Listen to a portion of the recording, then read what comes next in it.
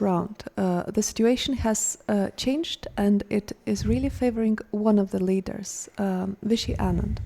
He is now 1 point ahead of Levon Aronian after winning his game and his two closest competitors losing their respective games.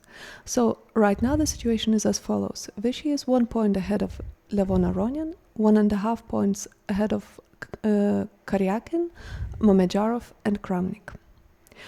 Of course, it's a very comfortable lead. On the other hand, with 5 rounds to go, things about the first place are not decided at all yet. What do you think, Peter? No, I very much agree with you. Of course, the ninth round was fantastic for Anand.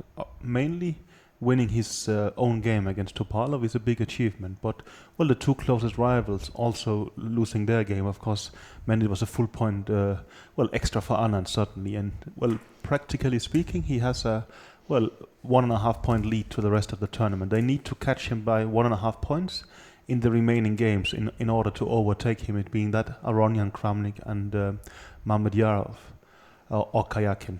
And I think that, Mamedyarov, Kramnik and Karyakin all still have to play against Anand. And for them, the situation is very clear. They need to win that game in order to have chances for first place. So I think, for instance, today, Mamedyarov has the black pieces against Anand. He's going to take very big risks in order to try and win the game. And I think, on the other hand, Anand will be very cautious. Mm-hmm. And for him, I think a draw in any game from now on is quite a good result. But of course, I mean, Anand is extremely experienced and he's going to take his chances. Okay. Now we are going to the playing hall to see the players because the games are just about to finish, to start, sorry, now. Hopefully.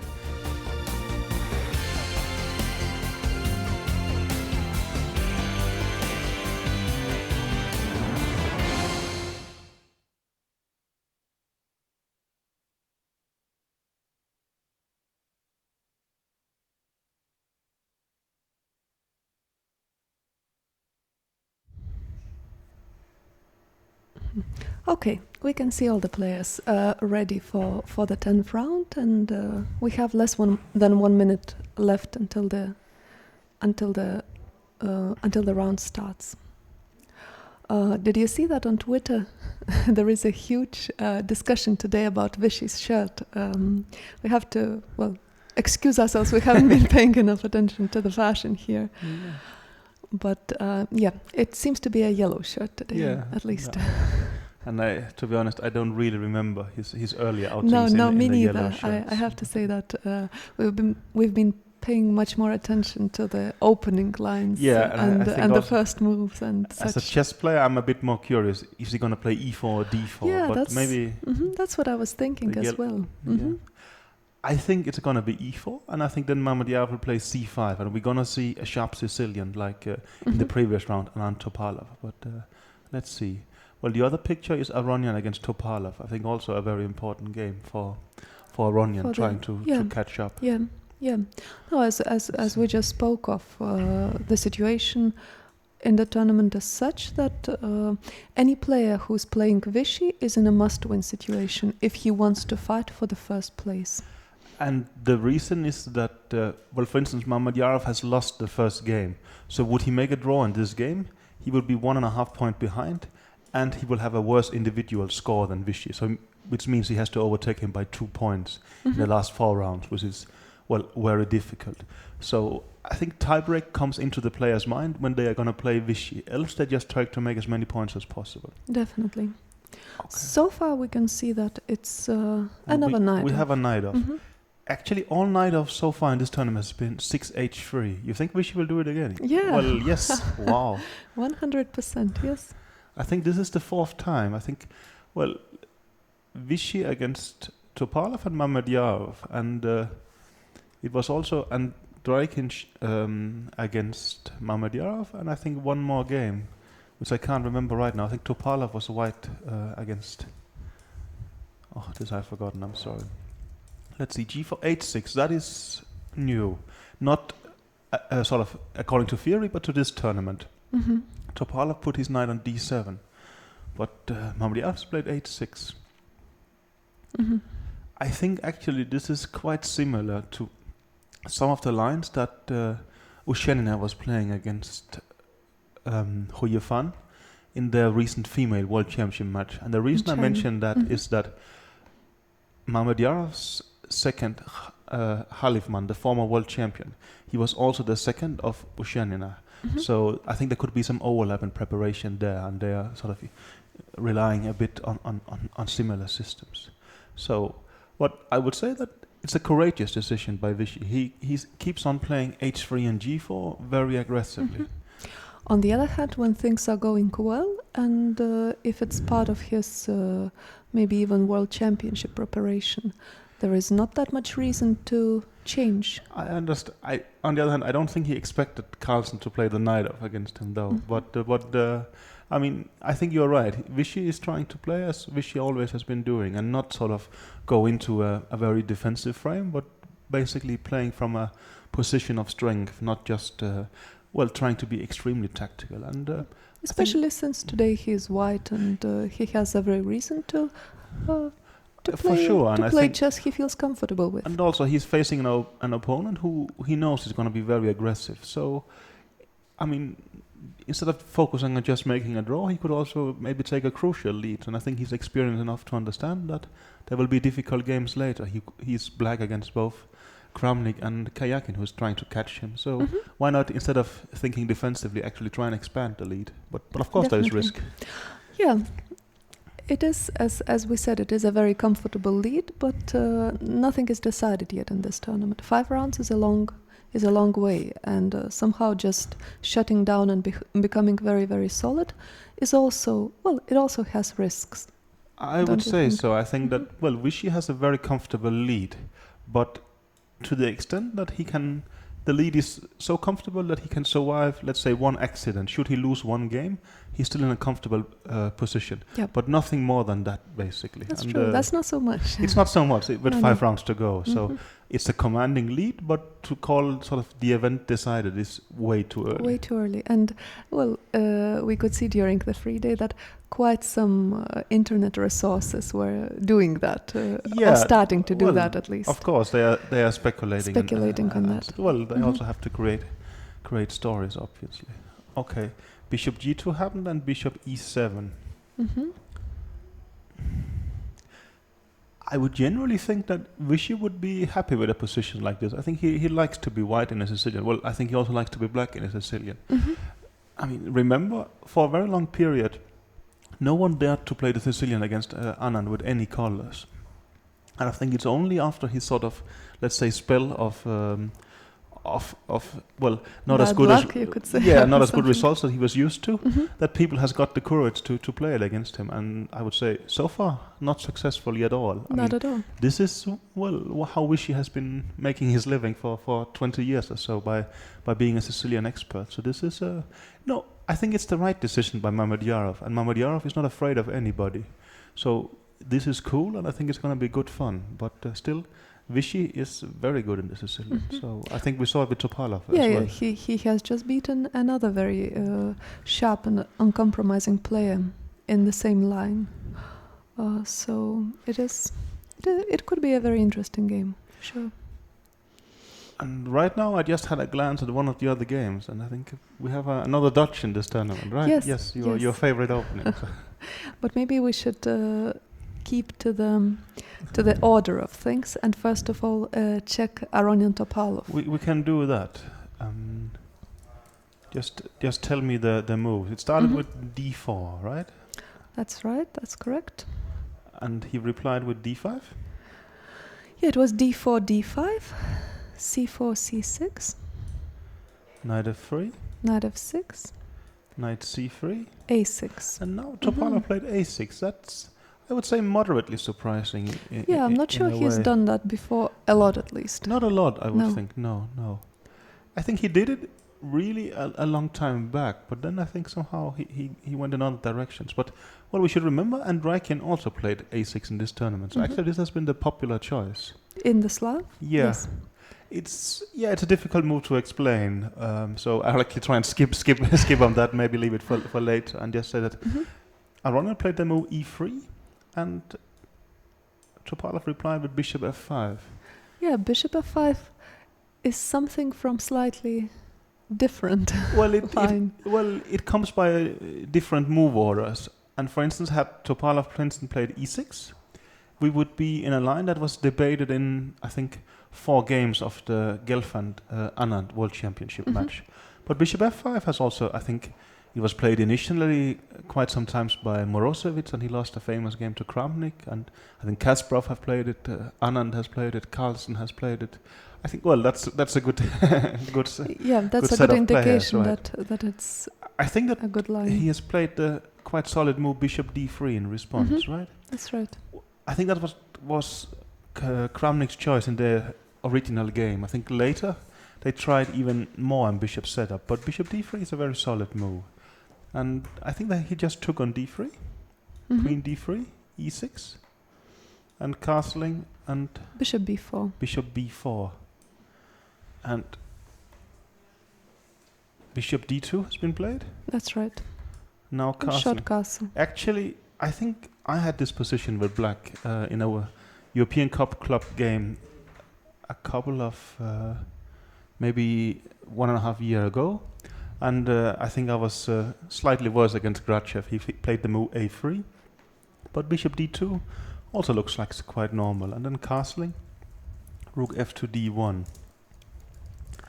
Well, knight takes d5 could look like a nice threat in the sort of tactical motive in this line, because should he take on d2, we take on f6 with check first and we have won a pawn.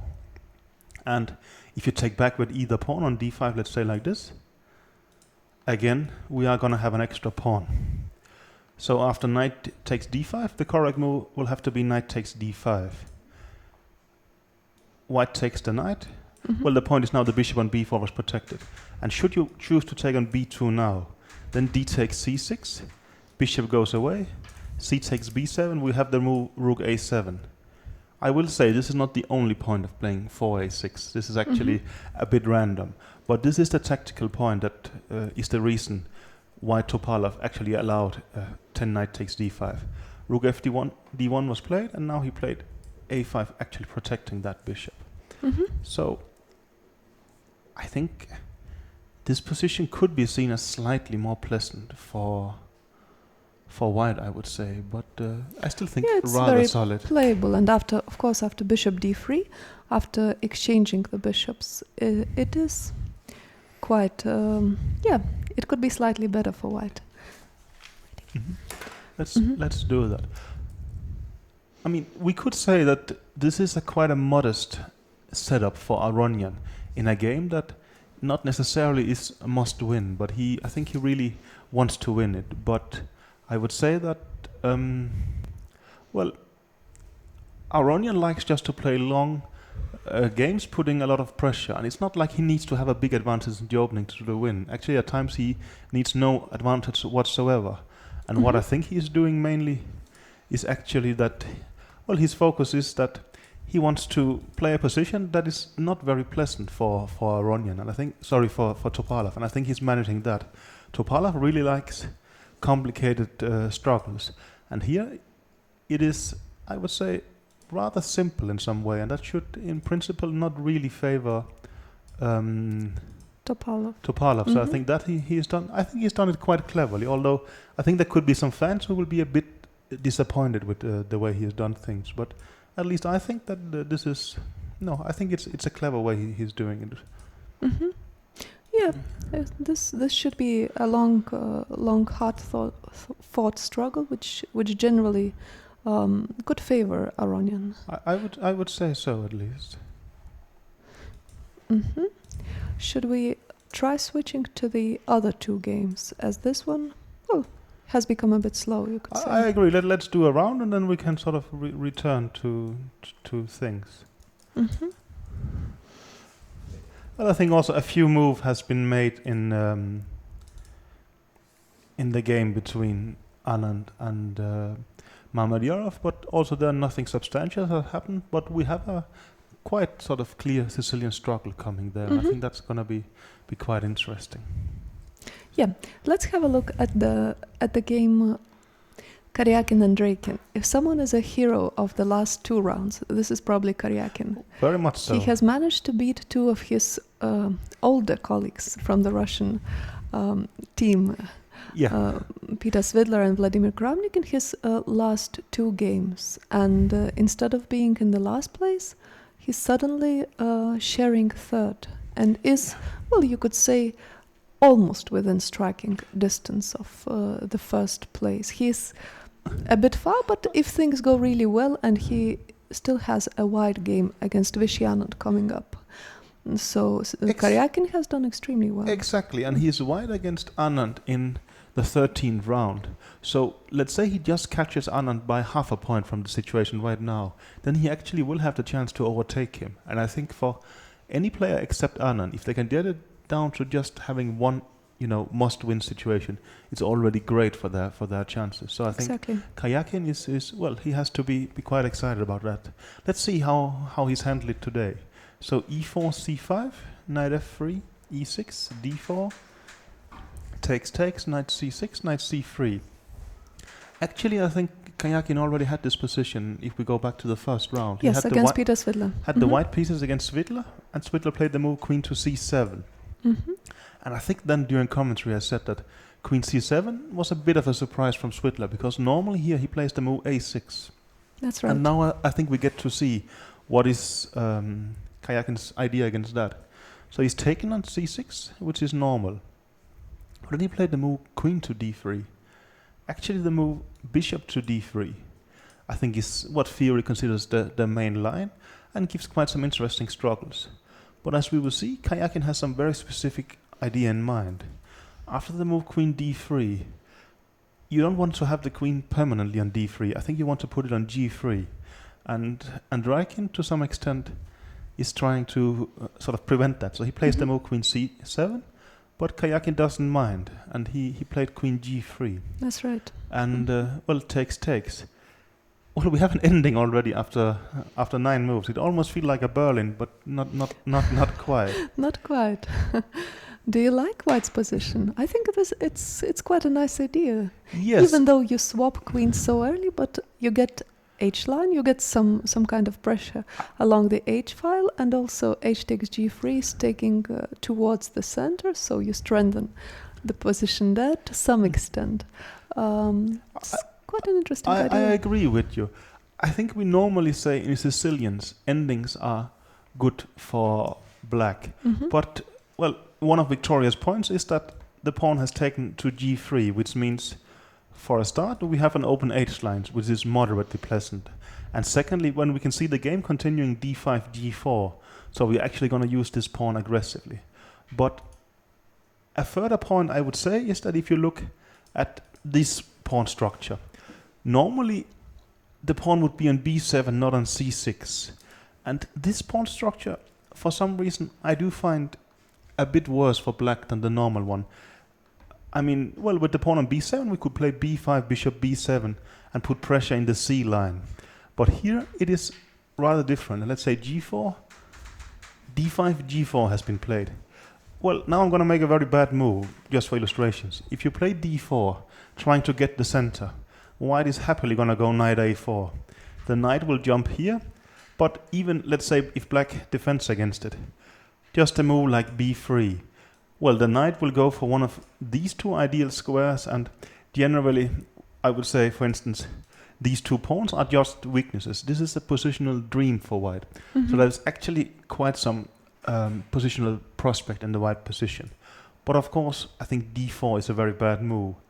I would be, well, not at all surprised should he play the move knight f6. Yeah, he must be thinking about it right now. Yes. And do you think Karyakin's point is just to play g5?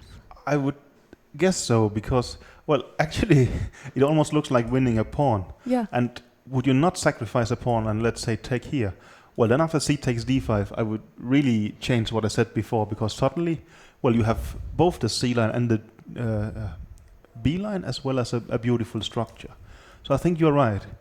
His idea is to play g5, and after knight d4 takes back. I would even guess rook h4 to get the pawn back. Yeah, It is, of course, a position with 4 bishops, which normally, this is a rule of thumb, is that if the number of the pawns is equal, then it's going to be a draw. Okay. But the structure is okay. He played rook b8. Played He rook didn't b8. go for knight f6. I would say I would like white a bit here, even if something like c5, rook e4, bishop b7. I think I would put the rook on a4 and I would aim at the a pawn, and I think white is pleasantly better. Mhm. He's played the move rook b8, and I think that's a very logical move. It's hindering the bishop from c1 moving because the b2 pawn would be falling. And let's say you would play b3, then I think bishop b4, bishop d2, and now knight f6 would make much more sense because That's true. g5 could actually still be possible. And if I take on, let's say, a line like here, we're going to take back, knight e4, then bishop takes g7 is possible. And if rook g8, I think you can even take the pawn on h7. Yeah. But most likely in a line like this, he could even be considering, well, for a start, takes, not here. He could just take on e4, for instance. And I think something like this should be... I doubt that black has problems here. I think so. So I think b3 is not a very good move, but... Well, what would you do then? I think rook b8 I like. Maybe his idea is to play g5 even. Actually, we have spoken about superstitions in chess before. I'm noticing that for the 3rd round in a row, I think Karjakin has this exact kind of deuce. I think you're wrong, because I think he has it probably already for the 8th round. That could be. Or something like that. So maybe he's just been very consequent in what he believed was a good and healthy drink. I thought it was a nice story, but maybe you are completely right. Yeah. So I think maybe it could be a sign that he's not that superstitious. No, after more all. that he's thirsty. Yes, exactly. Yes. That could be. But it is interesting if he will play g5. Or this is a complex struggle where it's even impossible to say that white is just better. Not at all. It's just a position. Well, you said g5, and yeah. I mean, what about a move like g6 and you put the bishop here and the knight here? This could also make sense. Well, he played g5 at least. And g6 doesn't look good to me, but no. I really doubt that he will play it. Okay. Yeah. I think f6 could be more likely. f6. Wow. Yeah, you're just trying to get rid of this pawn. This is an annoying pawn, I think. You should try to get rid of it. I want to block it. You want to... I want to develop my pieces. This is a famous quote again from my favorite chess player, Danish Bent Larsen. He said that isolated pawns, they should not be blocked, they should be taken. Mm-hmm. It's basically, you think that, something along those lines. Something along those lines. So okay, should we turn to Cmilyte-Svidler, let's do the that. last game that we haven't had a look at yet? And here? Here, very few moves have been played, and it is... d4, he played f5. It's a very strange position. Actually, these two guys has had a lot of theoretical battles in the Grünfeld, and I think we very much expected that. But I would think that Svidler, he had a pretty wild tournament, and somehow, instead of having a theoretical battle, he wants to have a game of chess. And to put it mild, he's gotten it. he has got it, yes. Because knight f3, knight f6, e3, Cmilyte played. I mean, normally everybody was playing g3 against the Dutch, but very recently Aronian had been playing the move bishop f4, and I think not especially successfully, but he seems to think it's very nice. No, but I can honestly tell you that in a lot of years, as a Dutch player, no one has ever played e3 against me. No. And now e3 is a very unusual move, and it doesn't look ambitious. I think that's the point. But I would say I have some sympathy for his position right now. You do. Mm-hmm. Well, if you remember, also we had the press conference with after Aronian had played this move queen b3, and Cmilyte said, "Well, I have a lot of ideas like this," and I think he wasn't kidding. This is one of them. You think this is one of them? Yes. Well, now he played b6, and I would say I like a lot the move that he's just played, bishop b7, because what I want to say is d5, that... you mean? Yeah, d5. Mm-hmm. What I want to say is that there is a line that is like this, b6, let's say a3, and often here something like f5, knight c3, knight f6, and they would often D5. play something like d5. That's right. And my claim is that, okay, in this position, very often white will indeed go g3. But I'm trying to say that Kramnik is getting some kind of structure like this. And after the move b6, Swidler really had to push his bishop on b7, but it's going to be pretty blocked, and he would really love to undermine it with e6, but that's, as far as I can see, not possible. Well, he just played bishop b7. Bishop b7, and it's going to be c4, right? You think he's thinking of knight c3 even? I think c4. No, he has to strengthen this pawn. To me, it looks. I understand that it is a bit similar to the line that you have just mentioned, but it looks very weird from White's perspective to me. What would you do after c4? I would play e6, and you're saying that. And when I take it, you're gonna be a gambit player with bishop d6. Not at all. I thought, what is wrong with just taking on e6? You will just take it back. Okay. That I don't see anything wrong with. Well, again, I'm sort of. Just a second. We have a new tweet. William Penny is asking, how do you think players handle the psychology of trying to beat friends who at other times are teammates? Yeah, I guess it's not a big problem when you are a professional for a lot of years. We love to beat our teammates. No. Some of us. It just happens so rarely. But I think mainly... there is no big conflict between being friends and being opponents now and then. This is part of the job. That is life in some sense. I mean, there is hardly any alternative, right? I mean, there might be some players who are a bit more isolated than the others, but I think generally they are very friendly towards each other. But of course they want the same thing. And for instance, you can have a player like Peter Leko. He's been Kramnik's second, for instance, in World Championship match, but he's also played him in a World Championship match. So, I mean, I think you have to be pragmatic about it, and also, they are good colleagues, and you love to talk about chess with them and to talk about other things in a way. And no, I think there is players who you would rather beat than others. Okay, Bishop c4 we have seen here. That looks. I'm a bit lost for words. Yeah, that's not what. No, he's going his own way at least. That is clear. But I understand that. To return back to the tweet. Of course, it will be times where it will feel tough beating someone when you are more or less crushing his life dreams, or at least huge sporting ambitions in a way. And, I guess that's just going to happen now and then. And I think if you can't live with that, then you can't play competitive chess either, in some sense. But, I don't recall any incidents where someone... obviously wanted to help his friend in a way. I can probably rather recall somewhere else where we thought, okay, you're actually spoiling it for someone that you're very friendly with and such. But no, I think they get used to it. But of course, it's a bit complicated that, at some point one is your second, or you have training sessions together, and next you play them in a match, right? Like those two players that we are looking at right now. Peter Swidler has been Kramnik's second exactly in a world championship match. The match with Lego in Brissago, yes. And no, they are mainly competitors, I would say, and such. But I think, generally we try not to, end up in situations where we have two conflicting interests and such. But this is a candidates tournament, and there's just nothing to be done about it. And I think everybody respects that, and no big problem, I would say. Yeah. Returning to the position, Bishop c4 does a good job stopping e6, of course. And that's probably what it is aimed against. What is his idea after c6? But after c6, I'm not sure. That's what I'm thinking about.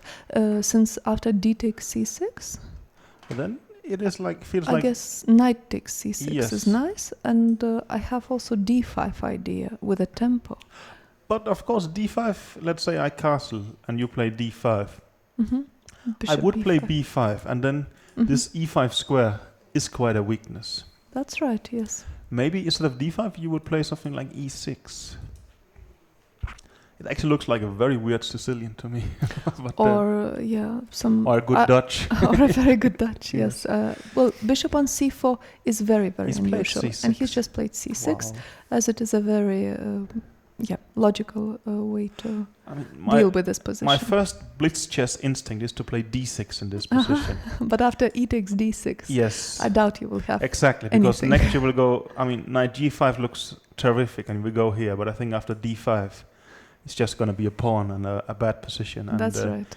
You name it. So, well, I'm actually impressed how many players has managed to get Kramnik in a very weird situation after hardly any moves. But here, I think he went for the weird. Yeah, you're line. right, and you think maybe Kramnik could yeah. be the one who is in preparation. I don't know, but it's true. It looks a bit like Aronian's queen b3, to be honest. It's in that neighborhood, at least. No, I think Aronian went queen b3, trying to be very provocative, while here I think Kramnik actually believes this is a very interesting concept. That could be. The reason I stopped was I looked at Kayakin and Draken, and this move f6 Victoria suggested, which I really thought never was going to happen, has just been played. So yeah, I'm sorry about that one. So should we switch to Anand Mamedyarov? Let's do that. And see how the tournament leader is doing. And here, I think we left you in this position, which sets what a pretty standard Sicilian. But Mamedyarov is playing it very quickly. So let's see, bishop e3, knight c6, Anand plays f4. Maybe at times he would be afraid that, let's take a move like queen d2, then it would be possible to take e5, bishop e3, and maybe play bishop e6, and white hasn't really sort of gotten exactly what he wanted, so I think f4 is to try and keep some control. But Mamedyarov has played quite interestingly, knight to d7. This is not a new move, though. No, but I would say it's sort of insinuating a check on h4. Yeah. So Anand played queen to d2, and now Mamedyarov has taken on e5, on d4, and played e5, and after fe5 he's given a check. Anand has to go with the bishop and played knight takes e5. How do you see this position? You think, has this actually been played before even? I'm checking right now. It doesn't seem like so. it. So No, it seems to have been, it doesn't seem to have been played. Yeah. It could be just a new position. And from the first glance it seems to me that black is quite comfortable, but that's just a first impression. That would be my guess. I think, the most aggressive move for white would be long castling. And as far as I can see, it's not losing immediately. Because bishop g5 is scary. But after knight c4, I would say take. Yeah. You can take with the queen, and now he has to swap queens. That's not a good position. Well, from the strategic point of view. No, and I think, what Victoria is saying, that this is a bad bishop, and there is a hole on e3 where the knight can jump, and also the knight might go to e5 and have a good square there. Even though there is maybe a weak pawn on d6, and also the white knight can go to d5 and start eyeing some of these squares. It is quite complicated, and Anand has actually allowed it. So it's he just played. Played it. Maybe this is for the lack also of I think, other options. Yeah, and sort of Mamedyarov did not want to play this position we spoke about. He could have gotten this ending, but he's gone something. He's played more directly. He's taken here, takes, and bishop e6. But he's not giving it any thought. This not is at all. Clearly he's his playing preparation. things very, very, very quickly. Let's see here. I think generally black should be very happy from a strategical point of view. I mean, having a huge knight on e5 is great. However, there is the problem of the weak pawn on d6. I think the d6 pawn is really white's advantage in this position, because else probably white's only advantage. Exactly, because I would say that the bishop on g2 is a rather bad bishop here. It's just striking into this pawn, and basically, if black is in good time, he has rook c8 and will even start sacrificing on c3. Yeah, I would probably agree with you that this opening phase has been a moderate success for Mamedyarov. I would think so, and also he's playing it again. If we have sort of what Anis Giri was tweeting quite earlier, have a good look at the clock times if you wonder who has gotten in his preparation. But still, I would think white is rather okay. Well, what do you think? You think he's going to play the move Queen D4 Yeah, I think here? either Queen D4, Queen D2. But it is Queen D2. it is with a similar idea. And you think he will do something aggressive? Would you even consider a move like King E7 in this position? Yeah, King E7 is a bit strange, I have to say. As Thanks. normally, you would be afraid to keep your king like this. Let's say if But I just play Rook HE1 with the next with the idea of Knight D5. Yeah. I understand you have a very beautiful knight on E5. Very much that's so. That's it. But okay, Queen C7. And if I play Knight D5? And if I take it? Yep, take. Okay, now soon you're threatening Rook takes E5. I think right now already. Yeah. Maybe. I'm not it's completely close, sure, yes. but it's close. Mm-hmm. And if I do something like Rook to, let's say, D8? Let's say Queen B4. Queen B4. Now you're threatening once again. Yeah. And you're sort of forcing me to play F6. But F6 is not a nice move to play. I think No. if I get my bishop, let's say Bishop E4 or something like Yeah. that. Here already. You also have play like this, and you'll try and Yeah. break through. I think here things are getting pleasant Okay. for white. I don't believe he will play King E7, especially since this still seems to be But his preparation. maybe he can just castle. Yeah, that would be a very concrete way. And I think it could be unpleasant for Vishy, but maybe he can just take the pawn. And my idea was Queen G5 check should give some initiative. But after King B1? Maybe Queen D2. Queen D2 as well. D2 could be a good move. Simply trying to do it like this, and then, well, somehow you're kicking black back in this position, and you could be safe.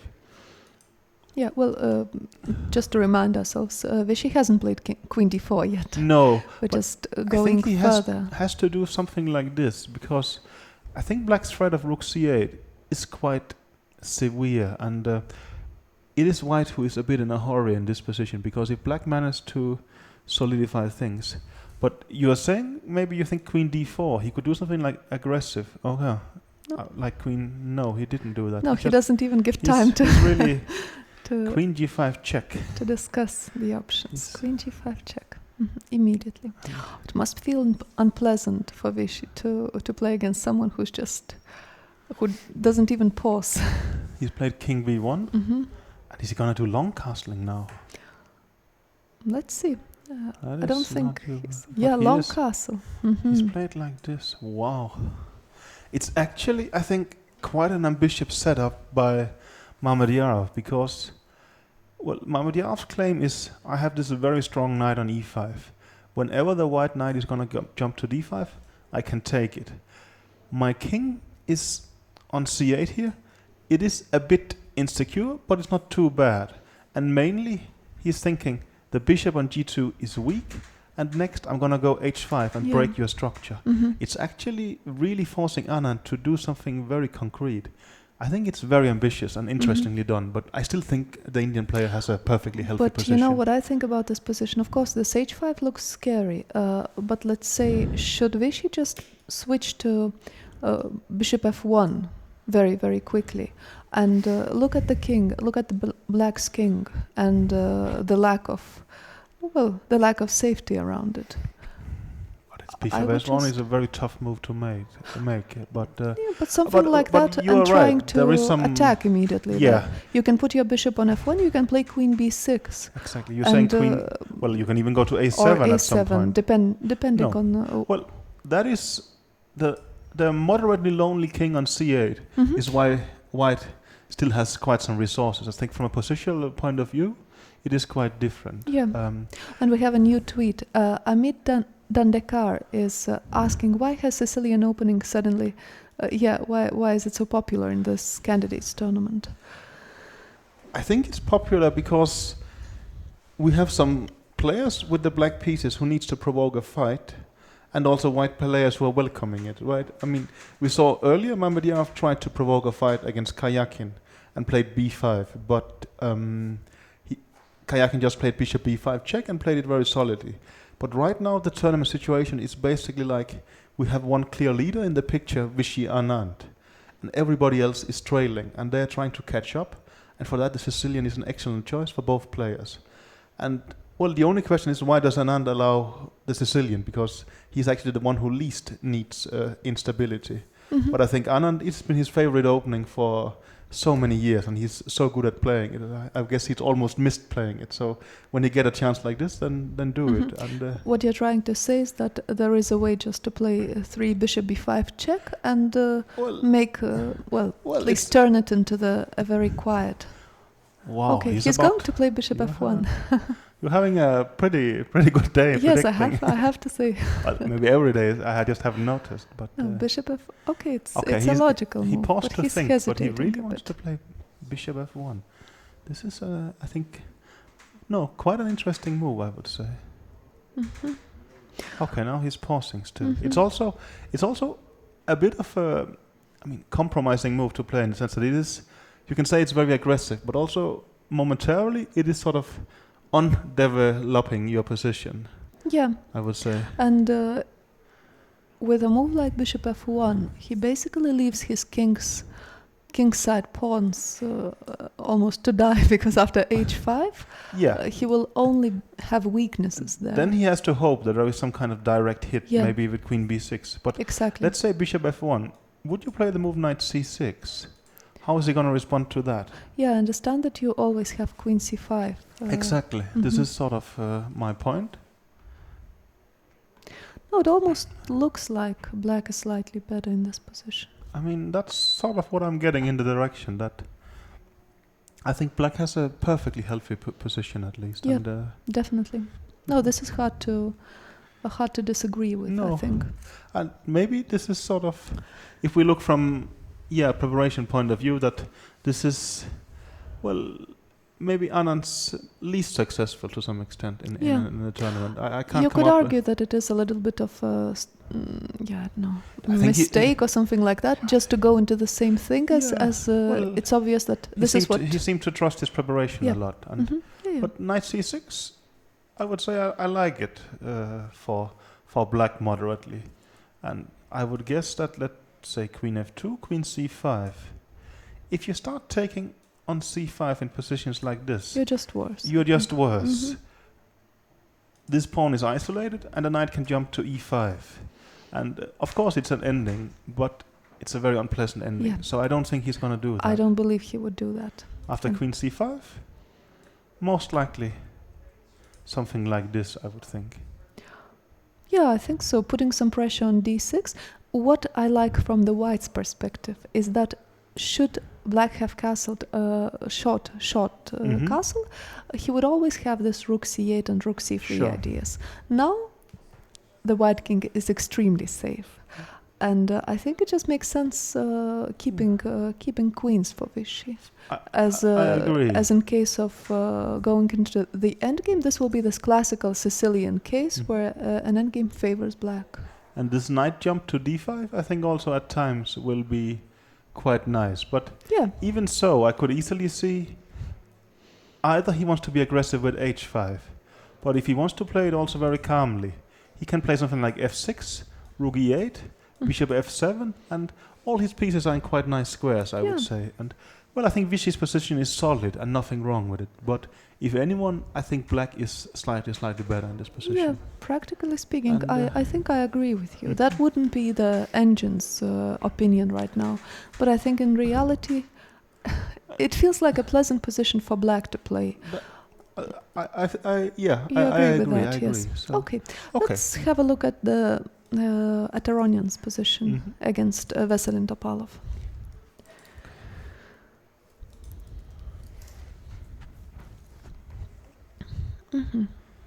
Okay, not much has changed there, I think.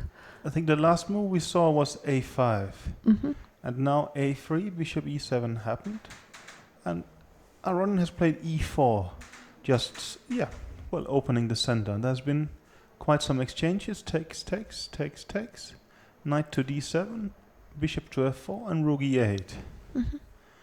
And Yeah, it comes down to the evaluation of something like this. Well, this is a very typical position that has been played, it's my feeling, so Yeah. many times, and it So- is a bit boring, you could say even. Something like d5 looked like a tempting try, but for a start, this knight f6 is forking the queen and the pawn here, and it's just going to be fine for black. Yeah. As well, let's say takes, some bishop move, let's say to d6 or to f6, and the rook will attack the queen. So white's idea is not to break through with d5 immediately, but No. it is to, say he has some more space. Yeah, I think he will move his queen. He will bring his the a rook to. I'm not even sure that rook ac1 is so nice. No. I would rather maybe put the rook to e1 and d1 in this kind of position. Well, I think one idea is to play knight e5, and he's just done that, right? No, he hasn't. He's played queen c2. Queen c2. What I wanted to say is that if he takes it, maybe then rook d6. d3 to h3 or to g3 like will this, create yeah. some attack. But Aronian seems to think this is just pleasant. I have some space, and maybe now with the queen out of the fork, a move like d5 starts to be a bit of a threat. Yeah. Actually, maybe this is a threat of d5. And let's say a move like a4, you are never afraid of, I guess, as a4 is more of a weakness than a strength. Well, it is a bit of both, I would say. I think, well, this is what maybe black is hoping for, that a4 is, well, he has a nice pawn, and this structure is kept under pressure. And, well, also it gives a square on a5 with the queen, so it gives more space, and it sort of creates some weaknesses on the, well, there is weaknesses on the queen side, but you are sort of fixing them. But what you are trying to say is that, well, the b2 and a3 weaknesses are not so relevant, but actually the pawn on a4 also becomes a weakness, and black has to spend his energy trying to Well, protect basically that. black has to either keep his rook on a2 or his queen on a5 permanently in order to protect the pawn. For instance, And that's... I would say already after a4, now d5 could start happening. And just to give an illustrative line, takes, rook c8 could be a normal move, but then already the pawn here could start hanging, although there might be knight b6, but it's getting complicated already. Yeah. So I think it's a moderately pleasant position for white, you think? for white. But probably it's quite defendable for black, but still. No, of course. We're not talking about any... I'm not even sure if objectively there is any white advantage here. But what is your next move, just to start with something? Knight f6? Knight f6, for instance. Mm-hmm. This could be a position that is not especially favorable for Topalov. That's another thing. Clearly he prefers positions where there is quite some life, and here you can as Maybe black you I cannot would push do my that bishop much. here at times, and I'm even starting to hint of some attacks like this, and forcing you to make a bit of a weakness, but also just, well, I would say some common sense chess. But you're saying that having stabilized the center, you would like to play a4, queen a5 next, and then, well, somehow get a position like this. Just claim that everything Yeah. is completely fine and under control. But He just I played queen b6. he played queen b6. Okay. But it makes a lot of sense removing his queen from this from the d1 rook. I yes, think yes. this And, is a very logical move as And well. actually, like this, he's getting the queen out of the way, but also he didn't have to play the move a4, so he hasn't sort of stretched his position even he further. hasn't committed himself too much. Queen b6, it's actually, I think, quite a nice move. I And agree. you keep the knight on d7, where it's quite a good defender, I would say. No, but I think should we summarize this game very shortly? You could say that Aronian probably got a position that he was aiming for, a very slightly better and maybe a little bit boring. And he hopes that Topalov will possibly play it too aggressively or something like that, like he did a couple of times in this tournament. I would think that both players are reasonably happy with the outcome of the opening, but also none of them are ecstatic in any way. There are no reasons for that. I mean, no, it is slightly more pleasant for Aronian, but also it is actually very hard for him now. He has to find some way of, getting developing a slight initiative in this position. Yeah. And to be honest, that is difficult. Mhm. Maybe you think he would play rook d3 actually. Rook d3 is very common in these Yeah. positions. That could be a rook d3 followed by rook e1, for instance, and just having the option of moving the rook along the Yeah. third line. Also, I like that. Well, you said before the queen was on d8. There was a bit of threats like this, and Mhm. after queen b6, the queen starts feeling very safe. But after rook d3, well, he will always have to worry Yeah. moderately about rook b3. I cannot come up with a single situation where rook b3 is going to be overwhelmingly Decisive, strong, but yes. it Mhm. keeps a bit of pressure, I think. Yeah, rook And, d3 is a nice I- move. I Mhm. quite like that. I but, don't see a sort of an obvious solution then for black, No. and it keeps a little bit Mhm. of pressure. Yeah. Mhm. Yeah, should we have a look at Kramnik-Svidler? As this is definitely the most unbalanced position, or how even to Unusual, I call it, would say, unusual huh? maybe. Not we really got here to unbalanced, this but interesting Dutch, and Kramnik played bishop c4, and after c6 he played knight c3. mhm. So Svidler took, Kramnik took back the knight, and after e6 we have seen takes and castling. It really looks like black is fine to me. Does It's just a playable position. I really think so, yes. But how will you continue your sort of... Development, maybe Yes. bishop e7. Let's say I don't Okay. see anything wrong with No. that. I'm thinking if at times there will be a break with, let's say, e4, but you think that, let's say, e4 now, you can just easily take it, and Yeah, of course. Well, yeah. right now it's much No. too early. So what would be the move after bishop e7? I am thinking that it would be very nice for white to put his black squared bishop on this a1 h8 diagonal, Yeah, but I cannot see You're saying a very this one. quick way to do this. So let's say if he plays bishop d2, I'm pretty sure that queen b2 should be just fine. And He will take this you think pawn. he will just take it? Yeah, I think so. Unless knight d4 is dangerous. Something like this. Queen a3. It's Should- likely black is Yeah, quite I fine think in it's this likely scenario. that bishop d2 is probably too soon, but that's maybe something But that could be attractive for white in general. no, I'm a bit curious. But if he doesn't want to put his bishop there, how else is he gonna? Exactly, I'm get not sure anything- No. how white is getting his Well, pieces. it's not so easy for black to develop. He can do castling next, but Yeah.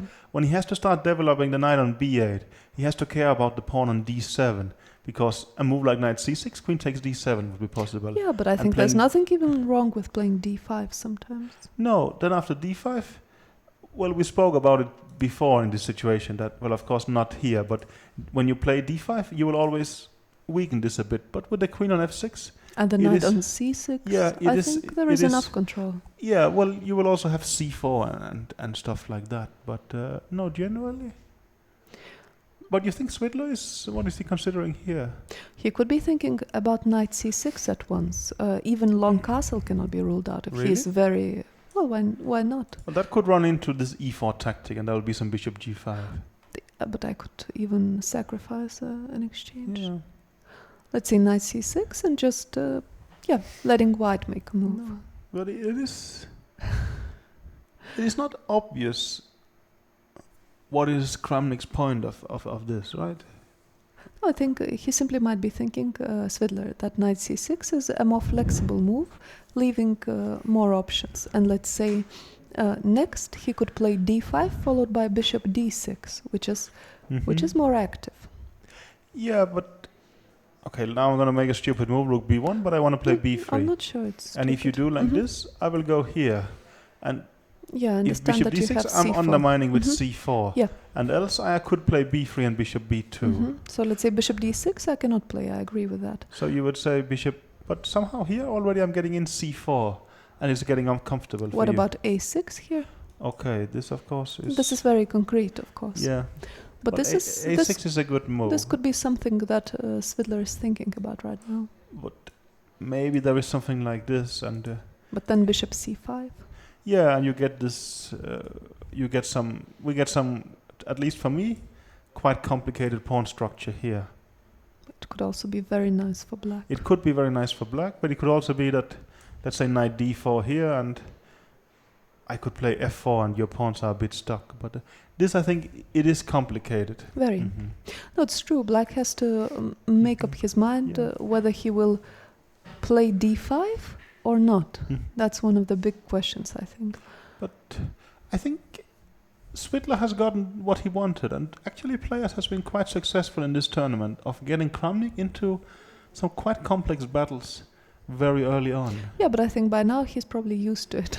Yeah, I don't think he and planned for... maybe Cmilyte also even is welcoming it because, well, we spoke about everybody except for Vichy more or less need to win their games from now on. This, of course, is too strong, but, well, Cmilyte is white in this round, and the next round he's white with Anand. He has a chance to sort of come back and sort of give it a last shot. His last chance, basically. Exactly. Today and tomorrow Yes. are the two games which will determine if he's still in the tournament. Well, I think at draw today, he will still think that, okay, tomorrow is a big game with Anand. But should he lose today, I think, well, the gap is becoming too big. That's basically then it's over. Yes.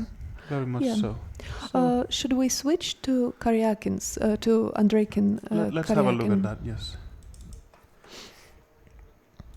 We had this position with g4, rook b8, g5, and you are completely right. He wanted to play f6 to get rid of this annoying pawn, you said. Well, no, I'm a bit surprised. I thought that the g-pawns is also a bit of a liability, but you think it's actually simply a strength here. It's somehow cramping the black position.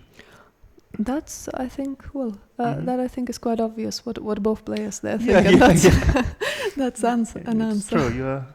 So g5, f6. I'm a bit surprised he takes it. But he seems happy. What else?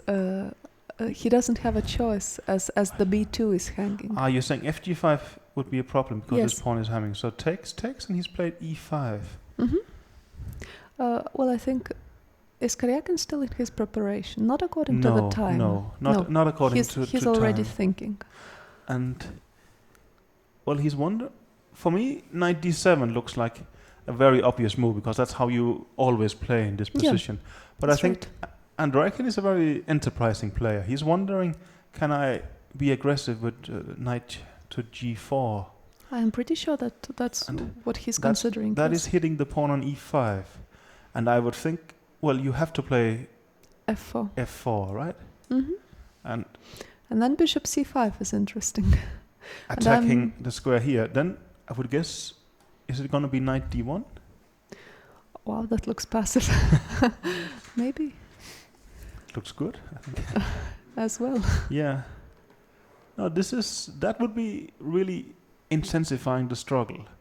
And I think Andreikin generally likes that, but he also wants to make sure it's good because he do actually have some options. But there is no reason for him to... But just to sort of explain why this is not hopeless at all for white, because it looks very passive, but there is the huge threat of bishop e2, and you start undermining the knight on g4. So the knight on g4 also means that the black position is somewhat loose, I would say.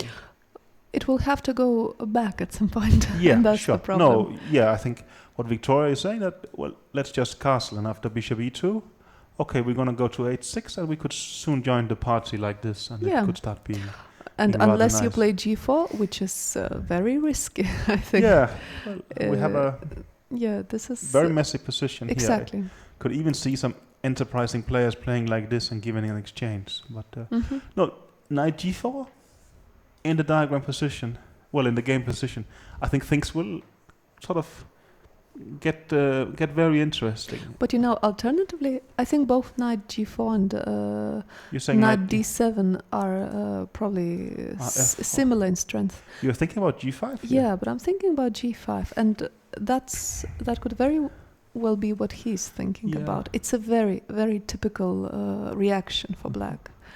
G5. Exactly. F takes g5 is normally no good, as you cannot really afford to lose those central but pawns. What else? I mean, what you're saying is that after here, Yeah, you can even play bishop g7 first, or you can take on e5. just take on e5 and bishop f4 doesn't No, scare and me at all. we do have a good center at some This point. looks and beautiful looks- for black. So I think this he will give a good think, actually. He will play g3. Yeah, you could be. So, no, this is quite interesting, and I can understand Andrei thinking a lot here. Actually, this break with g5. If you remember the game Karyakin-Kramnik yesterday, I saw that Mirochenko, he's giving comments on the official site about the games after each round, and he said that Kramnik actually could play something, and specifically with this pawn break with g5 and get a good position yesterday. So, well, maybe, yeah, if you're curious about how that could happen out from what the Kramnik game, actually have a look at these comments. You will see. Oh, this looks interesting. Looks I would almost rather be black in this position, well, as it looks. it sounds like you'd rather be black in actually any position today. Today? Maybe not Aronian Topalov. But No, let's maybe see. not that one. Okay. Okay, well, at the moment, not much is happening in the games, so we will go for a very short break, and we'll be back soon.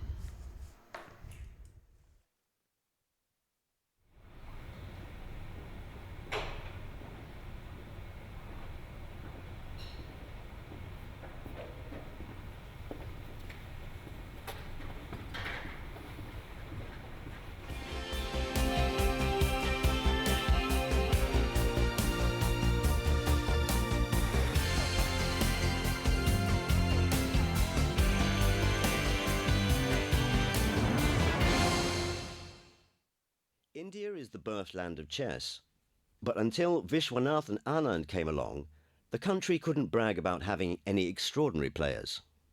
According to Indian tradition, his name can be translated to Anand, the son of Vishwanathan.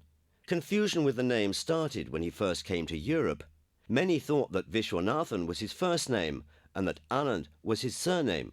Later, Vishwanathan was shortened to Vishy. He learned to play chess when he was 6, and by the time he was 14, Vishy was already champion of India. At 15, he was an international master, and at 17, a world junior champion. From a young age, Anand played with great strength and speed. Incredible intuition is the strongest part of his universal talent. At the beginning of the 90s, Vishy was among the best players in the world, and in 1995, he earned the right to play a world championship match with Garry Kasparov. Anand lost the match, but in 2000 was victorious at the FIDE World Championship held by a knockout system. It was his first championship title. In 2007, Vishy's dream finally came true. Anand won a 2-lap round-robin tournament in Mexico and became the new world champion. He defended his title in 2008 with a confident win over Vladimir Kramnik. Vishy Anand is the only chess player in the world who has won world championships in 3 different formats. Veselin Topolov's attempt to wrest the title from the Indian Grandmaster in 2010 was unsuccessful, and 2 years later, the champion retained his crown in a hard struggle against Boris Gelfand. Anand held the title for 6 years until November 2013, when, in his native Chennai, he finally succumbed to the leader of modern chess, Magnus Carlsen.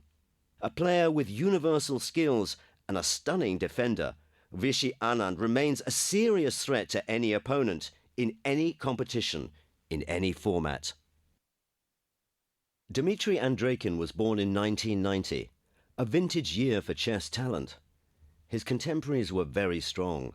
Magnus Carlsen, Sergei Karyakin, Ian Nepomniachtchi, Ildar Khairulin, Ivan Popov. Nevertheless, Dmitry excelled in this company of stars.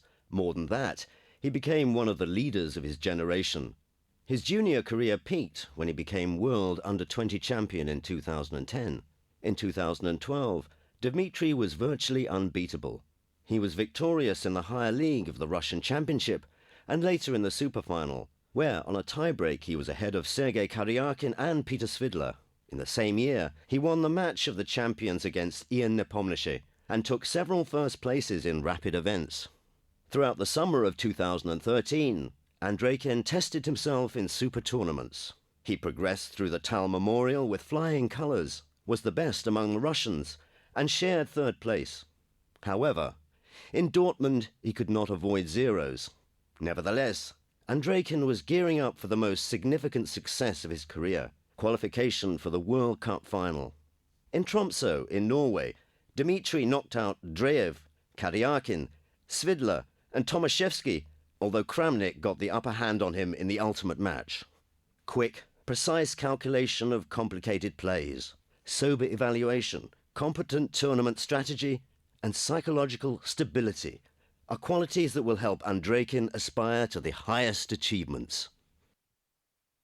Levin Aronian started to play chess when he was 9, and already by the age of 12 he was a world junior champion. He achieved numerous victories in junior tournaments, and the most significant was success at the Goa 2002 tournament when Levon became world under-20 champion.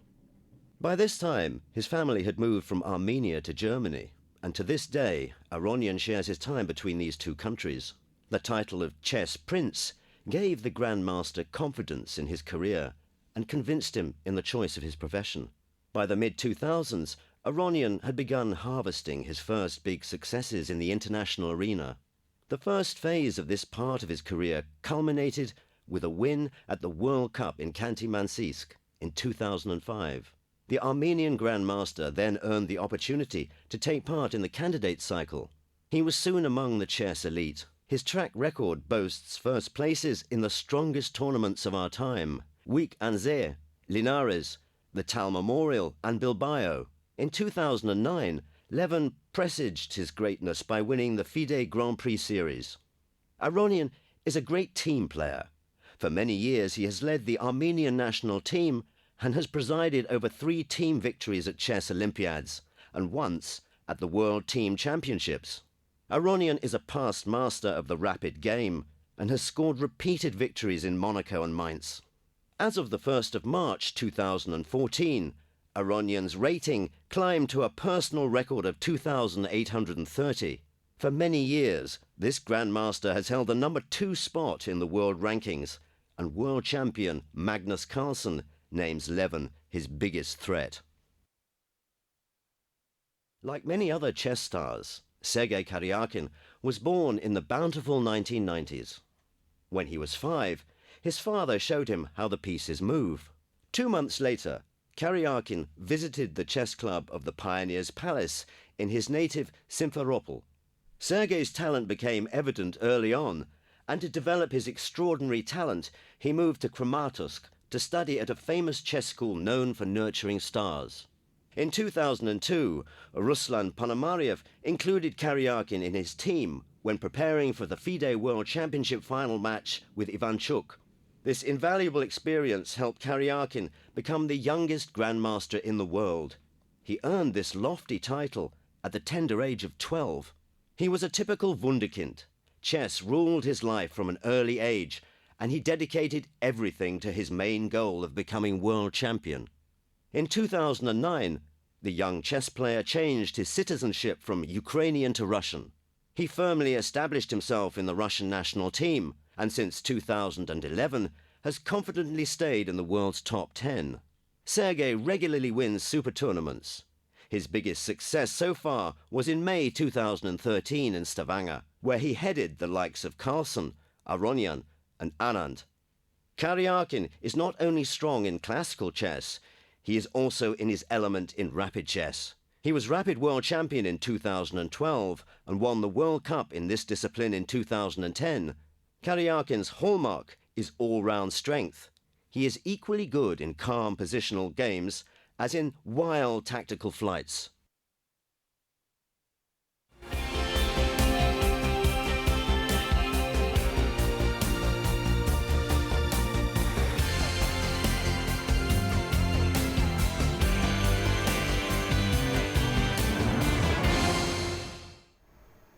Yeah, we're back. We will have a look right now at Kramnik Svidler, where Kramnik has just offered a pawn on b2. Whether Svidler should take it or not is not obvious, but we think it's probably a bit dangerous to do it, and most likely he will pass on the offer. I agree. What do you think? It looks very dangerous taking the pawn. No, of course, Swidler has done a lot of courageous things in this tournament, but I think here he actually will. I think he will just go for a very interesting position. I think they have a interesting position anyway, so I think taking this huge making risk it even more interesting maybe doesn't make sense. But let's see a bit the lines here. If queen takes b2. Yeah, let's just start where here we were looking at the move bishop e7 for black, but actually Swidler played the more, I would say, aggressive move bishop c5 in a way, right? And Cmilyte, he didn't want to play it calmly in any way. His idea was bishop to d2, and the bishop is going to go to c3 next if he gets the chance. Well, you think that black should just castle in this position, I think right? so. Castling, let's say bishop c3, and I guess back to e7. Of course, these two bishops here, they are both pointing in the direction of the black king, but I think, well, there is a very solid sort of wall of pawns, exactly. basically. So this position, I think, is just completely fine and playable. For I both. would say for both, yes. I completely agree. So of course, the interesting thing is, can he take the pawn? With the bishop on e7, you wanted him to take the pawn, but what about now? It looks scary to me, but I'm not completely sure what is sort of the exact way that white should do it. Knight d4, I think guess. he should do knight d4 in order to cut sort of the escape route of the queen. And the point should be that after bishop takes d4, rook b1 exists. Yes. And I would think that should you sacrifice the queen on b1, Yeah. you do have a rook and a pawn and a knight for the queen. But that's not It very doesn't seem attractive enough, for black. no. No. So probably bishop takes d4 is not a great move. I think he has to run away. I mean, well, it's like the poisoned pawn in the Sicilian. You grab it and you immediately go away. And Swidler played another move, so let's just explain why we think this is, what's the reason behind him not taking the pawn is here. Knight b5, it almost looks decisive. It attacks the queen and there is the fork here.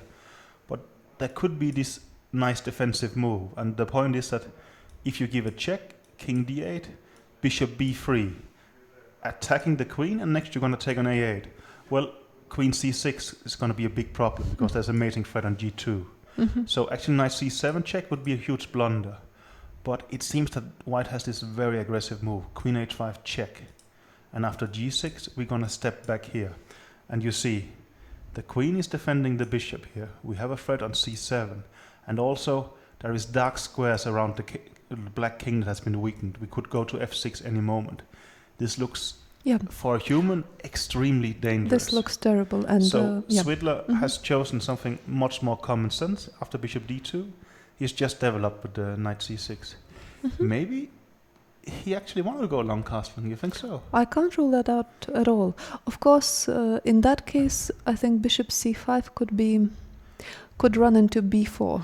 Yeah. So let's just make a few moves. You're saying this, queen e7, and now you would actually play a3, and you will start saying, well, the bishop on b4 is in a bit of a spot. Sorry, on c5, because we will play b4 next, and it could be a sort of...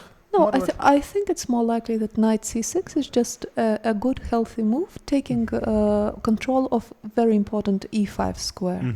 And let's say after bishop c3, queen e7. Yeah. I want to play short castle or d5. So let's say a3, you would just castle.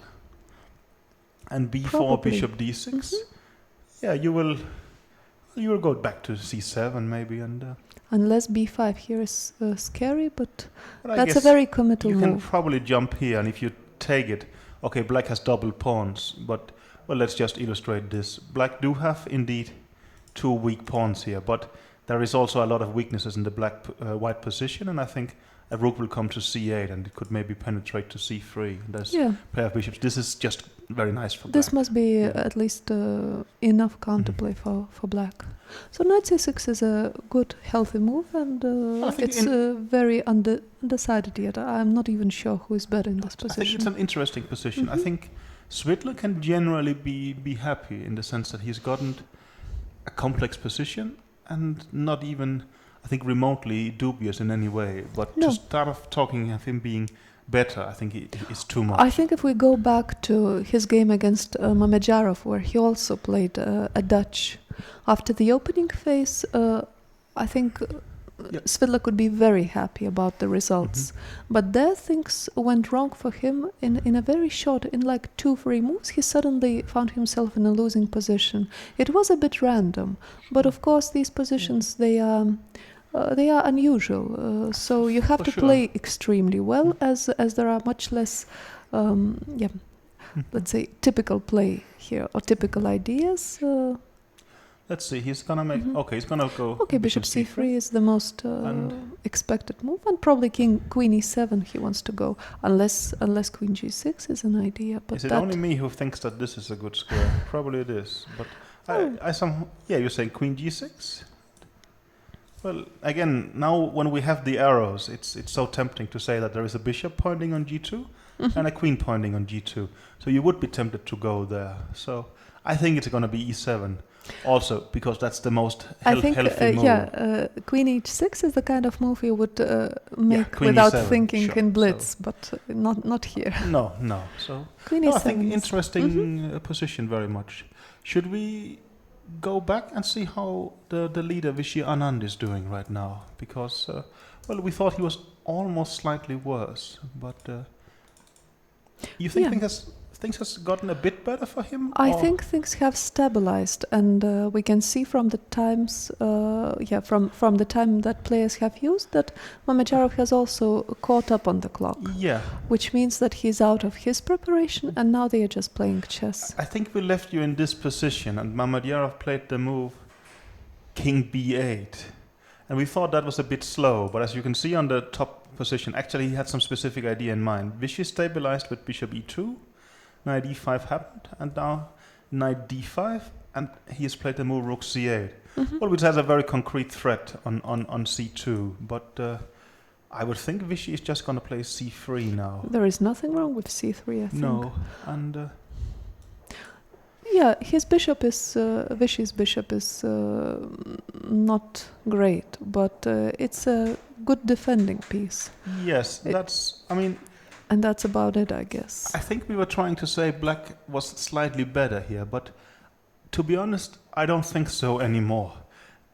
The bishop on e2 is indeed, you can say, a weak spot in the white position, and as well, you have a weak pawn here. But I would say that the white's position is quite simple to play. You will just put a rook on d1 and the next one on d4. And there is, after all, also a weak black pawn here. And I think it's going to be very hard for black to do anything. And very likely, at some point, we could even see an exchange on d5. Okay, this is maybe a bit friendly. But just to sort of explain it, something like this. And let's say that even though black has this beautiful knight and white has a bad bishop, the d6 pawns mean that you can't do anything aggressive. And maybe he will push h4, g5. And I think if anyone can play here, it's actually going to be white. So I'm curious about this. Vishy has just played the move c3. I think a draw is by far the most likely result, but I don't think white is in any way worse. Maybe he never was. I think it's way too early to talk about the result of this game, but probably a draw from Vishy's perspective is definitely not a disaster. It brings him in some way closer to the end of the tournament, but also Mamedyarov is one of his competitors. For sure. He is on 50% after all, and theoretically he could catch up with him. So like this, he also takes half a point from one of his competitors. I'm sure that before the tournament, if you look at sort of the pairings, players, including probably Vishy himself, would think white with Mamedyarov. This is one of the games where I can actually get some interesting chess with the white pieces and put pressure. But the tournament standings has sort of changed that a bit, and also we have seen Mamedyarov actually play very well if you discount the first 3 games of the tournament. I think Mamedyarov has been the player, but of course there Vishy made 2 points more than him, so overall it's Vishy, but Mamedyarov has played very interesting and exciting chess, and he's in great shape, and I think should Vishy manage a draw here, I think it's a pretty good result for him. But what I like about white position is that you actually do have this plan, right? You can put the rook here, and you can do something positive. How are you gonna? What should black's next move be here? It's like I think black has a almost... He looks aggressive, and we could see some... Have we missed an interesting move here? No. Is he gonna... No. F6. F6. Okay. F6 is... I mean, your statistics today are amazing. So far, yes. Yes. Also today, maybe. So F6. Okay. Okay, should we... I think Vichy is gonna, either play rook d4 quickly, but most likely he's gonna think a bit. Give it some time, yes. But this looks like quite a stable position. I agree. We could have a look at Aronian Topalov. Yes. Not many more moves were played there, but an interesting position. And This is gonna be made. Yes. So, bishop f6. Again, it's an interesting move. I thought he wanted to take on d5, and c takes d5 would complicate things, but after rook takes d5, I think white has a moderate and pleasant edge, and this would be uncomfortable for Topalov. But he doesn't allow that, of course. He's played bishop f6. What do you think about a move like d6? For a start, I think it's very likely it's not a good move at all. Okay. As for a start, there is e5, followed by e4. What you're saying is that you think it's not a good move because it's blundered a piece. Actually, it hasn't, I think. Maybe I only blundered a pawn because I have rook b3. But I agree. Yeah. Well, I wanted to say something a bit more that the knight on d7 is an excellent blockader, and this pawn could just as well be weaker. Not yet. No, I mean... I would even think about something like... even that 3 you have shot. Now there is... Pawn. But I think maybe his idea is bishop f6. If things sort of... If you cannot punish bishop f6, I think it's a good move to flick in. Yeah, I agree. No, of course, it makes the bishop more active, and it makes b2 a little bit sensitive, let's say. But let's say I play rook a d1. Maybe h3 was a little bit too slow. But what I like in general is that Topalov is playing this position almost like white has a weak center. I'm going to undermine it. And he's actually doing it quite consequently. And it's not like it looks ridiculous in any sense. It actually looks quite healthy. Yeah, it looks like what he's doing makes a lot of sense. I agree. But let's say a position like this, wouldn't you say that white is slightly better still? And if I take here, you will take with the rook? Definitely, yes. Yeah. And now I might have to go something like knight to f8. Yeah, if my pawn on b2 wasn't hanging, I would be very happy to play rook d6. But that's here, very sort of integral part of his play. Yeah, that exactly. It is. And I mean, if I get a bit of time, I could go in this direction with my knight, right? No, here it could be very close to being an equal position. Yeah, I still somehow think that Aronian has a bit of pressure here, but I think Topalov is doing it cleverly, and he's also trying to, well, I'll almost say tease Aronian a bit, sort of, he's offering some tricky options and that hoping for some kind of counterplay. But I think Aronian will keep it rather straightforward and simple, and should still be slightly better, I think. I think so, yes. It sounds a very likely scenario. But both players so far are doing reasonably well, you could say. And I would also say that, of course, for Aronian, well, we spoke about it being a very important game to win, but even, I mean, if he makes a draw here, and even should Vichy makes a draw, there's still 4 rounds left, and Vichy has some tricky opponents left, and the pressure will become even stronger. So I think, I think also, we can take the previous round. We also thought Aronian really needs to win. But had he drawn that game, well, things would look much better now, right? So, I mean, you should also not sort of make it too easy for the others by starting to lose games. I mean, well, then suddenly... By overpressing, basically. Exactly. So I think Aronian has probably learned from that, and he's trying to balance these things. So. Should we have a look at Karyakin and Andreikin? As Andreikin has chosen to retreat with his knight. Okay. But not exactly in the way that we expected. And here you actually predicted one thing slightly wrong. Well, knight g4 we don't know about, but after f4, we really thought black has an interesting option in g5. And that's a bit surprising. He didn't do that. I will agree. I think it looked like a very reasonable move, g5 here. And it looked interesting. Of course, it also weakens black position to an extent. Maybe he does like g3 followed by bishop d3. Yeah, he's thinking that after such an exchange, this pawn has become weaker, Yeah. and somehow maybe it actually helps. What he could be Why? thinking, Andreikin, is that he's not really worse in this position. No, he thinks it's just things are completely fine, Yeah. actually. So why not play it with normal means? Well, for a That's start, what is your next move here? Should it be b3? Yeah, that's an option, of course. No, I mean, we still have the problem that this bishop we cannot move because the pawn on b2 will be hanging. But I would really like to play the move bishop e3. And also a move like, let's say bishop d3, I think very often they will take and they will play c5 with a very healthy structure. Yeah, I really don't think you should So give it away could your be bishop. something like bishop e2. But again, maybe there's a check on h5, but I also doubt that is very decisive. Somehow after a move like b3, I would think at least I have an active option. Do you think in this previous line, after bishop e2, here, Sorry. f4 knight c5, yes, Yes. and bishop e2, do you think d4 is an idea for black? We just spoke about it, that black should never play like that, I doubt like it. this, I but would say, let's say, okay, it's a knight bit to d1. interesting.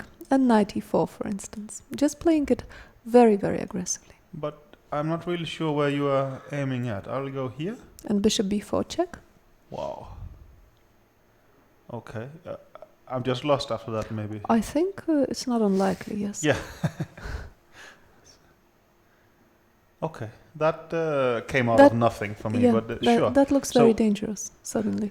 Well, the reason I didn't like this is that I understand that you're aiming for this square, but I think also you are ruining your structure to a huge degree. Maybe here I can play rook h3, Yeah. and I get f1 for my king, and next I will expel your knight. I'm still very skeptical of what you're doing here. I understand your point, but let's say even if I play simply c5 followed by bishop b7, I like this. like this, and just claim that I have things under control and I have a very active knight on e4. But I really think he will not play but like this. even if I do something like this, let's say, now you have to take it, right? Hmm. I still think that you're going to end up with me. Well, for a start, I'm threatening here, but also I will just play b3, bishop d2. Yeah. And I think you're going to be stuck. And you will have, well, for a start, you have the weaker pawns. And I think this is going to... No, Backfire. I don't really see this working, I have to say. I don't think d4 is his idea, but I'm a bit puzzled at what he's aiming at, though. So... Yeah, no, but I like white's b3 instead of bishop e2. I Yeah. think that's the most... that is more ambitious, right? the most ambitious probably, and it is a very logical move, sort of letting the bishop c1 get into play, which is quite important. I would even consider still playing g5, though. Yeah, Because, g5 I think is an option I still. mean, should you take it? I think after bishop g7, I am going to get that pawn back, and things are rather yeah, nice. yeah, yeah, I think g5 will be an idea, will be in the air generally for many, many moves. But if you look at the clock, Karyakin has used an hour already. Yeah, he's a bit back to you're saying the traits that actually caused him so much trouble. Wow, rook to h3. Rook That to is- h3 is also a nice move. I- But somehow it even encourages g5, I think, even But- more. Yeah, Maybe it's well, not a big deal, though. I quite like this move in a way, and I can honestly not say why. But isn't it nice that the rook is just, it has a nice view from there. I mean, it's sort of creating influence. I'm not sure what it's doing positively, but it stands there. Yeah, for sure. I think g5 could be interesting. No, it's just a complex position, and it's clear that it will be very But much decided by how the players treat it. But you say g5, but let me go g3. I understand that g3 looks stupid in the sense that the rook on h3 suddenly just stares into this pawn. But even so, That's why I'm tempted to do it. Yes. I understand, but at some point I will threaten to take in g5, and when you do this exchange, the rook is going to be nice again. Hmm. And somehow your position feels a bit damaged to me, and should I develop, I'm actually going to have things pretty nice for me here. It's still very early to call, but I would say I think the development is going a bit in Kayakin's way, and I think a win from him here, obviously, then suddenly he becomes almost the main challenger for Anand in the sense that he has to play him still. With white, even. Yes. So No, of course, today is a huge game for Karyakin, as the trend has been suddenly fantastic for him, and if he's also, he must feel quite optimistic now. Yeah. Maybe he will just play a move like a5, and I would say almost give the move back to Karyakin. Do you think that, let's say, after b3 here, bishop a6 would be an idea? How is it strategically? Is it useful for for black to swap those bishops, or is it better to keep them? I think it's hard to say, but it could be useful. Let's say something like this, and I guess you would take. But after that, I would start considering bishop b4, and after bishop d2, I will go here. And, let's say, let's say just a line like, I'm just making moves now. I will start taking on c3, and then the knight can jump to this e4 square. And with white squared bishops exchanged, the e4 square actually becomes available for a knight. While without it, when the bishops are on, you will always have bishop d3 kicking it away. So I think that, yes, I think it will be a rather nice exchange of bishops, but there will definitely be pluses for both sides with this exchange. So it's not like in some French position where it's just trivially good to exchange it. But I think he could be aiming for that. But on the other hand, maybe he actually wants to do it more aggressively. This looks he's played he just a5. played a5. Okay, good. So yeah. So far, so good. So far, so good. Yes. Yes, a5 is. Should we go back to the leader Anand and see? I think things are stabilizing a bit there. Let's do that. Yes. No, basically, it seems to be going almost as we predicted, and that's probably a sign that there is not that much in this position. I think we saw here knight d5, and Mamedyarov played rather aggressively rook c8, and Anand played c3. And, now a bit later we can see the rook has already gone back to d8. You think he's actually thinking c3 is a bit of a weakness? I mean, there is long castling, and you will say c3 is rather safe, but if you compare it with short castling, you will say f3 is a weakness. You think simply he thinks that? No, I don't believe that. I don't believe that there is any problem with c3, and also it controls the d4 square, which I think it's a good move. White immediately takes advantage of. So f6, rook d4, rook e8, rook h1, and he's gone back here, simply being ready to defend this pawn. And it might be this kind of position where both have done what they should, and then there is not that much else to do. Not much gonna happen. No, you basically think that they're gonna stand still here for a while and it will be a draw. I can't rule that out, because what else? No, Simply, I mean, it's not obvious what could be the ideas for both sides. As now he just played rook e8. I also think that a draw here is a very predictable outcome. Of course, white could try for an attack if he's in a very aggressive mode. It has a very direct threat, actually. At least this is nice. Yeah. I mean, it's always, you should give your opponent the possibility of blundering right away. And if knight c6? Yeah, but after knight c6 already, your rook is a little bit... Well, so is your queen, right? Stuck. But rook c4, you're saying, right? Yeah.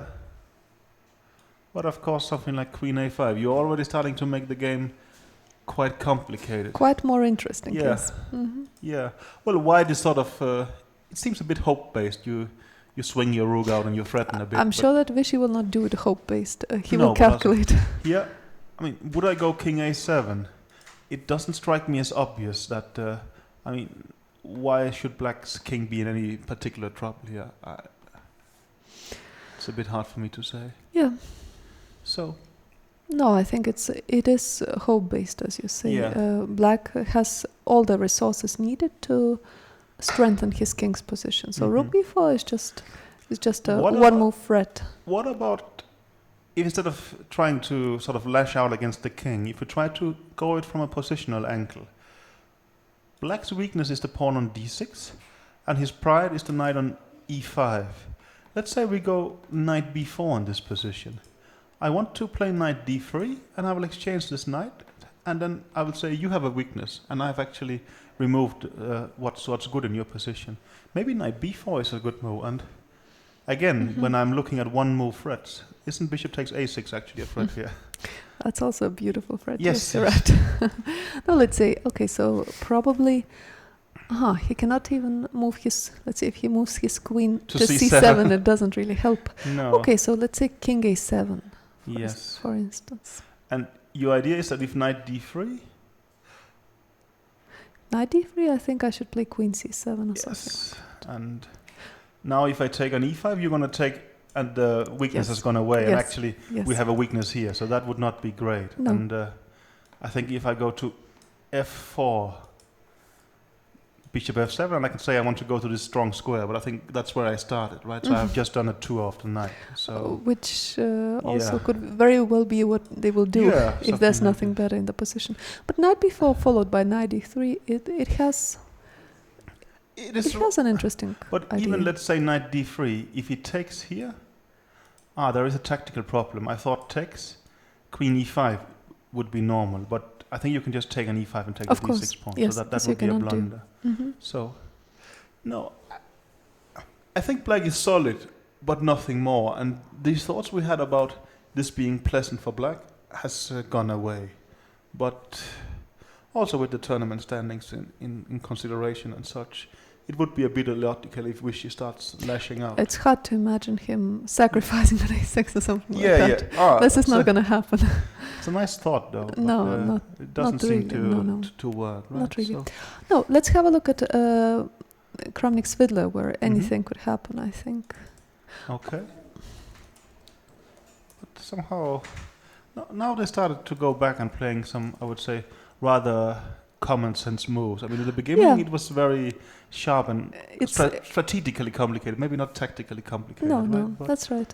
so, I think we left you in this position on the lower board, and Cmilyte played a3, and apparently Svidler was not happy with the threat of b4, so he played a5 himself. The queen has gone to e2, castling on rook a d1, and this is the situation we have on the board right now. And, well, is that weak center pawns or great center pawns for black? Both, probably. Yeah. It's a difficult question. I'm not completely sure I'm so happy about a5, though. No. As a5, I'm not sure that b4 No, was such a Exactly. terrible We were threat. saying something like just castling, and if b4, then we have also provoked quite some weaknesses. Mhm. And in that sense, I'm a bit puzzled, because in this position, I think it's difficult for Svidler to make something very useful here. d5, for instance, I don't like at all. Bishop b5 will happen, and we're going to have problems with this square again. Yeah. No, d5 probably But what is else? something that he would like to avoid. But you have this, nice kind of space with the f5 pawn. But it's starting to look a bit more like a weakness than something useful, I'm thinking.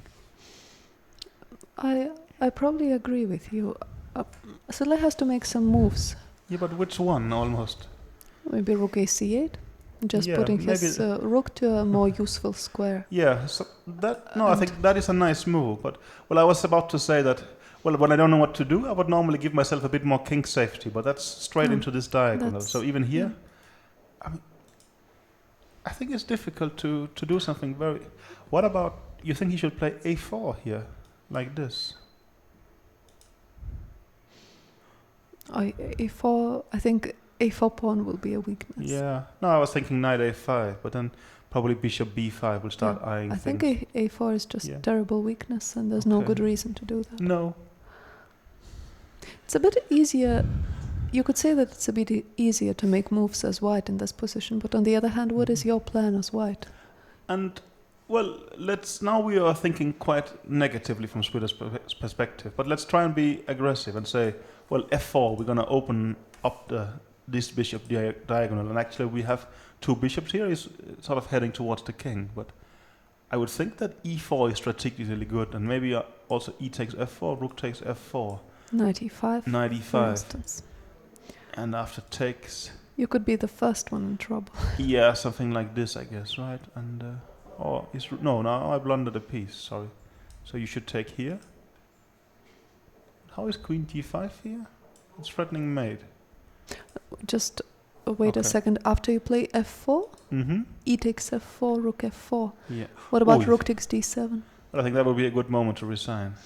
Yeah, that he cannot do. This happens. So no, he should be very happy that the d7, e6 pawns block the white squared bishop. Yeah. But he shouldn't move them. No, but you remember that we thought Cmilyte's concept was rather strange in a way, right? But now it's actually starting to make quite some sense to me, and I think I would say Cmilyte is pleasantly slightly better in this position, and I think it's very hard for Svidler to come up with any kind of plan right now. I mean, there's like his position is a bit damaged.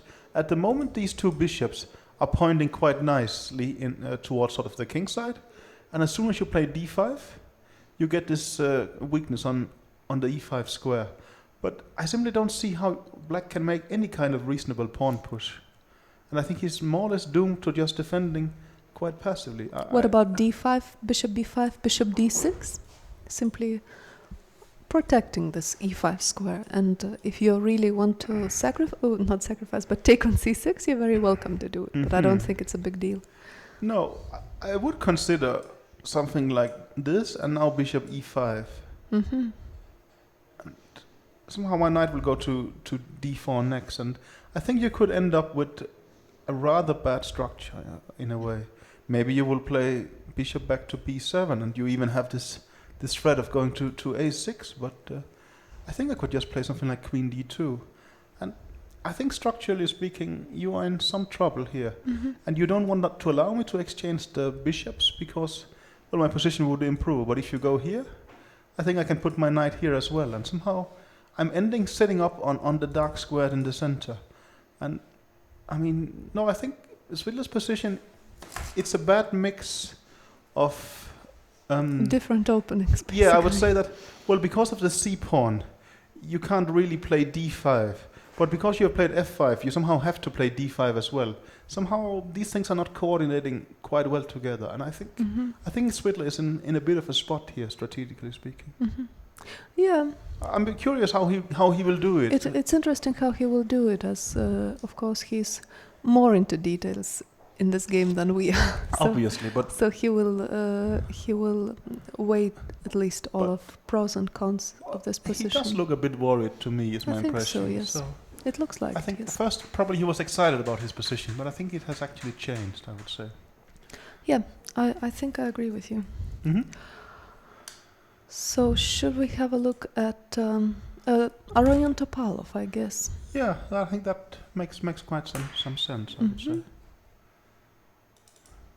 No, it actually clicked the wrong game, but...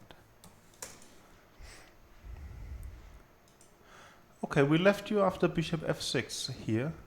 And, well, as you sort of thought, rook ad1 happened, and now probably taking on e6 is becoming a huge threat. So Topalov took, and indeed he took back with the rook. Knight f8 happened, and rook 1 d2, protecting the b2 square has happened. And I think, well, the question is black already completely equal, or is white still putting some pressure? Well, the position is symmetrical, but it is white who has the d line. And, well, I think rook d6 is at times becoming a threat. And I would guess that with passive play, white should be pleasantly better, but now he could play knight e6, e6, yes. hitting the bishop. Yeah, the knight is attacking the bishop here. And rook d6 would be the obvious way of exploiting that. And just to get the tactics clear, is queen takes b2 an option? It seems so. The idea should be that if takes, you're going to take here, and taking back, the knight on f4 is hanging. But of course, after bishop takes b2, you can take on e6. still. Yeah, something like this. Rook takes e6, rook takes b2. And No, this is no good for black, I think. I think I agree. I wouldn't be completely surprised if black actually could hang on here. I mean, you could also start exchanging. Maybe rook e4 will hit some pawns, but most likely this is not what he wants. But then after rook d6, is there another move? He can just as well play queen c7 Okay. as he's attacking the f4. But yeah, rook e6, there is queen takes f4, which should be fine. But I would be worried about bishop g3 and how are you surviving this? Or do you have some? Do you start having Knight d4, I think, is interesting. knight d4? It looks like a blunder, but your idea is after rook d4 you have this brilliant move. Okay. The idea is that, well, we are threatening cd4, but worse, we are threatening queen e1 and mate, exploiting that this rook has gone to d2. Is this really working? Well, that's quite straightforward, I would say. You don't need to sound so surprised. Okay, no, maybe I should pay more attention to your games if this is a simple tactic. But wow, this is. You think this is just completely fine for black? But if this is completely fine for black, how? I even think that it's not necessary for him to see that. Even after rook d6, queen c7, bishop g3, he can just as well play queen e7, queen maybe, E7 or queen c8. I don't and know. knight any d4 is coming next. something But like that. Well, we have this position then, and if Topalov played knight e6, how is Aronian sort of keeping any bishop I to think e3? bishop e3 he has to do just to try to discourage knight d4. But now I'm not sure if he Topalov could play manages rook to do that. a d8, right? Are you saying that knight d4 is still a move because of something on Yeah, d1? it is still a move, but maybe it's not such a good move as after bishop takes d4, c takes d4. Maybe he can just play h3, for instance. And this could be a bit of a problem for black, I think. It's complicated, but there could be some strategic dangers. I mean, at some point, if you get the knight to d3, it could end up unpleasant. I would say I think it's complex. rook a d8 is more interesting instead. Rook a d8 would just be trying to say everything is under control. But still, let me do h3. Unless you can start taking on d5 and playing knight d4, you're still under some pressure. Well, what about queen c7 simply here? And just b6 next, everything is protected. And Yeah. well, I somehow think that this d5 is an annoying sort of that, well, white being able to use this square is a problem. But I would really maybe like it's to not. play knight f4 in the future and make sure that you cannot use this square anymore. But I generally do agree that in this position, you basically think black is completely all right here. I think he's close to being fine, yes. Yeah. So I think so. I think Topalov is so far doing it very well. Basically, he's doing it exactly as he should, and he's not being overly aggressive in any way. He's playing according to the position. Yeah, and I thought that he had taken a structure. Let's go around here, and he just said, well, I will live with this structure. White is slightly better, but there's nothing wrong with it. But he's played aggressively with c5, and he seems to prove that black actually has definite sufficient counterplay, and well, it seems to us now that black is just completely fine in this position. Or soon will be. Let's say if he plays knight e6 and followed by rook d8. It looks like maybe rook 1 d2 was not the most exact move, as it allows those first rank mate motives. Maybe rook 1 d2. Well, you're saying that you should play something like, let's say, b3 instead, with similar ideas. Something like that, at least. Yeah. Maybe he's afraid that this intermezzo at times could be. Well, right now it seems to blunder a pawn. Yeah, but generally in the future. That he wants to keep things intact. I think generally simply white doesn't have much in this position. No. And if black plays well, it's probably logical. It seems very likely, yes. Yeah. Okay. Well, no, it's Topalov to play. Yeah, it's Topalov to move. Okay, let's have a look at Anand Mamedyarov, where Anand has made a move which I'm not sure if it changes anything at all. He just played bishop d3. Do you think his idea could be... Wow, but he allows knight c6, almost trapping the rook. Not but quite. there Rook is c4. rook c4. But it's true that if Mamedyarov wants to complicate it a bit, he gets this option. But of course, bishop d3 we are talking about knight c6. And now, well, this rook is a bit in trouble, but I think rook c4 should be fine. Queen right? a5. Yeah, but I think if anything, Vichy is Well, trying you're to gonna go provoke back here. Mamedyarov a bit yeah. in this position. Well, I think Vichy somehow thought that the bishop on e2 here, it's a passive piece, and it was very useful in sort of discouraging black from playing h5. But now this motive is out, and he wants to put the bishop to c2, And maybe then to to b3. b3 or to a4, or at least these things should be a bit in the air. No, I like this idea. As Yes. after bishop c2, let's make a couple of moves for black, something like king a8.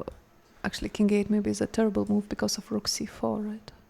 Rook c4 the knight can take. in the future. But yeah. I was thinking maybe b4 is strong. But okay, let's make a move that doesn't allow... King a7. And Well, bishop c2.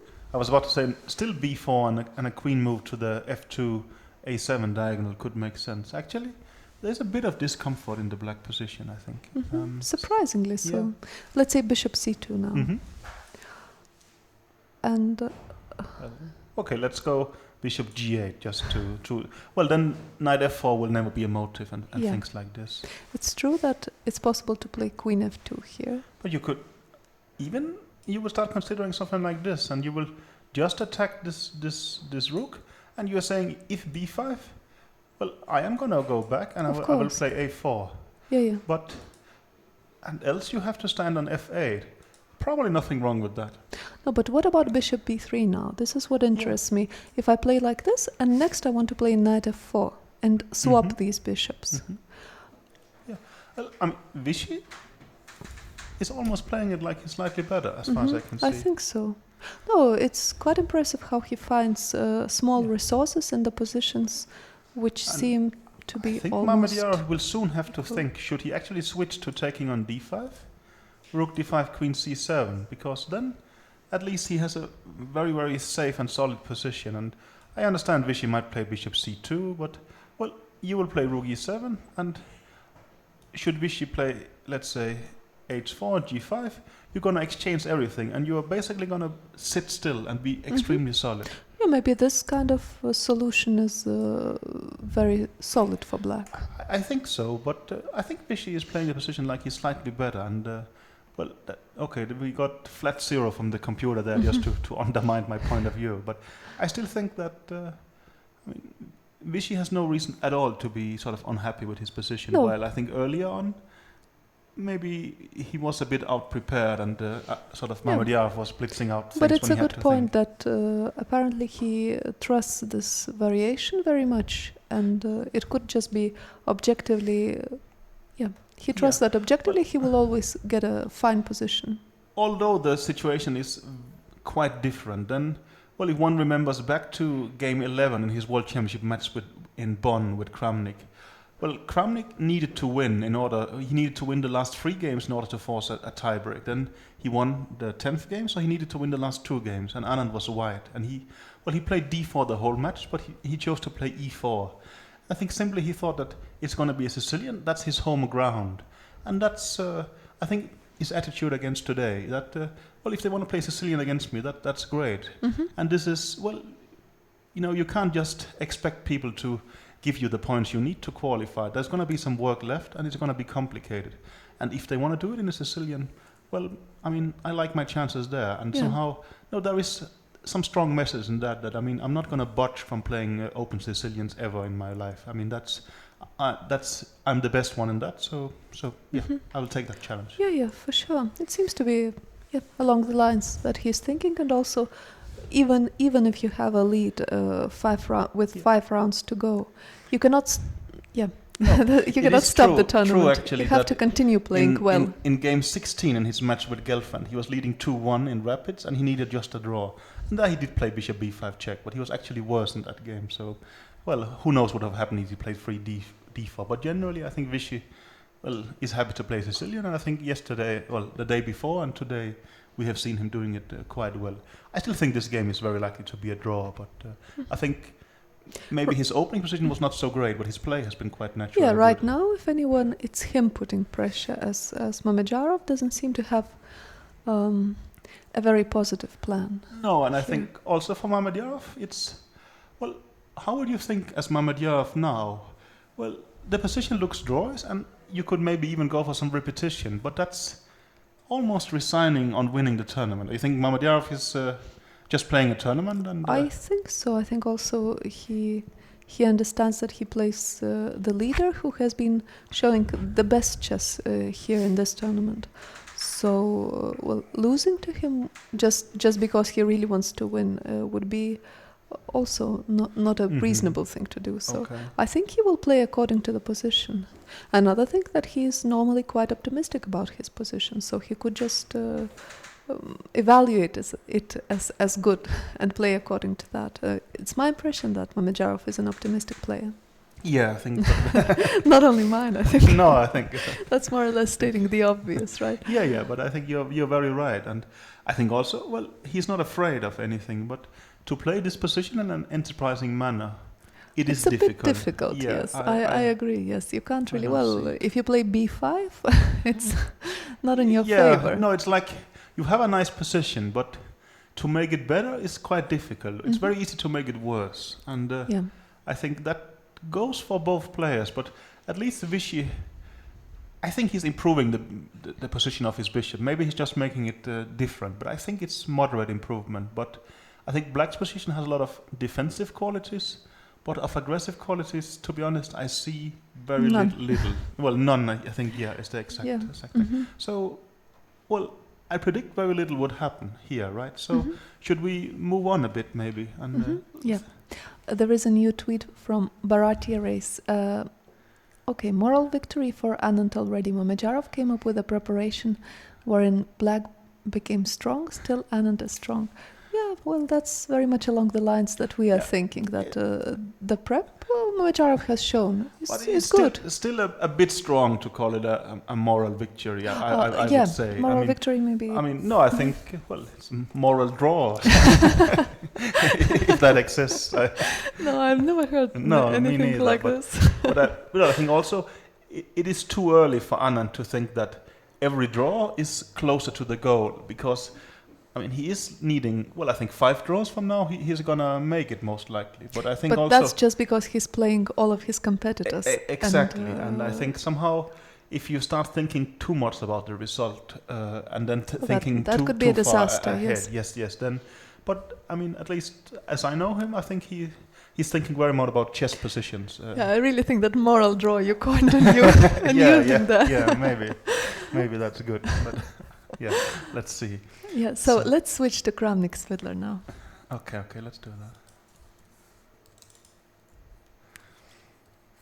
that. So Svidler decided that he doesn't want to just stand there, and he played d5, which is a bit risky from a strategic point of view. But it's actually followed up with something quite interesting, I would say. But he played bishop b5 just as expected. But then followed it up by knight a7. Yeah, knight a7 is an interesting move. Well, I guess what Svidler tries to prove is that he won't be massively worse if he has those 2 bishops. Of course, his bishop b7 will be a bit stupid. But it's also a direct threat. But it's also, And what I like is that, let's say, if you go back to d3, Svidler would do the same, and somehow, I think if you start playing, if knight e5 happens and you can take it with like this, things are much better strategically. It actually, white needs to have 2 pieces hanging onto the dark square. And this Look is what at Svidler now. He almost he looked like he's praying or something, but not really. No, I think also. No. Yeah, but a4, I would say, I quite like it because, now we are getting ready for bishop e5 and knight d4. Still, I think things has moderately improved for Svidler. Because after a4, if you take it, you can't take with the queen because of bishop to a6, and you're going to lose an exchange. So you will take with the pawn. Mm-hmm. But I'm trying to think along the lines of, let's say, rook ac8. Yeah. And would you go bishop d4 no? Well, Or I think bishop e5? your own point was you wanted to just block those pawns with, Yeah. with bishop d4, knight e5, or bishop e5, knight d4. But maybe bishop d4 is quite nice because, well, I thought I would get a rook. I mean, let's say I make rook fd8.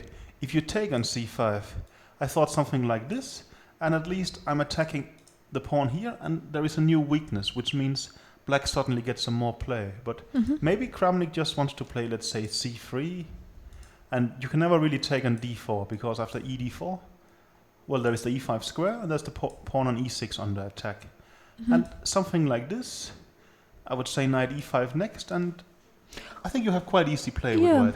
I understand what you're saying, but let's say if black plays it even a bit more aggressively and concrete, so he takes on b5 now, and plays bishop d6 with the idea to play queen c7 immediately. So you're saying that I have to hurry up and play bishop e5? And now I play rook a c8, for instance. Like this I understand that, of course, swapping those bishops is not ideal for me. On the other hand, I'm not sure I like the white's pawn on b5 so much either. Rook c8? I mean, I'm almost starting to thinking, could black almost be better here? That is maybe too strong too, But why? But I like black's position here. If that's what Sidler is thinking about. I even thought, let's say, queen c7 to force the exchange, but maybe rook c8 forces it. And let's say something like this. Next. It's clear this bishop is not so great, but potentially at some point you could play e5 and things will get better. And also we're going to play rook c5, rook c8, and maybe we start with queen d7 having a look at this pawn on b5. Or just bishop rook c7, bishop c8, bishop d7. For sure. I mean, I can see a lot of potential in the black position here. That's what I'm thinking, that after knight takes b5, So, a takes, what is so wrong d6? about black's position? I think the reason that we both were worried about it is probably that we didn't see this strong way to play. Okay. I think we have I would expect a draw on our top player. So we have already a draw. That's very likely, let's say. Yeah. I think Mamedyarov has offered a move which is legal after move 30. And I wish he has taken it. Yeah, and I think rook c4 was... That is quite fine based on both tournament standing, but especially on position. I don't think we are robbed of a lot of excitement here. No, I agree with that. I think this is...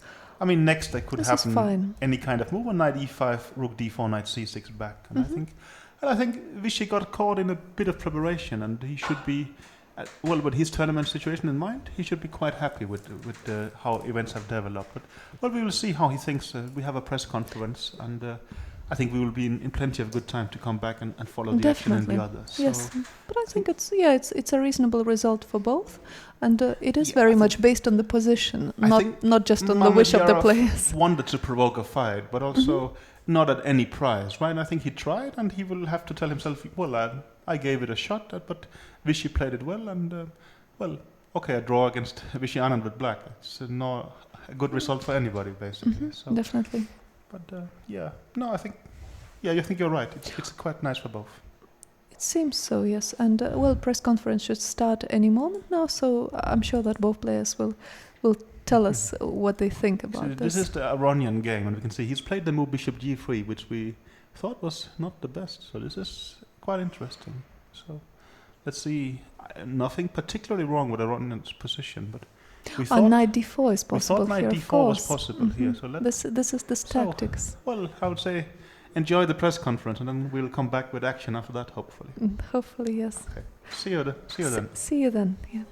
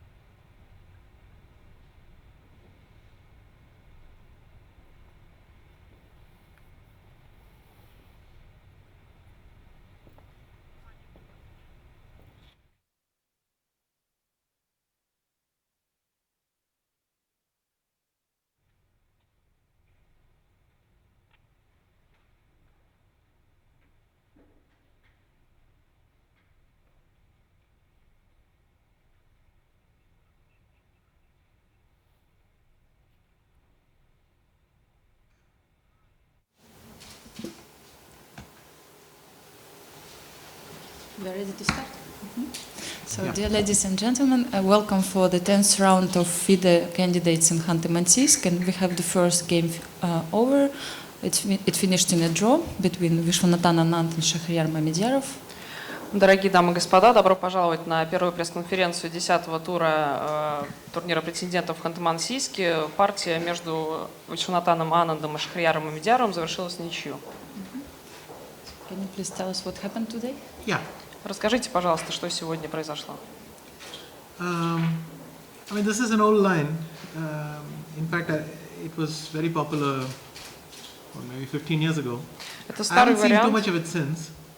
который был популярен 15 лет назад, и с тех пор я не так много его смотрел. I went F4. I'm not. I mean, I felt that I could always block his bishop H4 with bishop F2, so I decided to try this. But then.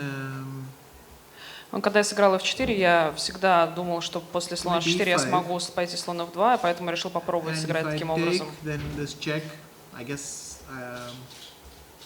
maybe king E2 or something, but it looks a bit weird. Может быть, король E2, но выглядит немножко странно. Then knight D5. Тогда просто конь возьмет на E5. But I think maybe you have even compensation for the exchange if you want. Да, может быть, у тебя даже будет компенсация за качество, если ты захочешь. So I went here, and actually by this point I couldn't really see. I think my problem was I underestimated long castle. I thought he couldn't really do that. I don't know, maybe I should go to D2. Я пошел на этот вариант. В какой-то момент я, наверное, недооценил длинную рокировку. Knight E3 as well. So I went D4, check, king B1. And I thought if rook D8, I can still play queen B6. Если здесь ладья D8, я думал, что я всегда смогу сыграть ферзь B6 или ферзь B4. I thought that I should be able to.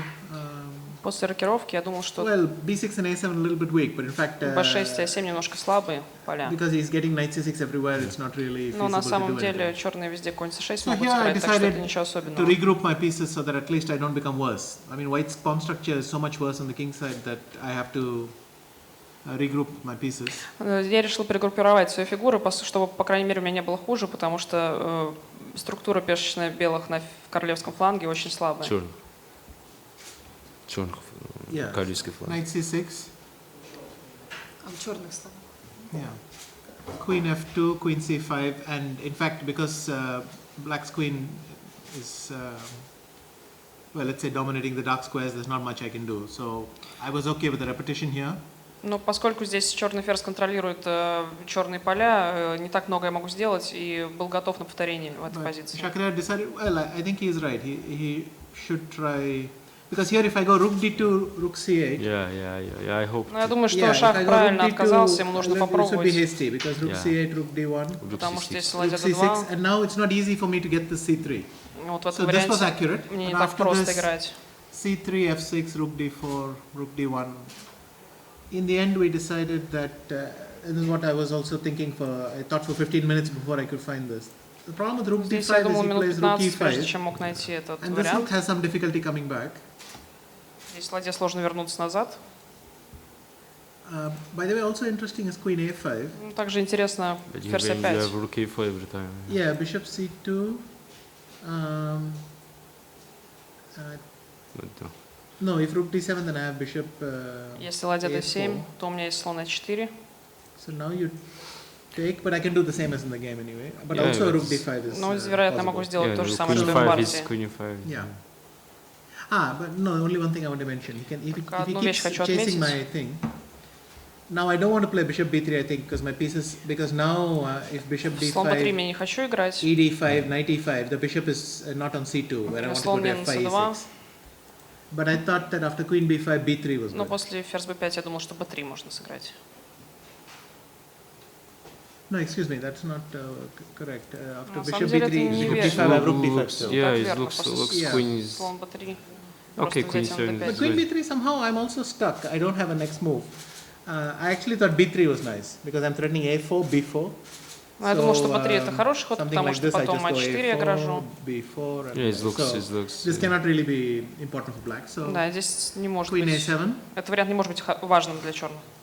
And yeah, I think here he offered a draw. So здесь я думаю, что соперник предложил of course, ничего. bishop C2 and if I want to change something, I need to play bishop take d5 and pawn take d5, knight d5, rook d4, and after bishop going e5, e6. Bishop f5, e6, and he lacks the c8 square. Да, после слон c2, если я начну играть, продолжать играть, разменяюсь на d5. Проблема в том, что слон через f5 перестроится на e6, потом no attack, of course. h4 и так далее. Атаки не будет ничего. Is line, I must to play queen e5, queen c5, and it's draw. It's normal, of course. На самом деле в этом варианте мне нужно играть ферзь c5, ферзь c5 и будет ничья. Normal finish, but I think это будет нормальное окончание партии.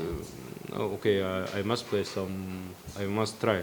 Ну, я решил, что мне все-таки нужно попробовать. That is white position, of course, is okay, easy to play. Ну, белым легко играть в этой позиции. After bishop b1, I think it's good idea to play bishop b1. After bishop b1, absolutely normal position. Я думаю, что слон f1 была хорошая очень идея. После этого normal game and normal draw. У обоих нормальная позиция, так что это была вполне нормальная партия и ничья закономерный результат. I mean, before this game, it was clear for you that you should try to win, but still, it was you had black pieces, and so how did you actually how were you building your strategy for this game today? Перед этой партией было ясно, что вам надо попробовать победить, несмотря на то, что у вас черные фигуры. Как перед этой партией вы какую стратегию вы рассматривали? Ну, так скажу, конечно, было понятно, что надо играть на выигрыш сегодня, и, в принципе, дебют такой, вариант такой, что получился борьба. А просто, если соперник не хочет выиграть, ну, таком уровне, ну, вообще просто, если не хочет поигрывать, выиграть его черными. Вот белыми тяжело, а черными... Well, it is clear that today I had to play for a win, and the opening line gave some play. But of course, at such a level of play, if your opponent doesn't want to win and doesn't want to lose, then it's very difficult to win with black. With white it is difficult to win, but with black especially. Я здесь вот психологический момент был, что я ферзь c5, ферзь e5 повторил. Ну, я надеялся, что он что-нибудь по-другому сыграет. Но здесь, когда я уже понял, что вещи не против нанести, уже понял, что уже выиграть сегодня не получится. When I repeated the moves with queen e5, queen c5, I hoped that maybe my opponent will play something else. But when I realized that Vichy is not against a draw, I understood that it would be impossible for me to win today. Well, it was not very difficult because all moves make my position worse except repeating. So I need these are the only two dark squares left, and I cannot just toss them away. So на самом деле в этой позиции любые мои whatever I should have tried, it's too late here. ухудшают мою позицию. And I mean, black had easy equality, which is something, but here I think мне нужно повторять позицию. White has no business trying to put his queen. Where should I put it also? So it was too easy for me as well to make this choice. У меня остались всего два черных поля для ферзя, и куда мне поставить своего ферзя не так просто, поэтому здесь легко мне было сделать выбор, идти на повторение. And if black will try to play more aggressive in this position, is it true that they can even lose? Если бы черные попытались играть более агрессивно, то могли они даже проиграть. You need some structural element, you need something. With this pawn on d6, it means his rooks are tied up. Вопрос в том, говорит Вишен, как играть агрессивнее. Where? b5, he's just worse, I think. If slowly rook d1, a3. I mean, white has a pawn majority in the, in the vicinity of the kings. D6 is as weak as e4. I mean, the position is simply balanced. That's all. Да, у белых пешечный перевес на ферзевом фланге, поэтому если черные начнут играть b5, допустим, то просто у них может оказаться хуже. Позиция сбалансирована, так что и с пешкой d6 вряд ли черные могут играть на победу как-то резко. Есть ли вопросы? Нет? Okay, so there are no questions. Thank you very much for your comments. Спасибо большое.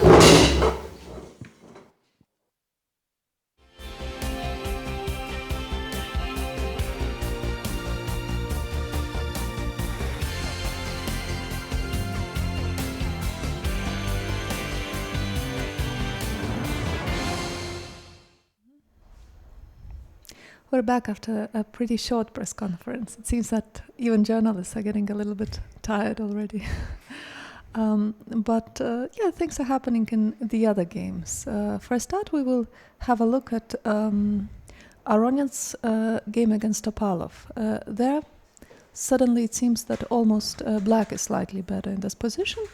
They went for a line that we have been discussing some time ago, and where black is taking advantage of the fact that the first rank is weak. So. Exactly. So, but actually Aronyan had to switch back to defending. Well, he played the move bishop g3, but there seemed to be a moderate tactical flaw in that. But I still think that Aronyan has a healthy position, and Topalov is probably thinking, is there any way I can get more out of it than just a solid, very drawish position? I think he's thinking about that right now. I think we left you, well, you remember the position here. Topalov just played the move knight to e6, attacking the bishop on f4. Aronyan played aggressively, rook d6, queen c7, bishop g3, but Topalov found the nice move, knight d4. And as we discussed, taking this knight, it looks very good, because the bishop on g3 is attacking the queen. It looks like you're won a piece, but after queen e7, things are reversed. There is the horrible threat of queen e1 mate, and that means that, well, white has to parry that, and then you can take the rook on d4 with the pawn. So, of course, Aronyan didn't do that. He played the move queen d1, and now queen e7, h3 has followed.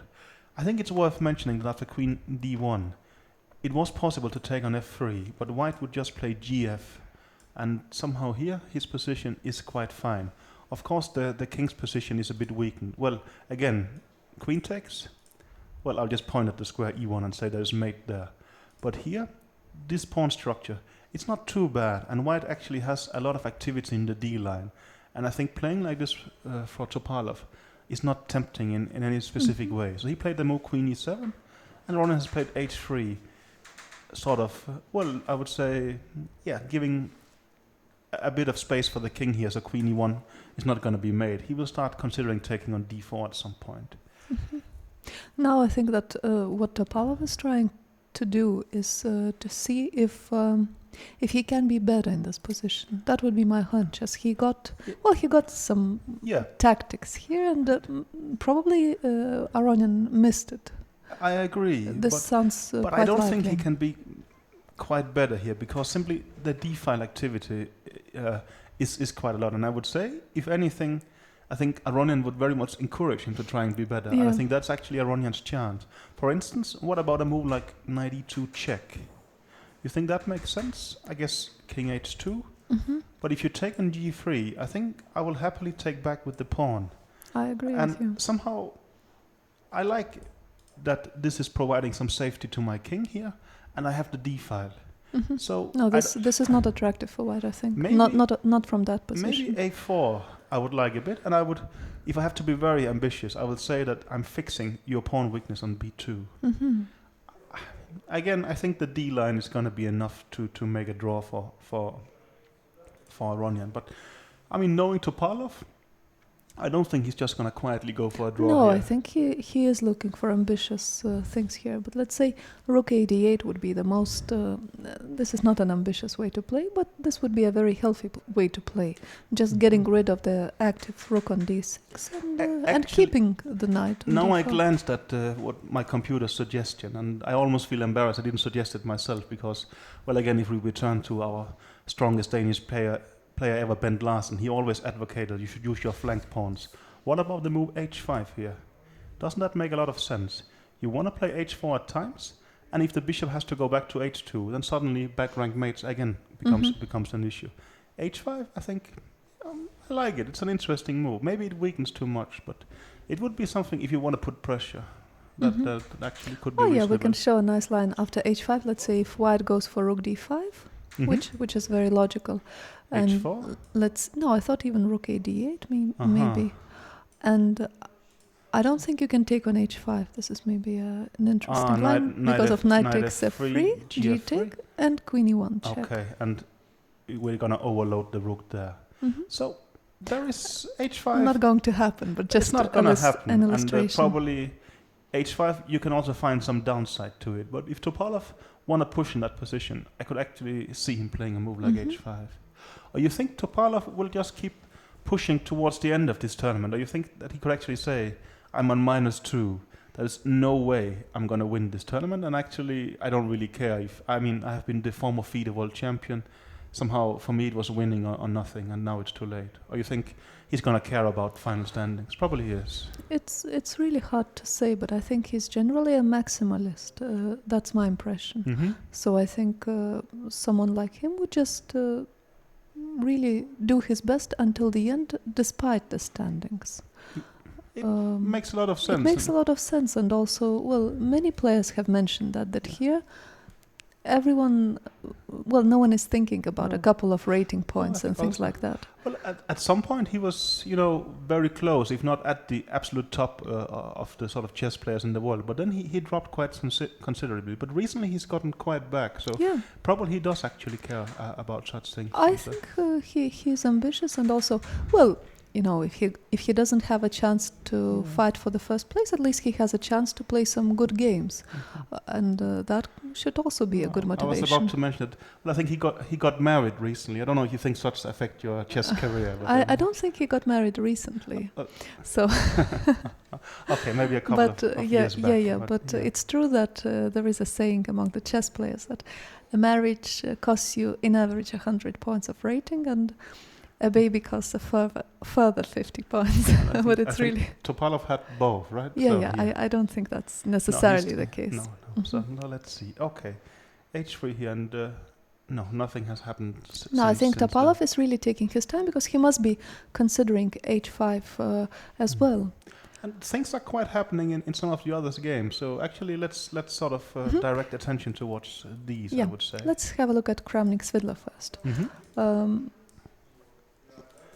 I think we left you bishop b5, knight a7, a4. And here we really praised taking on b5. But, well, they didn't seem to go for that. No. Svidler just played bishop d6. Which also looks quite healthy in a way. And it's also, well, you can take on b5 next. Later, yes. Or, well, apparently you can't, because he's played the move bishop a6, and now knight c6 has happened. Actually, this game could be over quite soon. You think they could be... Well, I'm just showing that there is a line, bishop b5, knight a7, bishop a6, knight c6, that even has some, I would say, logic. So that would not be completely impossible. So let's say if white doesn't want to go for a draw, and if he takes on b7, queen takes b7, how is this position? But isn't it quite nice? Because... well, now the two pieces you have left are actually combating the sort of the dark squares. And if something like knight d4, I guess you can just play rook ae8, for instance, and start defending these things. Yeah, I don't think that there are any special problems for black here. I guess you can play on with either color, I would almost say. But I wouldn't be too surprised if this ended in a draw. But maybe Kramnik actually needs to put pressure. Yeah, but for Kramnik it's... well, Svidler is -1. So for him... for him the fight for the first place has nearly finished.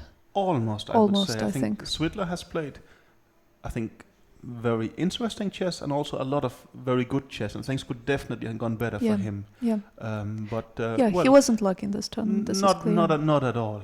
And I think, him and Mamedyarov, I think, everybody will complain. That's how it should be. But I think Svidler, except for Vishy, probably. I think yes, sure.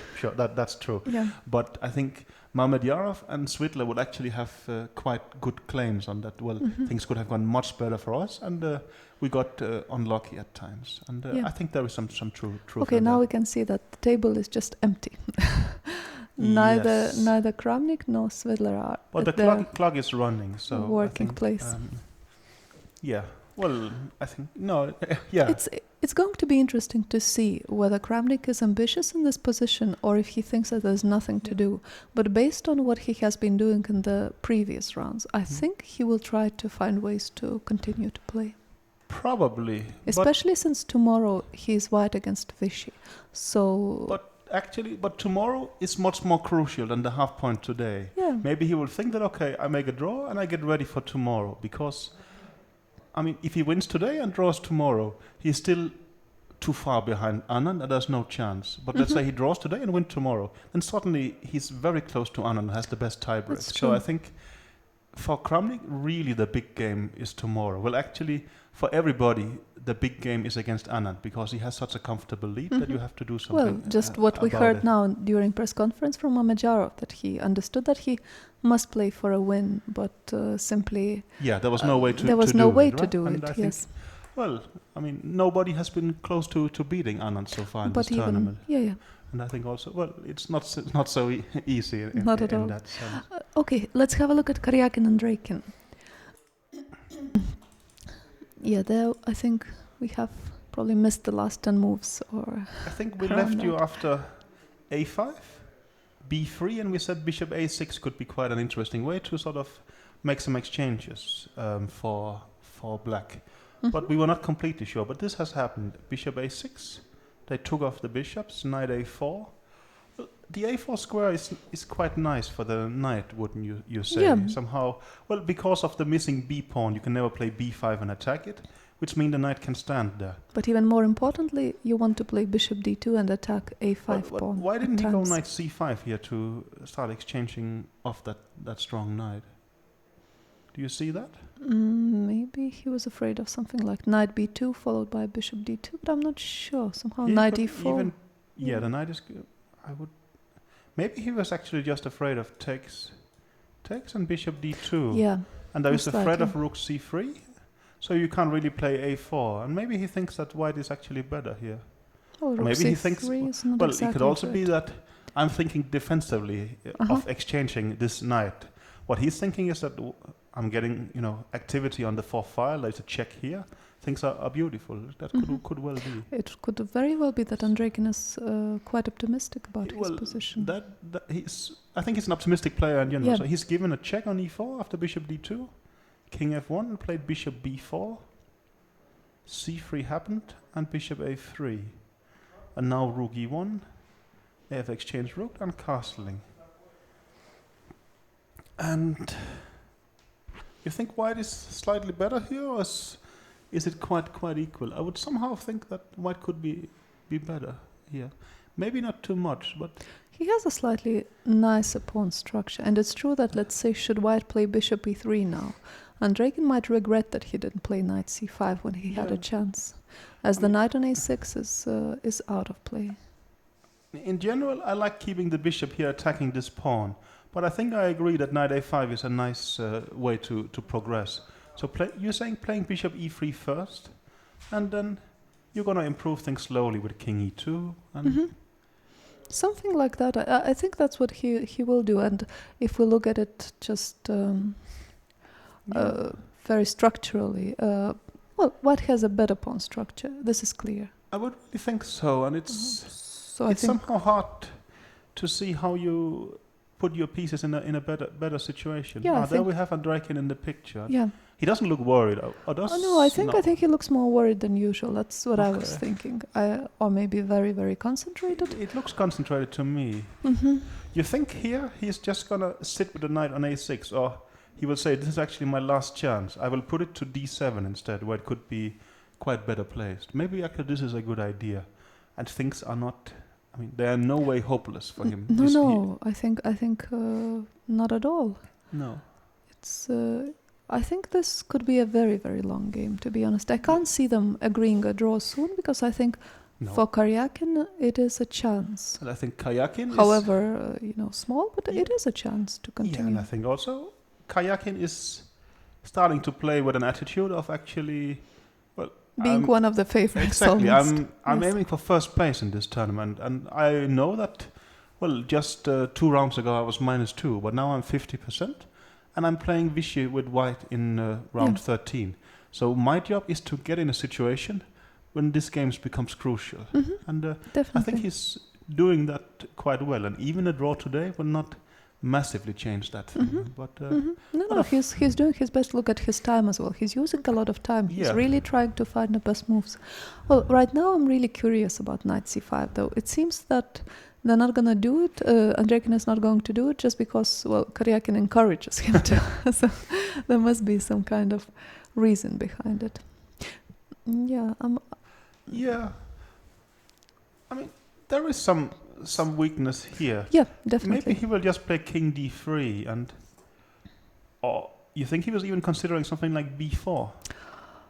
Yeah, b4. I will not take on b4. I will just play No. bishop b6, for instance. And And you're saying you actually start having a threat of rook yeah, a8. I don't think b4 is But I think scary. he's gonna go king d3 and maybe he will push c4 and maybe at some point the rook will go back to h1 and come to c1 and then the c line will be open and problematic.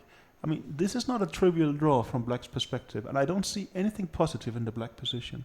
Well, I think I disagree with you. I think, for Okay. instance, the idea of g5, of course, not right now, but at some point later, let's say after h6, maybe bringing the king over to the center, something like Well, that. I agree. It's not like black doesn't have any ideas here. Okay. But of Yeah. course, I I would think- also rather be white here. I do think that. Well, you're a bit wrong. I like h6, but even if I play just g4 and c4, it is gonna be. I think it's gonna be very difficult here, and I think he might even not want to change the knights, but somehow he has to. But I think it's pleasant for. You think Andreikin is some kind of trouble? I think he's in some kind of trouble. Actually, yes. That's. Okay. I actually think that the more I look at this position, I think the worse it looks for black to me, and I think simply. Okay, but White is that pleasantly is better. the biggest intrigue of this round, then, as Karyakin has 2 out of 2 in this bit. Yes. So, if he can get to 3 out of 3, that would be really Well, suddenly something. he starts playing. I mean, should he win this game, he's actually getting in with a serious chance of actually yeah, for creating a major upset. Yeah. So let's Okay, see. let's have a look at Kramnik Svidler as. It's not going to be a draw, not a quick draw at least. They After knight c6, Kramnik did not want to repeat. So, well, it could also be that Svidler would not have repeated either. But Kramnik played no. took on b7 and played b3.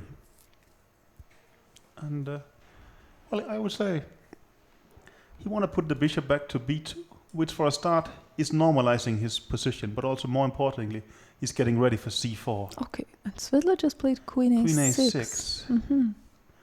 I really thought that it's better to keep the queens Oh, on. I was about to say I really like that move. Maybe both are fine, actually. Yeah. Well, I like getting rid of the queens here because let's say there is an exchange here.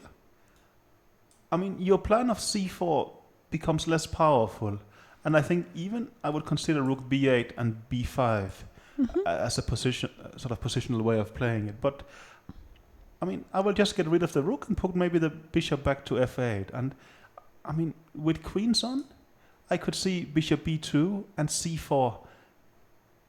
I mean, if we have this position, should I get to play bishop b2 and c4? Sorry.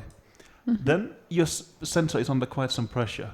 But with queens off, I think that is radically changed. Yeah. I think queen a6 is a very nice move. Yeah, I think that it's probably quite obvious that Svidler here is just playing according to the position think and he's- not trying to be ambitious at all. I think he understands that he is maybe slightly worse. Yeah, I mean, Svidler has taken a lot of risk in this game and such, but well, I think also he understands that for Kramnik, a draw here is maybe not ideal. Or, well, I think they're just playing chess actually,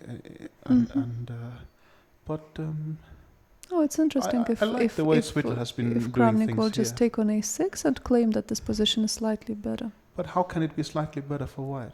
Well, I think one of the very few ideas is just to prepare c4. But you're right that But you're it saying doesn't seem. you're taking what? Take takes and bishop b2, for instance. There's direct threat of c4. That actually I Yeah. hadn't appreciated. But I think after c4, I still have knight b4 at times. Yeah, but sure. But I wanted. Okay. Maybe I underestimated white's position here, though. You think he has to play bishop e7 here, but that's a bit passive, I would say. Yeah. Maybe then you can play, let's say, rook d2, rook c1, and then try and push c4. Maybe white is actually slightly better here. Maybe I got called this one quite wrong. So I'm not sure. no. Well, this would be a logical continuation, this position. Definitely, I think. I think this is probably better than just playing queen d2.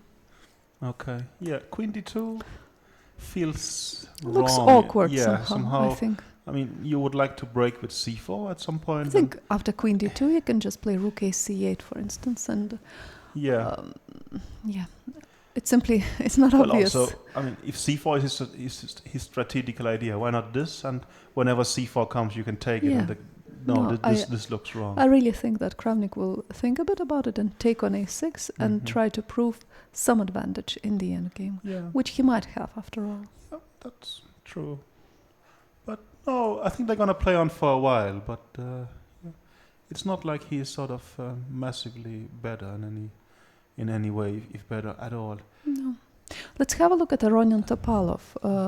And Raikin actually didn't play knight c5, but he played the move h6. But let's get back to that in a bit.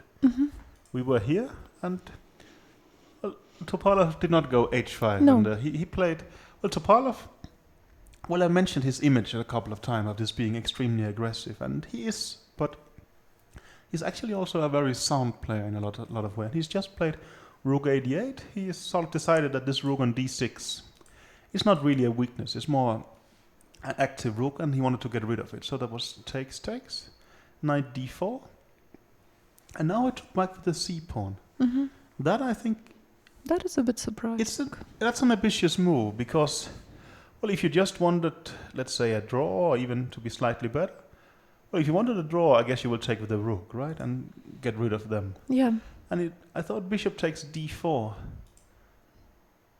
Isn't this a strong bishop? Or it is a very strong bishop. But maybe white can just play a4, b3, king h2, and have the most solid position ever. Yeah, but there is no worry in the world for black either. No, but the point is, after cd4, he's sort of saying that I actually have a protected passed pawn on d4, and my bishop is helping it, while your bishop on g3 is actually out of play. I mean, but this is certainly more ambitious. And I would think that he would say that I will start playing moves like queen e4 and I will put pressure. I also think that his plan must be to put pressure on c4 pawn as well. Let's say rook e2. It's something probably that white should be considering. And then queen c5, for instance. Sure. And queen d3, right? But here, at times I will play a4. Yeah. And c4 is a bit weak. Yeah. It's getting a bit weak. It's getting a bit complicated for white, right? I mean, you can play king h2, but I guess I will take time to also give a bit of air to my king. And it doesn't it feel moderately uncomfortable for white here? Well, of course, d4 pawn isn't... Yeah, it's easy to block it. Yeah, no, of course. But I agree that the bishop on g3 is a bit out of place. I quite like the way, I mean, Topalov is doing things here. He's actually putting some pressure. Or, I mean, this is now again. I glanced at the computer. The computer is actually suggesting this move. I think this could be brilliant. I understand it looks very weird and it's sort of creating a weakness here, but. What I want to do, I want to play b3, I have a rook on d3, and then I'm going to do nothing anymore. And I will just, well, let's say, also put the king on f1, and I'm just going to say fortress. We've just had a tweet from Chess Anyone saying that, that Aronian's position should be holdable, but it's already very hard to play, and that black can put pressure forever. Yeah. That sounds right. I don't think that it's in the... I think it's still... very holdable. I agree. But it's not what he must have been counting for. No, and I think it's going to take some quite hard decisions, because if you just start playing a bit random moves, let's say, well, logical moves, rook e2, queen c5, queen d3, a4, I think things has gotten considerably worse. That's what I meant by maybe a4 is a brilliant move here. It looks very ugly, I would say, but I mean, at least it aims for some kind of fortress that you're going to hold. And, well, in a position like, let's say this, this bishop is also becoming out of play, and you actually have to keep two pieces to defend the d4 pawn. And I think like this, it's most likely he actually played a4. Okay, I think it's a good move simply, and I think that like this, he's gonna hold it. No, a4. I think one should give credit for Aronian for playing such a move because it actually looks very bad. But the idea is that, well, the actual sort of weakness in the position is, the c4. The c4 pawn is the weakness, and you want to be able to defend it solidly with b3. And to be able to defend it solidly with b3, you need that black can never play a4. So this pawn structure we see here is the ideal setup for white. As solid as it gets. Exactly. I think even later, maybe he is hoping that he will go rook d3, f3, bishop f2, and put all his energy against this pawn. And I think we are talking about a positional draw. But a4, I mean, it's not something that looks very impressive. But I mean, I think playing it is actually quite well done by Aronian. It will save him half a point, which is maybe not what he was hoping for. Do you think that he could be still optimistic about his position? No, not really. I mean, okay. I mean, even if you get in, let's say, I'm just going to make a couple of moves. Something like this, f3, king h7, bishop f2. If I stand like this, how are you going to do any harm to the black position, right? I think, no, there is nothing here. I think Aronian will just have to be happy with that, nothing harm is being done to him. Of course, you're playing Topalov, who is capable of breaking down your position, but also his own, and maybe he's having some slight secret hopes like this. But I think generally, he's just happy that he found a good defensive setup, and he's not going to be worse here. No, believe it or not, but Kramnik didn't take on a6. Okay. And we have another draw. Karyakin just made a draw against Andreikin. That is very unexpected. Okay, this surprises me. Of course, he was maybe a bit low on time and such, but still. No, but that's not the kind of position. Yeah. That is surprising, as we thought here. I understand it could be lack of positional understanding from the spectator. Commentators. Cut. I don't know, but I mean, why wouldn't he play on here? Yeah, I mean, isn't white slightly better here? If you can, I think so, and I think the computer also thinks so, and Karyakin really needs to push. I agree with that, well, but also in his tournament situation. He did play an interesting move here, but I mean, is King f5 really a threat to care about? Apparently he thought so. Maybe he thought that, he thought that Andreikin has solved. Yeah, I'm still surprised. Of course, it's not like it spoiled things massively for Karyakin, and Karyakin, well, again, as I spoke about that, Kramnik not winning today is not the real disaster. But if Kramnik wants to have any ambition in this tournament, tomorrow is just a complete must-win situation for him. And so it is for Karyakin. So it is for Karyakin. And Karyakin, he needs to keep within moderate distance. But I think also, before I sort of say anything more about the spectators, let's go to the press conference instead. Let's do that. See you soon.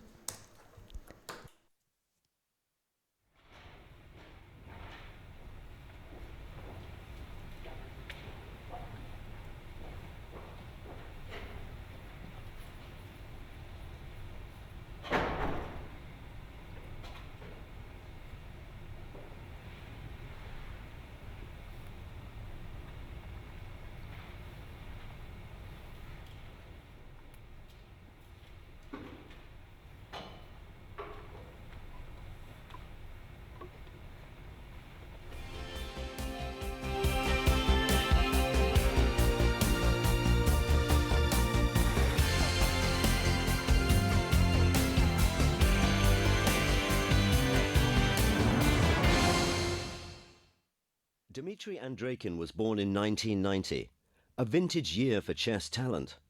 His contemporaries were very strong. Magnus Carlsen, Sergei Karyakin, Ian Nepomniachtchi, Ildar Karulin, Ivan Popov. Nevertheless, Dmitry excelled in this company of stars. More than that, he became one of the leaders of his generation. His junior career peaked when he became world under-20 champion in 2010. In 2012, Dmitry was virtually unbeatable.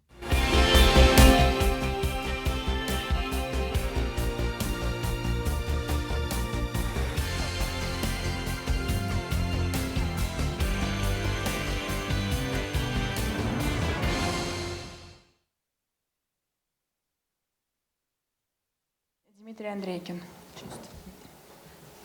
Please tell us about Сергей your сделал game. редкий ход ферзь d3, но учитывая то, что гроссмейстер Касымжанов как раз, наверное, автор этой идеи, тяжело было к нему не подготовиться. Sergei made quite a rare move, Queen d3, but taking into consideration that Rustam Kasimzhanov is his second, so it would be difficult not to be prepared to it. Честно говоря, никогда в жизни не анализировал с Касымжановым эту позицию. I've never analyzed this position with Rustam Kasimzhanov, Ферзь said c7 Sergei. наиболее безопасный ход. Queen c7 is the safest move here. Белый уже обязан пойти ферзь g3, иначе непонятно, что... White is obliged to play Queen g3 here. Взяли. Take. Ну вот эта позиция, по-моему, была в партии... This position was in the game. Не-не-не. Каракин Мамедьяров? No, Нет, it там же было вот Там перестановка. после ферзь d3 он же пошел просто d5, по-моему. He Нет, он played пошел ферзь d5 c7, here. по-моему, ферзь потом c7, взял, да? потом ладья b8 пошел вместо d5. Не вот так казалось. ладья Then b8? Была Shahryar перестановка, played да, вроде? rook А, я b8. даже не помню. Как вот так и I было, don't по-моему. remember, said Sergei. Вот. Ну, f6 хорошая идея, потому что мне надо F6 чуть-чуть is a освободить good свой idea. королевский фланг. Just to make my king side free. Ну, вроде бить надо. Побили. e5 принципиальный ход. E5 is a principal move.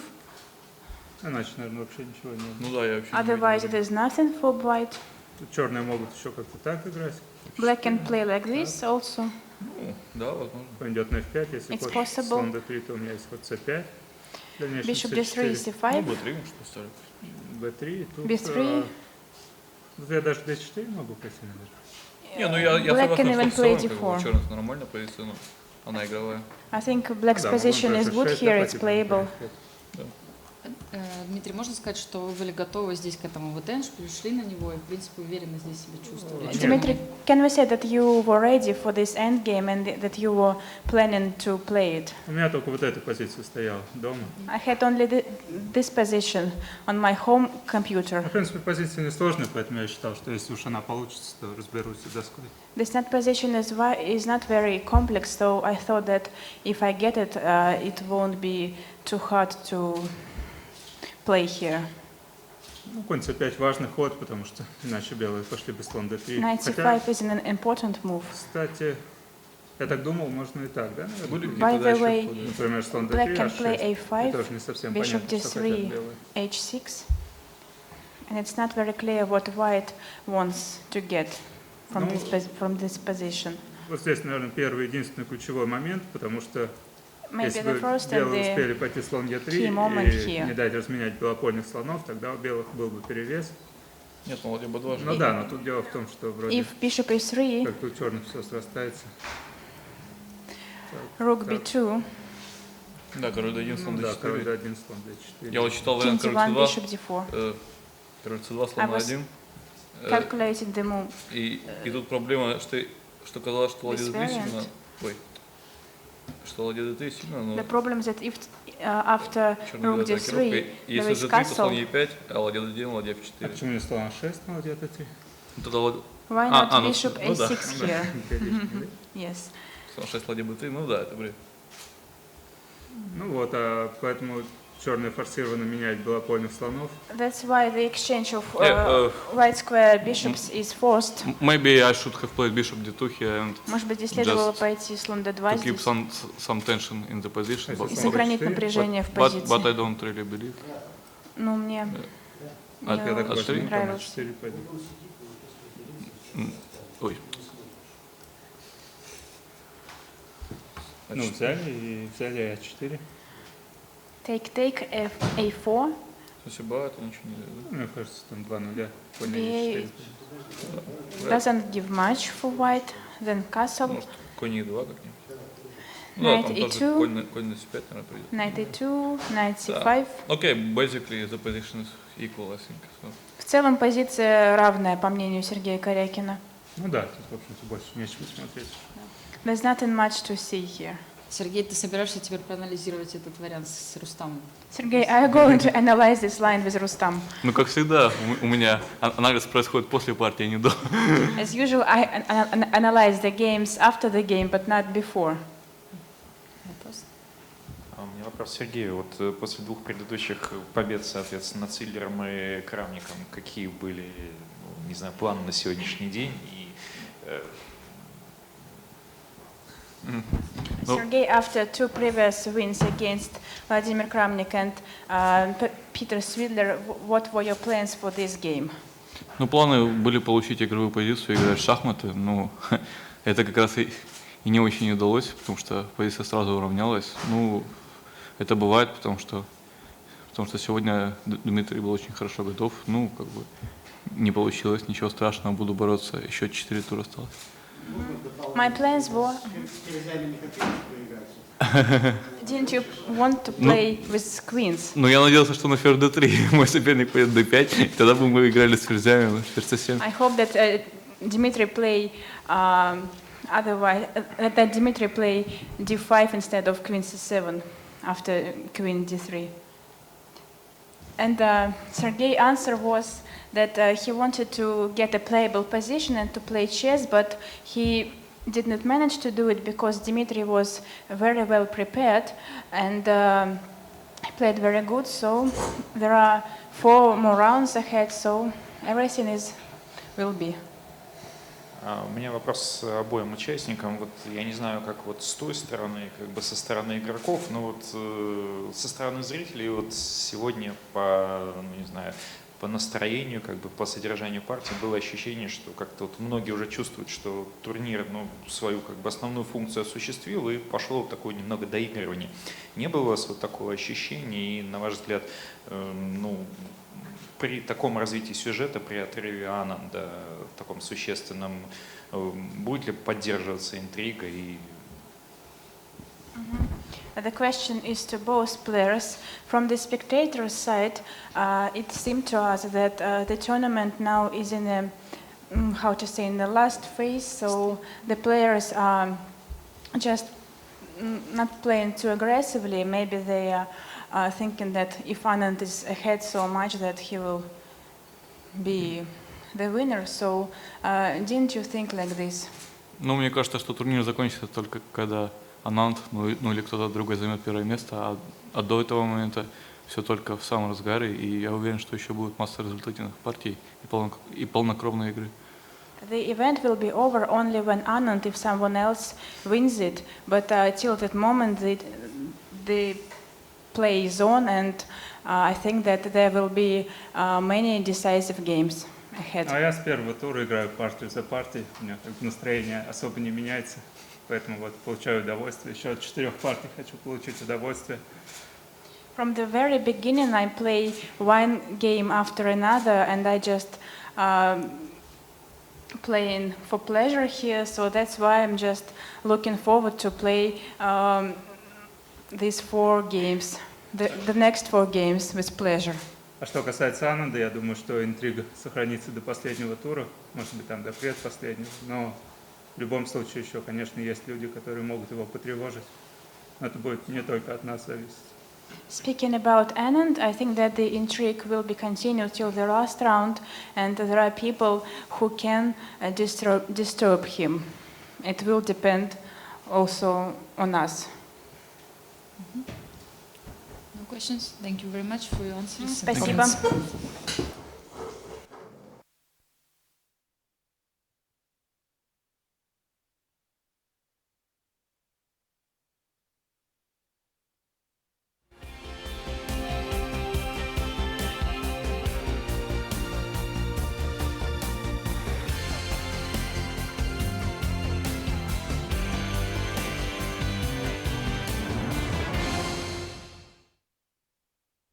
We are back after the press conference, and so far today it seems to be the least fighting round. We have 2 rather short draws, and even though the players have been trying in both of the games. It was still 2 Sicilians, and they ended by a draw by repetition. But I think you are right that we sort of are less than 3 hours into the round, and 2 games already decided. Maybe we have gotten a bit spoiled with action. Yes, something it is like 2 that. Sicilians, so to complain too much is strong. But I think we have some action left, so let's go straight to it, I would say. Let's have a look at the game Kramnik-Svedla, where Kramnik has chosen the most aggressive way to play this position. For a start, he had a chance to exchange on a6, which could have been slightly better for him. Yeah, we sort of thought that actually the ending, after all, was slightly better for Kramnik. But Kramnik, he kept the queens on, and he found an interesting attacking plan. Queen d2. And Svidler played the move rook ac8, and I think Svidler, at this point, is still thinking that, well, it's going to be a rather positional battle, and he wanted to sort of do something in the c line. But Kramnik has lashed out with the interesting move, knight to g5. Attacking right away the weakness on e6. Well, Kramnik seems to think it's a weakness. I'm not sure Svidler agrees. And Svidler has defended it with rook c8. And this is... Well, the idea here, the point is that White has some interesting options like e4 at times. I'm not sure, well, not at this point. Because even this move at first sight might look tempting, attacking both the rook and the knight, but well, knight d8 saves White. Or queen c8 even, but queen c8. But this tactic is sort of a bit in the air. And you think Kramnik actually is just doing it positional? He's saying that this is the way I get in f4, and after this I'm going to retreat my knight, and again I'm going to have these 2 squares at my disposal. f4, of course, is a very interesting option, but I don't think that he can hope for a lot in these positions after f4. I mean, he would put the knight back on f3. He will say that the black rooks are not optimally placed, but I agree with you. It's not really a lot. It's not a lot. But how do you, get going here then? Well, it's not, maybe the position doesn't allow that. Simply, black. What about black is quite thinking fine that here. He needs to break down this black pawn. So we have to play c4. So let's get the bishop out of the way like this. I would consider h6 first, and then bringing the queen over. Okay, let's put it here. Of course, now c4 is already a threat. That's what I thought. You would and argue. Somehow, maybe, will you do rook to d8? For instance. Well, but... No, actually, this is pretty bad because of queen c3. Sorry. Well, queen c3, there is queen b7. Oh, yeah, that's right. But bishop takes g7 could be a nice move. If it takes here, I think the check on c3 will fork the knight and the king. Yeah. So it's going to be interesting. How will Kramnik approach this? Is he going to... if he doesn't go f4 here, if he plays f4 here, he's going for a rather slow battle and hoping for some moderate structural sort of advantage. He could also choose more actively with bishop b2 and hope that c4 will undermine. And to be honest, I think he's a bit better here. Well, the computer says 0.2, which is nothing special, but he has some interesting ideas in this position. And half an hour left each for 19 moves. It has potential to be a rather interesting game, I would say. But definitely, yes. They could be both in time trouble if they continue. Well, so far they seem to be really thinking about each and every of their moves quite hard. It's a difficult position, and we almost saw a move from Kramnik. Yeah, it seems like he should move soon. Yeah. But do you think he will play f4?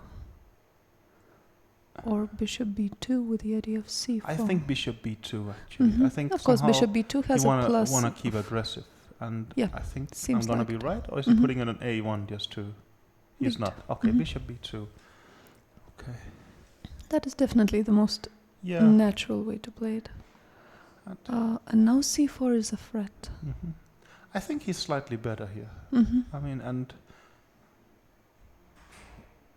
I think it's because c4 is just a good way of breaking down the structure. And I know you really like the Dutch, but I think I will quote Arthur Yusupov that the Dutch is a really nice opening if the pawn could just be on f7. f5 is weakening his position a bit here. So knight h6 has been played and knight f3. And just to remind you and also to alert Swittler. Bishop takes g7 is a threat in this position. So, but so is c4. How are you actually defending against both? Well, I think that maybe he will just go back to c8 to defend the knight. But in case of c4, he could just do something like knight b4 maybe, and still be comfortable. Even maybe bishop b4. Or bishop b4 is also, bishop b4 of course is a very good move, yes. What about being positionally aggressive and play something like b5? How would that be? Is that a good move? It's a scary move to make, of course. Yeah, but also, I mean, you don't want to just sit there and wait till they do something aggressive too. Actually, Cmilyte hasn't gone back to f3. And there is indeed, well, there's a sacrifice on e6, but that's more a loss. So maybe he's thinking actually in this direction, and the knight could jump to f4. Isn't that actually quite logical? That's an option, of course, but to me it looks... But from f4, it's also eyeing a square on g6. What about, you're not afraid of bishop e5 and just... bishop e5. Just exchanging this bishop, which puts and so much saying, pressure. Like after this, knight f4, actually... I'll just play queen b7 and claim that I'm completely fine. Things are not too bad for you here, I agree. No, I think that this bishop on b2 is very annoying for black. Yeah, so he just played knight f3. He went back to f3. And I think Swittler could be considering the move b5 here. Unless, and is something... No, the players we see the arbiters there. I think, well, you will know better because you've played more official tournaments than me, but I think the arbiters are keeping a clock on the sort of an eye on the clock times, simply in the case of, I mean, it is electronical clocks, and there can be mistakes. And should the clocks, go out of battery or something like this, then they have, at least they can restore it till a certain point. Yeah, I think okay, that's actually a ridiculously bad argument because we have the clock chimes right here, so it's not going to be very... No, but this is simply the rule. The arbiters, I think, every half an hour, maybe they pass by all the games in such events like... It makes no sense, we have it on video. I mean... That's but true. But maybe, actually maybe, I don't know if the rules is like in football. For instance, in football, you cannot look at the video afterwards. I think that in chess you can just go and look at the video, but... I would guess so. That, we would have to... Some lawyers would have to tweet us to clarify that. But normally the arbiters just write down how many moves have been made and what was the last move and how much time is left. Maybe also it's good for the arbiters. For instance, when I'm playing games myself, I would write down clock times every 5 moves. And it's not because I'm using it to analyze anything afterwards. It's just, I think it reminds myself of now you're getting into time trouble and now you're playing too quickly. So maybe they simply, they need to stay a bit in touch with the games like this. Yeah, I think so. Okay, so right now the players are both on 28 minutes. And I think an interesting position, but I still think the verdict stands that slightly better for Cmilyte. Yeah, b5 is an interesting chance as well. But there was something I do dislike a bit with it, that let's say after take, maybe a move like rook a1, and this could be a bit of a weakness, and I still think white is slightly more comfortable. Okay, Cmilyte is doing it very... bishop to b4. Very simply. I think his idea is, now he will provoke c3. This is pretty clear. And after c3, he will just put his bishop either to c5 or to e7 maybe, even more... You're saying that we keep... But how about a move like c4 here? And after d takes? There's no queen d7? I think Cmilyte could have missed this tactic. Because queen d7 here is, as far as I can see, threatening... Well, primarily No, but not a problem, as he will put his bishop on e7 instead of c5. Sure. I think his point would be to put the bishop on e7 now. But I can still go c4. You think you can take it? No, I think here I will definitely. And if you take it and I play, let's say, queen to e2, I could even consider taking back here, because should you take on c4, I think I would have a move like rook c1. Okay. But you think that there will just be... Well, we will see it. We might simply see it very soon, as he just played bishop e7, and c4 indeed looks like a logical continuation. Well, the great thing about what Swittler has done is that, well, he's forced Cmilyte to play the move c3, And of course, this bishop, you don't want to have it standing there for forever. So I mean, I think that's gonna be c4. Yes. Oh, now they're suddenly playing very quickly. It is quite obvious, apparently, for both of them. I thought you were about to say they play very well because they play the moves. No, I think that. I wouldn't dare saying that. No. But I still think he's. He's in some strategic trouble. You mean Svidler? Svidler, yeah. I mean, let's take on c4. Even something like rook c1, isn't that a move? And I mean, if I get to take back on c4 without any damage done, I should be better. Okay, it's true. They've really changed speed. Everything is very clear to both of them. Yeah. Apparently. Kramnik seems to be slightly better, I think, but probably there's nothing. After rook c1, would you play b5 just to get exchanges going? Maybe it's actually rather safe. Let's say takes, rook c4. Okay, he just played rook c1. Yeah. For me, it still looks unpleasant. I mean, this pawn on f5, it's creating weaknesses. You think it's too little, maybe, but I think he's in a bit of trouble here. Nothing too serious, but still. Something like knight b4 I would consider. And okay, rook takes c4. And then, okay, it would be good to find some. Maybe you poke the queen, and after queen e2, you can go back. But I mean, it's not a lot, I think. No, it really isn't. But it's a bit. I think it's not going to be easy. And of course, it would be nicer to have the pawn on f7. You have a weak pawn on e6. Yeah. There's also a square on c6, and it is white who has the c line here. I think it is just plainly unpleasant for Svidler and no upside at all. But of course, if he defends it reasonably well, it should be a draw. But I mean, this time Svidler's provocation has not really paid off as far as I see it. Or maybe maybe he got outplayed a bit in a sort of this knight g5 position. by Kramnik was an interesting idea. Quite. Okay, it could be a bit unpleasant for Svidler. I agree with you, and probably we should have a look at the other game. Let's go to the other game. Aronian Topalov, where black is slightly better still.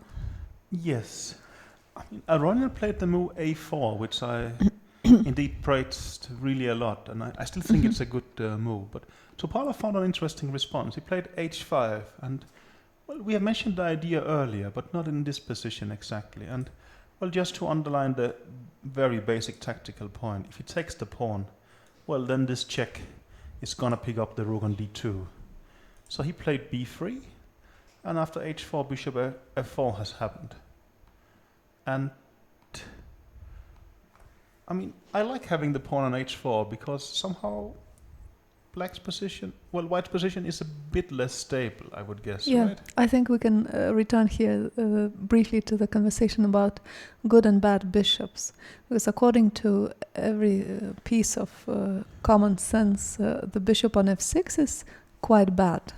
There are, the d4, the a5, the h4 are all blocked on black squares. But in reality, it is the bishop f4 which is a really bad piece, as it is really a very it has a very limited amount of available squares, and it is a big liability for white's position. I quoted it earlier, but there is this famous quote by Mihai Zuba, I think former Romanian, and now is he still Romanian or English? I'm actually not sure. No, I think Romanian. Okay. Yeah. I thought he moved to England, but anyway, he said that sort of it's bad bishops protecting good pawns, and I think this is quite the essence here. That it's true that the bishop on f6 is just shooting into his own pawns, but the d pawn is actually the important factor in this position, and somehow, it looks passive, but it's actually keeping some very important assets of the black position, sort of. And now he's just played g5. Okay. Wow. Yeah, that is quite a move. I wanted to say that I thought queen e4 with the idea of d3 was logical, but Now, g5 is a very double-edged and risky move, and the main point is that it allows rook e2, while something like rook e8 could get the same thing, but without allowing rook e2. So I'm not sure if that's not a blunder. Well, not a blunder is too strong, but somehow we spoke about rook e8 felt it earlier better. also, that, I mean, if Topalov does nothing, I mean, there's no chance Aronian can win this game, but Topalov is definitely going to do something, and he just did, right? Yeah, g5 is a very, very ambitious move. That is clear. Let's just say that we don't use any of the tactical options, but we go to h2. You think rook e8 would be the response? Yeah, I think rook e8 definitely would be the response, yes. But then you can defend solidly with king f1, right? That's something you would have to do, yes. Yeah. And even here, well, it's not obvious that g5 achieves anything. I mean, white has the, I mean, indeed not that impressive looking plan, but still f3, bishop g1, and you start eyeing this pawn, and you could start running a bit out of steam. Yeah, but I don't think, on the other hand, g5 doesn't spoil anything so much as you can always play king g7 and you can protect this pawn. g5 is still not a problem, but what about rook e2? What is his plan rook here? E2? I mean, it's also getting a bit out of hand, as d3 next would be... Yeah, but it's very concrete. I mean, let me go to c5. I would also consider here, but I'm not sure bishop d2, if you can do... I thought bishop e5. But I think bishop d2 maybe is unpleasant. Okay, so let's say queen c5. Now I'm getting my d pawn forward. Yeah, I can see your point. Yeah, that must be his point as well, yes. I think he's aiming for something like this, but he's... Of course he's playing with fire here, but... It's becoming now very double-edged, instead of being just slightly, very comfortably better for black. I think Aronian sort of is a bit excited right now because, well, this game didn't really develop the way he wanted to, and he sort of had 0 winning chances. But now he gets a complicated struggle, and of course it can go wrong, but he can also, and you can see he's played rook e2. Yes. So he evaluates this, he wants to allow d3.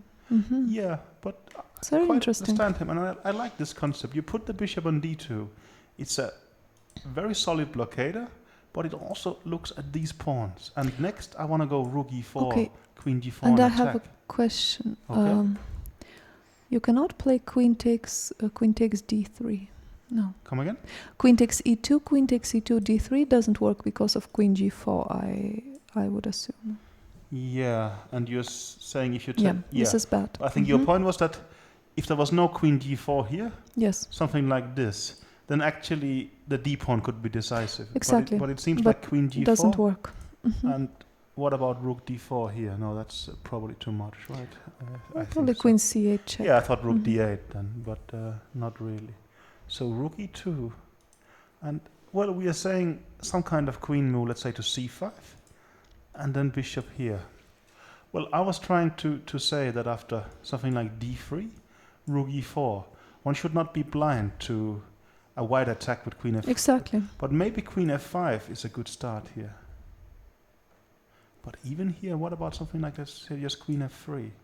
And if queen goes off, I mean, he does have weak pawns, and my king is going to go in this direction.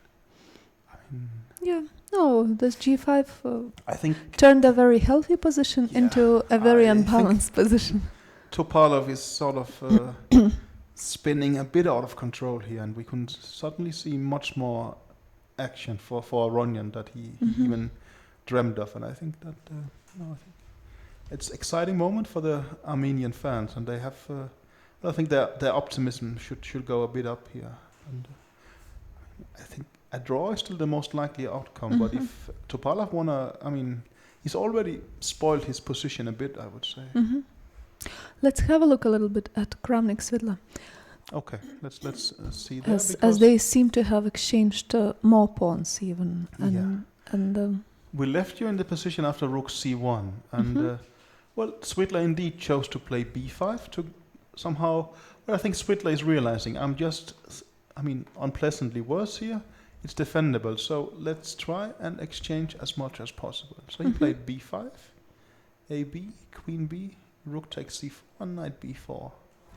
And I think Svidler will more or less say that I have a weak pawn on f5, but I'm going to position my bishop on f6. I will exchange a pair of bishops, and I'm slightly worse. I think that But I can make Svidler is now more in trouble than ever, actually. Okay. And that's based on rook c7. How is it that you're going to react to that?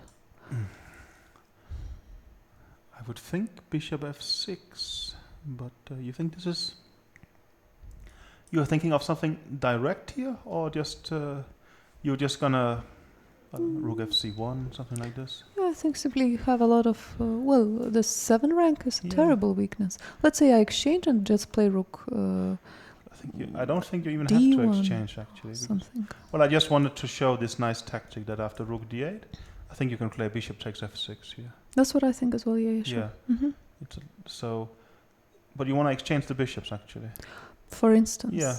Well, you could even take, and maybe now you want this move, intending queen to d7. Mm-hmm. For instance, this looks not pleasant for black. No, I still think that black can defend, but it's unpleasantly worse. And I mean, the practical factors are quite in white's favor, I would say. The point is that I think with b5, having played b5, black, it's true, he swaps down one more pair of pawns. But instead he's not in time to exchange any rooks. And that's not in his favor at all, as the attack on the 7th rank could be unpleasant. Yeah. So I'm not sure this is done in the optimal way by Svidler. No, it's clear that things has not gone the way he hoped for, obviously, in this game. I mean, well, he did try to provoke, and I think maybe he got quite a nice position. He did, I think.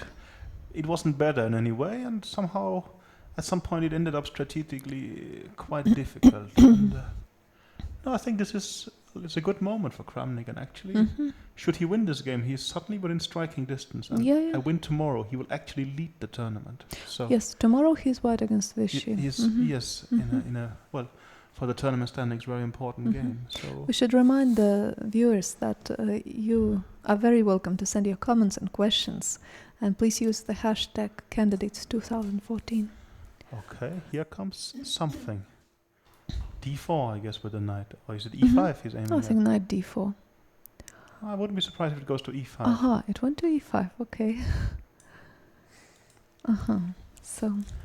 Well, I think knight d4 would be aiming at, of course, the e6 pawn and the queen. But like this, he's sort of going for g6 or maybe even d7 or c6. And somehow it keeps...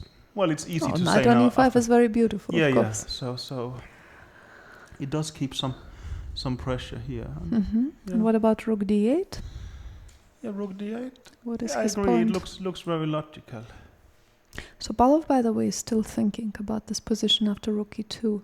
Could it be something that he missed? It sounds likely that he simply... missed rook e2. Rook e2, but I think he's quite consequently tried to make this bishop a bad one. And I think now, by just one move, he's made it a very useful piece and even weakened his own king position. And I mean, he has every reason to be a bit upset with himself, I would say.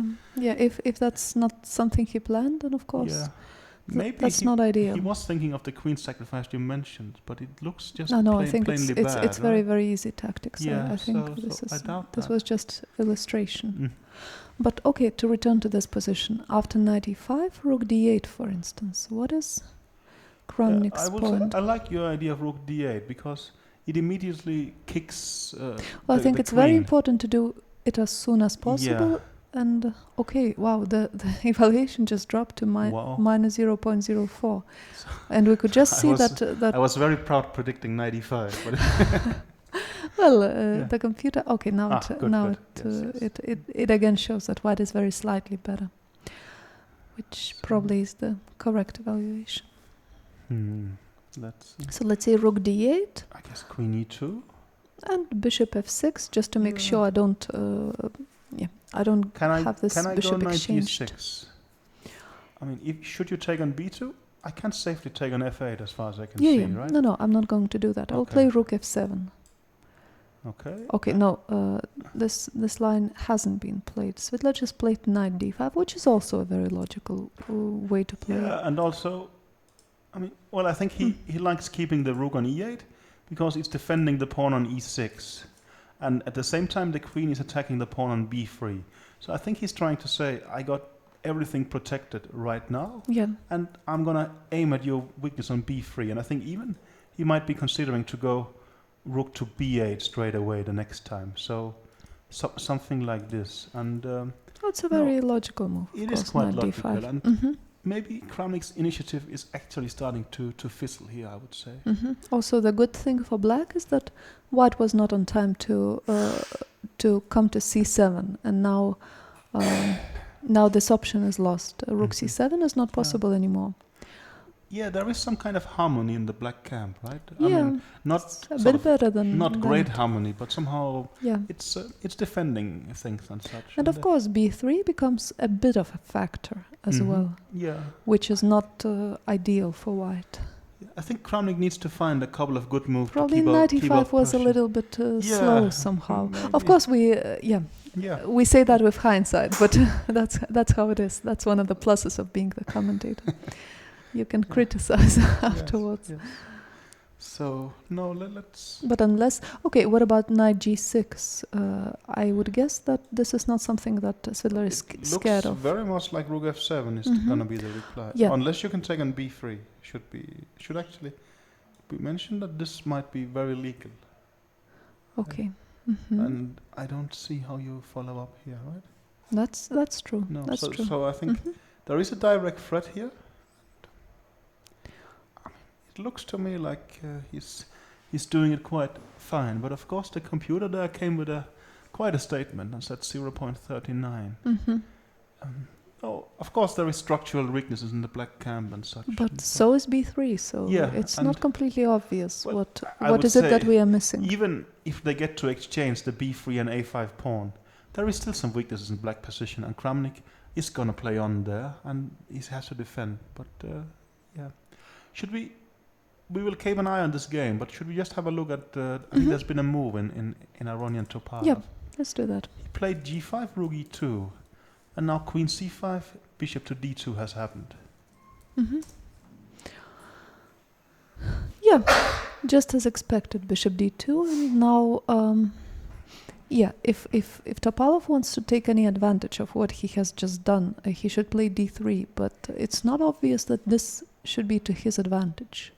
Playing d3, so he could also something like queen f5. I kind of like queen f5 straight away. Yeah, yes, that is. Queen f5 is a stable move, and should you start thinking about security as black, this would feel like a natural move. And it could even be threatening to put the queen on d3. I would at times, yes. How will you reply to queen f5? And even I would say that it could be threatening g4 at times.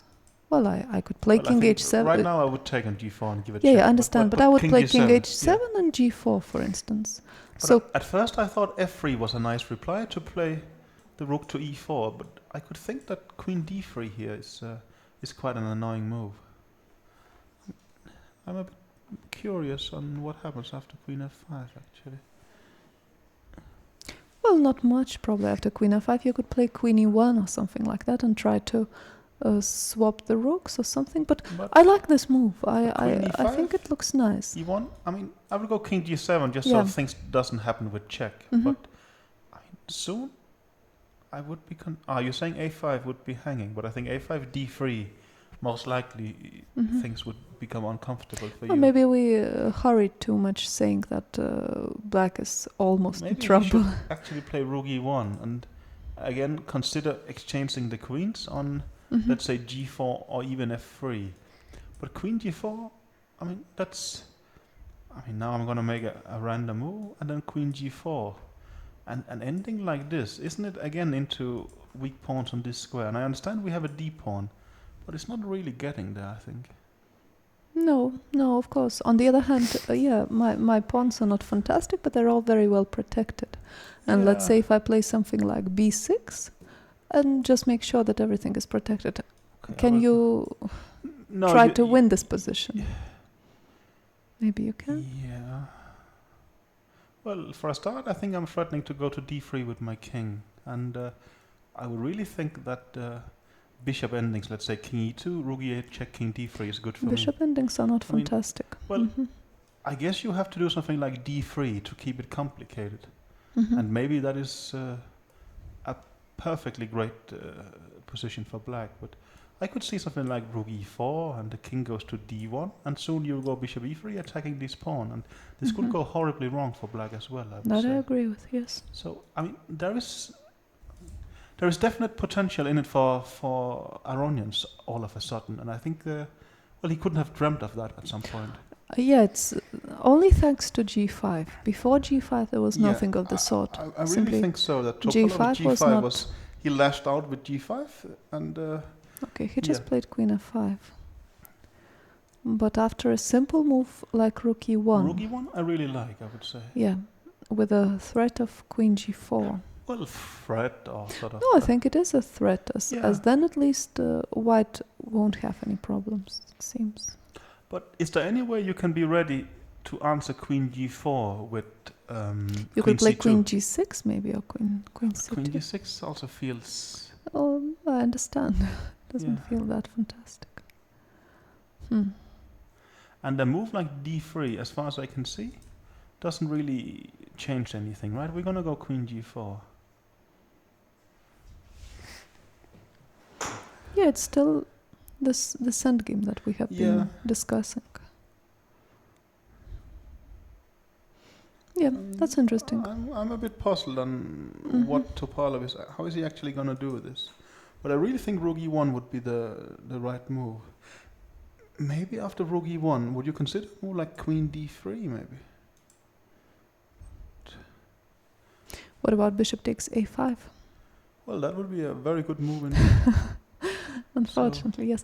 No, I think maybe b6 is something that is very prophylactic. But again, queen g4 and well, he's not worse. He had a stupid bishop, right? I mean, let's say instead here. Okay, maybe just there is... rook e8 here. Rook e8 would... Yeah, you're going to play king f1 and rook e2 is still coming, actually. So, I mean, you think actually Aronian is was thinking ambitiously already here? No, I wouldn't think so. I think he was being realistic, but...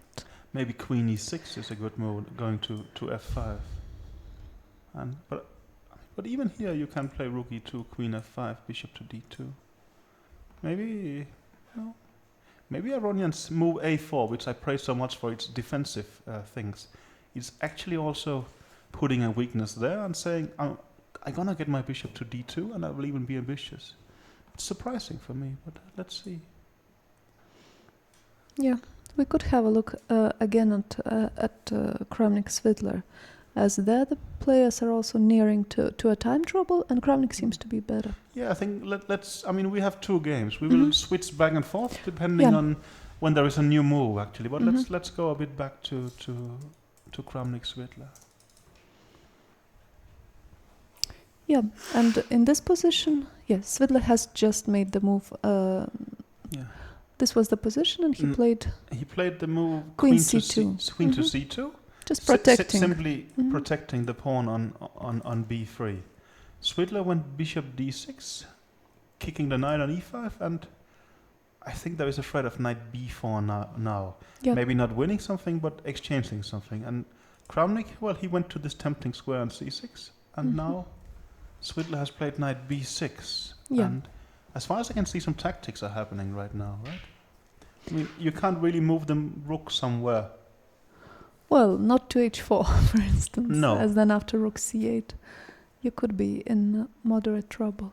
So maybe actually Kramnik has to play knight d4 attacking the queen. Isn't that what's coming? I think so. He seems to be reaching for the knight. No, he's reaching for the rook. Okay. That is a bit surprising. Wow, he's played rook d4. Rook d4. But rook d4 is not a very good move. Fantastic. Bishop takes h2. Wow. He just blundered bishop takes h2. Well, or it's there is some compensation, but let's see here. Bishop takes h2. There's a rook hanging on f1. Okay, king h2. Queen takes f1. What happens here? What happens here? I mean... No, he can't come to d7, so he doesn't have any obvious way to... He can, of course, take the a5 pawn. But I mean, that is not gonna... You really think that... But okay. But it looks like a blunder. So you're saying this is not a sacrifice, it's a blunder. I really think so, but it's also quite an obvious blunder. What about... No, let's see how Svidler does it. This is... Okay, well, Kramnik hasn't been playing very well in the last rounds, but this is... This is quite a shocking development, I would say. Mm-hmm. Wow. I mean, Svidler's game has been very wild and enterprising, and it doesn't seem to stop, to put it mild. Well, here it's not exactly because of his but play. Also, after rook d4, does he have a choice? I mean, this is... So Kramnik, maybe Kramnik thinks he has to play knight d5. Because the bishop on d6, he would rather not move away with. Well, I think we will see if Svidler takes his time, then he almost sees a smile on h2. Svidler's face, isn't there? No, I think we should leave him a bit. Maybe he should just look at the board for once and see that there is something. Svidler has spotted this trick. You think so? Yes, and I think he's trying to make sure that he's not the one being caught here. Yeah. But we think it's not... You really think that Svidler sees it? Yeah, I think he has seen bishop takes h2 here. Okay. Well, sometimes how it happens even on the highest level, there is this case of mutual blindness. Sometimes if even one by player... commentators, yes. Well, by commentators for sure, but even by very strong players, if one player doesn't see something... No, but I think Svidler has spotted it, but he also understands that, he is discoordinated. And for instance, we look at the diagram position, that will be the resulting position. There could be a move like queen c5, where it seems to me you can take on f2 and such. He really has to figure out how good is this for me. But I think he has seen it. But I think also just No. I think of course he should give it some time. But should he take on h2 and should it work? Svidler's situation in the tournament was tough by now, but it could make his mood better at least. Or much worse. It depends on. It depends on the on the outcome. No, but but I don't see a sort of a way to follow through, and also the knight, I guess, will jump to d5, and you can also argue that he's taken on h2. He took on h2. That is so far the shock of the day. Yeah, but also the shock is Kramnik shocked? I think he's seen it immediately after he played rook d4. Okay. That would be my hunch. But he hasn't... Is he at the board? Yeah, he just came back. Mm-hmm. Okay, so he's gonna take it, and queen f1. But this is a blunder, there's no doubt about that. I would really think so, yes. There is no good way for him to proceed now. No, he's not exactly lost. If queen c5, you're just gonna take on f2, I guess. Yeah, there's nothing. You could also play knight d5. But but if you can take on f2, just do it. Yeah. Then, of course. Queen f2, the point is that it's hitting the bishop on b2. Mm-hmm. Wow. This is... so let's say Kramnik will have to try to minimize the damage. Should he just take on a5? your pure exchange down, but maybe you will argue that there is... some kind of positional compensation in around this is of course horrible for Kramnik. This is just... it's not going to be that easy for Svidler winning it, but of course it's a pretty horrible. But let's say he simply plays knight d5 with most direct moves. Knight d5, and he wants to put his knight to f6 and then bring it over to g4. You're saying like this is coming. Yeah, and this something one like is gonna that. Be in And the king is just horrible and. Well, I think, you're right. This is just a pure blunder from Kramnik. It's not like he has seen something here. He simply hung material. So, wow. Well, the evaluation could actually be worse for him in this situation. Well, I think it goes to show that it's not completely lost yet, and he's not going to resign here. No, not at all. I not. think he will play on. But that bodes very badly for his chances for fighting in this tournament, I think. Yeah, I think also a problem for Kramnik is that, he has actually, he's blundered things in this tournament. Mm-hmm. And, let's say that his last game before the FIDE against Karyakin, that was a terrible blunder on move 8. And Well, this one is quite similar. He's done something where, I mean, he's changing a quite nice position into something that's probably objectively just lost. Mhm. And That's true. I mean, No, it's also he- it is always a pity to see something that completely disturbs the logic of the Yeah. game out of sudden. yeah, and I think what you're saying is Kramnik is excellently prepared in the opening with nice ideas, and he has sort of a grand concept at times, but he's actually missing tactical points. And I think also, chess is a game and a sport, and I mean you also need this factor in some sense. Right? Very And much then, so. but- The best of the But look at preparation. the engine. It's actually it's below -1, and Yeah. at the board you can see black has an extra exchange and an extra pawn. We should be +3 if I remember correctly. Chess Classic is writing, did Kramnik really miss bishop takes h2? Yeah, we really think so. He missed it. It's clear from his reaction, and also it's not the kind of Yeah, Chess Classic is, I think, a very famous chess organizer in Germany. I think it's Hans Walter Schmidt who made the Chess Classic for a number of years, and also, I think he's been part of Anand's delegation. I think, as long back as at least Mexico 2007. I remember we were there. But together. maybe even before. Right? I think he's known Vichy for really a lot of years, especially due to this tournament and such. So this is the tournament in Mainz. I know for a fact that very many players miss it a lot. It used to be one of the most interesting ones. We mentioned that Hans Walter Schmidt is a very good friend of Anand, but also Kramnik has played his tournament a lot. So I think most top players are very good friends with the Chess Classic team. So it's nice to hear from you. Okay, let's see. Kramnik is thinking quite hard here.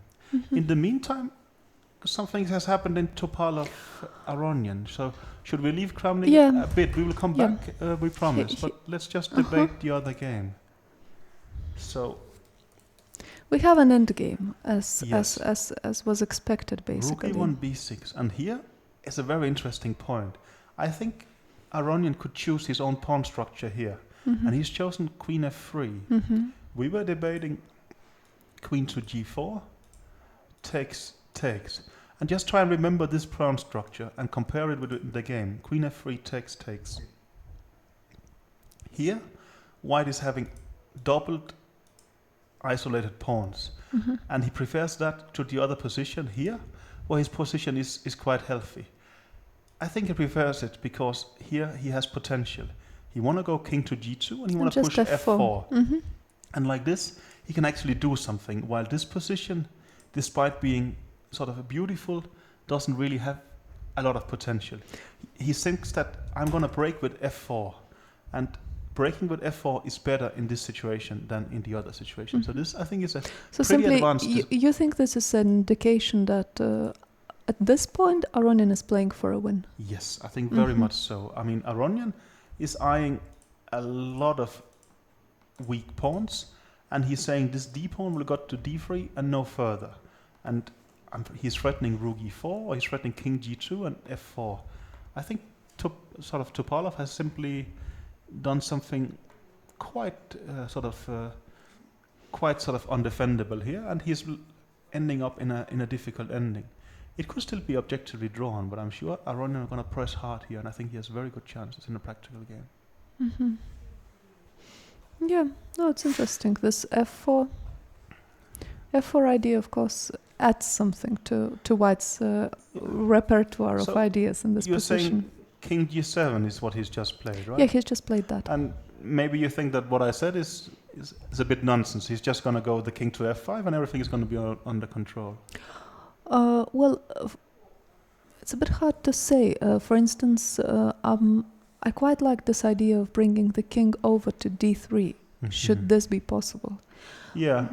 But right now, my question is, maybe it's easier to play. He did it at least. Maybe it's easier for black to play the position with exchanged rooks as. So what you're trying to say is king g6. Well, if I'm very afraid of exchanging rooks, I could do something else. But your principal line is king d3. I'm wondering about this line. Yes. Here, rook e1, bishop e1. But couldn't this just be a lost ending? It could, because I think I must be threatening c5 now. Yeah, c5 is of course a huge threat too. King f5? King f5, but isn't c5 huge here? I'm going to create an outside pass. But what about b takes? Let's say very concretely. Yeah. You take and I play king f4. I was sort of Or maybe pinning my bishop hopes on c7. that I Yeah, will get I a can queen. see that. Yeah, that's And, true. Here white is winning. I think so. Yeah, no, that's impossible. Which means that Topalov has to keep his rook. But This is crucial for him. I think also it's a very difficult position for Topalov to play here. No, this is not good what he just did. No, I think he's done He something had such a good position. very, very irresponsible. Okay, let's go back. I think still here we what we see is an end game, but in the other game in Kramnik has Cmilyte, played queen c3, and that has a very it seems he's hoping that Cmilyte will return the favor. something like that. Yes. Cmilyte has just made a move, and that move was rook f6, and that is a solid move. yeah, but it's not only solid. I mean, it's blocking this diagonal, but it's also doing it in an aggressive manner because rook g6 next could happen. And I think actually Kramnik is about to lose this game, to be honest. Okay, maybe actually rook f6 was very, very strong, as now after rook g6. Well, I think this setup with the rook on g6 is just exactly what black would like. And I mean, that is sort of now combining... He doesn't even have time to take on a5. I think he's just dead lost now, Kramnik. He's really... I mean, turned... Okay, yeah, he's just turned a comfortably better position, a position which was practically very difficult for Cmilyte to play into a lost one. Into a lost one, yes. Because now, of course, f2 is also hanging. Everything is hanging. Yeah, and I think basically the rook on g6, it will come... I mean, with tempo, it's going to attack the pawn on g2, and it will create perfect safety for the black king. Yeah. Then he's just material up. And also remember, as soon as there's no mate on g7, knight d5 will come with tempo attacking the queen here, right? Also, queen c3 wasn't the best queen chance. was I mean, just a one-move threat, basically. And yeah. I mean, if he took on a5, I think he could fight on a bit. Now, as far as I can see, he's just strategically, well, not strategically, materially lost, also strategically. But yeah. So this is... no, that's a nightmare scenario coming true for Kramnik, because basically... he just played knight e5. He's also... Well, he's also down to little time as well, but that's probably the least of his problems at the moment. Yeah, I think also the more time you have to look at your position here, the worse you will start feeling. Actually. That's true. So he should just try something. Aronian has played the move rook e4, so he's not going for this endgame. The bishop ending. Well, the bishop ending, but let's keep our eyes here a bit, because this could be finished very soon. Now the question is queen takes f2. Queen takes f2. What about that? It's hard to see how is he actually going to do anything against this. But well, knight e5 at least stopped the sort of rook g6. Yeah, yes, but, clearly. But the position maybe he's is hoping for queen c7 next. But I think knight d5 knight is always going to be a exists, reply. yes, and just he's hoping maybe queen c6. Let's say what happens. Let's just have a look at this line. Queen takes f2. And queen c6 now. Queen c6, not queen c7. Yeah, this is hitting two things at the same time. Yeah. So a bit of, but also. But okay, the bishop on b2. Right? Yes, that's right. So if you just place. Maybe you can just play like this. I would think.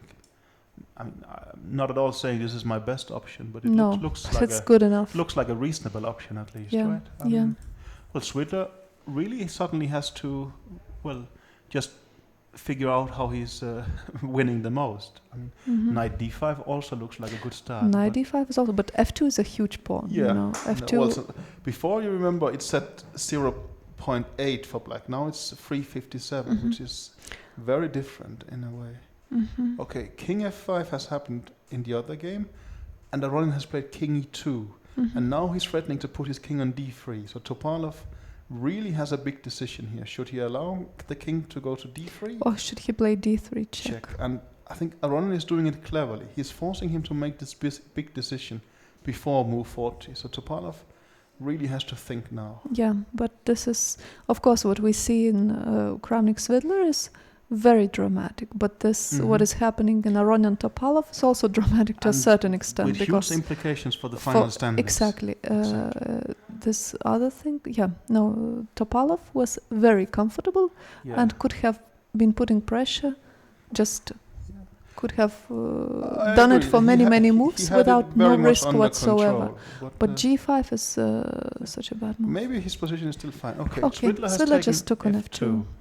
And this, well, as far as we can see, it's resignable, basically. Yes. It is. It is very, very bad. Yeah. Wow, this is. No, if you remember back to the sort of the first leg of this tournament, well, Cmilyte made a spectacular save against Svidler after actually having a very tough game. But I mean, that was half a point. This one is not exactly a full point, but still, it's. No, well, at least he's giving back what he. Yeah, I think at least. Of course, Svidler probably rather would have had the half point before, because then the next round he kept gambling and lost to Aronian. But okay, that's really becoming speculations. But Rook F4, it's a nice move. It threatens the queen and keeps a bit of pressure. But of course, well, Queen E2 is the only move. But he's actually taking his time for that one. Yeah, Mark Crowther is tweeting, Cmilyte seems to have completely collapsed. Yes, Svidler gets his first gift of the event after handing them out. That's a very good point. Svidler has handed out, well, he's been unlucky in very many games. No, I think, but to be slightly fair, not actually against Topalov, he was in huge trouble after the opening, but he won. Yeah, but generally, I very much agree with Mark Crowther. Mark Crowther is the editor of the Week in Chess, which has been an internet magazine for almost 20 years. It had its 1000th anniversary of Jubilee, and I think that a lot of not only top players but amateurs every week is downloading the game collection from the Week in Chess made by Mark Crowther. And so okay, it's a bit surprising that Svidler just went away. he is after all. Well, it's his move, right? Yeah. But after Rook F4. No, he's walking around. This is, I will say, odd. But I mean, I can explain a lot. Maybe he's made a move and we haven't gotten it. No, he didn't notice. And now he's back, yes. Okay. That is, we are really focused if you don't sort of... but Queen E2 is the only move, that's the point. He has less than 8 minutes for 5 moves, but... Queen E2 is what he should do and what he will do now. Okay, Queen E2 he played. So... Okay, actually, Topalov did play D3 check, and after King D1, he's put his bishop on D4 with the concrete threat of taking on F2. So actually, there is also something very sort of definite happening there. But I really think that we should stay on this game. I agree. The other one will take a while still. Well, I'm not 100% sure, but let's... You think it could be a draw quickly? I could see some drawing potential there, but... actually not completely sure which move he should make here. Anyway, let's focus on sort of on Cmilyte here. But he has less than 5 minutes, and he has a horrible position. There's nothing to do here. I would say Queen E2 is just. That is true. No, this is quite a turn of events. But would you say that these blunders that we see here, and we've seen by now quite some of them, is it because the players are simply? Well, it's because there's huge pressure that in the first leg, in the first round of this tournament, the players were still managing to. I think. The stress takes its toll. Also, you have to prepare a lot, and also there's been a lot of fighting games and things like this, and I think also, it's tough to play perfect chess, have good preparation, and very little rest in some sense. I think it's great. It's a sporting event, and I would rather see mistakes than I will see sort of very purified chess in that sense. But no, I think nothing too spectacular is happening, and to say that the quality here is low, I'm not sure anyone has said that, but I'm just sort of going along with that argument is makes very little sense. I think we've also seen a lot of very spectacular games where where players really impressed with what they found at the board. We have actually seen very few games that didn't become games, in the sense that players are actually managing to create something. You see often, very little is going to happen straight away out of the opening, but here they're actually managing to create interesting games, sometimes with some dubious opening ideas with white, sometimes with some strange ideas, and sometimes with the Dutch. I mean, well, a bit back and forth. But Yeah. I mean, normally you would see quite some games almost not becoming games because black has some good preparation and the game being a draw. But I think we've seen a lot of interesting chess in this tournament. And, well, I mean, if they have to start thinking at move 4, which they more or less did today, Yeah. and this is round 10, I mean, if we also want them to play perfect chess, okay, I think we're asking too much, right? And No, but also what we should remember and keep in mind is that the players have been preparing very hard. And so many forced lines, so many opening preparation, we don't even see here. No, for sure. We don't see at the board, but they still do all of this enormous work every day before each round. Also, well, I mean, they have been, well, preparing also physically and such. I mean, well, if you look at some of the players, they have, for instance, lost weight and seem to be in very good physical shape and such. I mean, that's how you prepare for a tournament like this. But even though you're going to be tired, but that's like, well, any sporting event is like this, I think. So, let's see. Okay, so Kramnik just played rook f3, and now Svidler has a lot of nice moves, but maybe the most direct of them is rook c8, as it has a very clear... One can argue Kramnik has got a good job of not dropping further material, but he's already dropped more than enough. Yeah, exactly. He's dropped so much that he's completely lost. Yeah. I think his hope is that he wants to take the rook to g3 and then somehow a knight jump somewhere and hoping that, well, there will be some activity towards g7.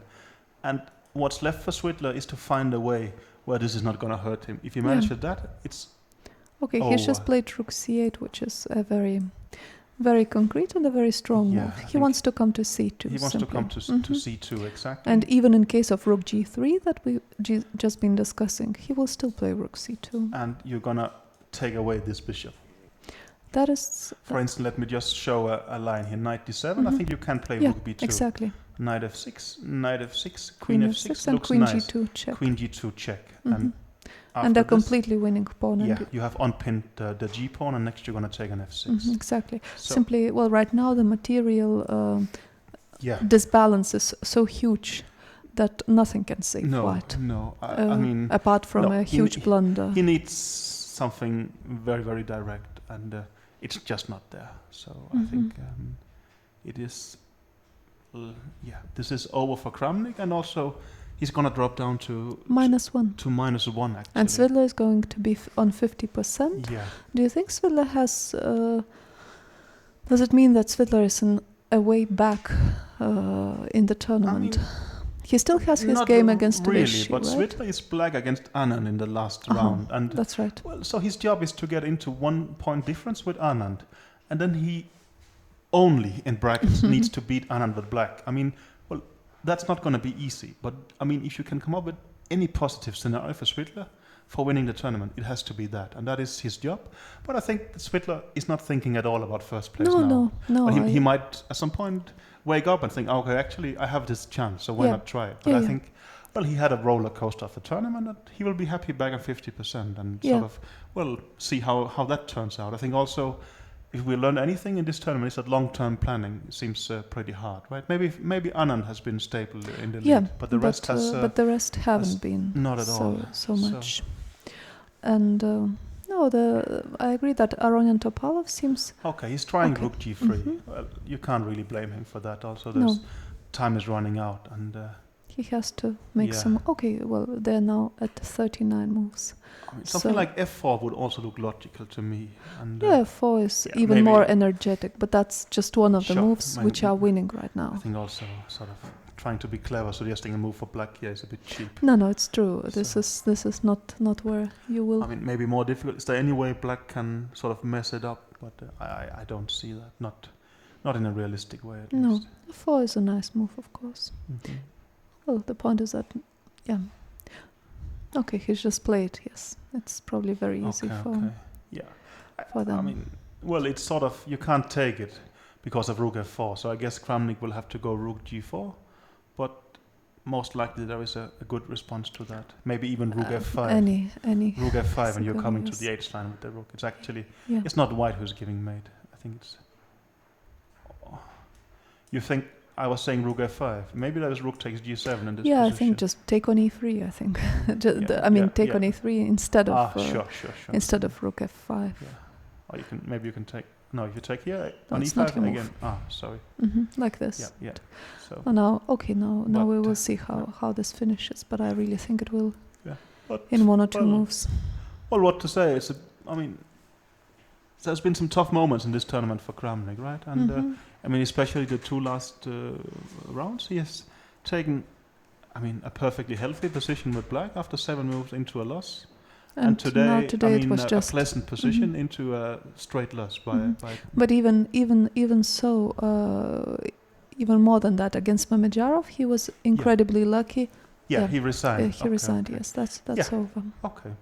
Well, Cmilyte, he took a lot of risk in the opening, and maybe he was a bit in trouble, but he kept a positive mind and got rewarded, right? And it's not like he didn't deserve to get some luck back in this tournament. No, I think that's if someone should get some luck, probably that's him. But we are down to 1 game for the round here, but they have actually crossed move 40, so we have a game here that's probably going to last quite a while, and we're going to have to spend some time together looking at an ending. But I think soon we will have a press conference. But let's see here. What do you think about the ending right now? Actually, I think black is almost fine, to be honest. I really like what Topalov did when he played d3. F4 now. F4, okay. Well, it's a bit concrete. Complicated. And F4 I like, and that's... Well, that's the only way. Exactly, yeah, but we spoke about doubling these pawns, but that gave him some potential. Okay. And how are you defending here? Well, what about bishop takes f2? Okay, bishop f2. Well, obviously you want to take here. Yep, and I take. And I would... Oh. I thought I would take with the rook, but are you going to... Oh, I'm going to go to e4. E4, what else? and you're going to go in this direction. Okay, that I hadn't sort of appreciated. Maybe bishop takes g5 is safer, keeping the rook on g4 and not allowing to cross this. That could be a bit of a problem. King d2 now becoming a threat. It could be, actually. I still think it must be closer. It is close to a draw. Closer to a draw than anything else. What about rook e8 here? Well, I still think king d2. And or is that do you have a beautiful trick here that you can go rook to e4?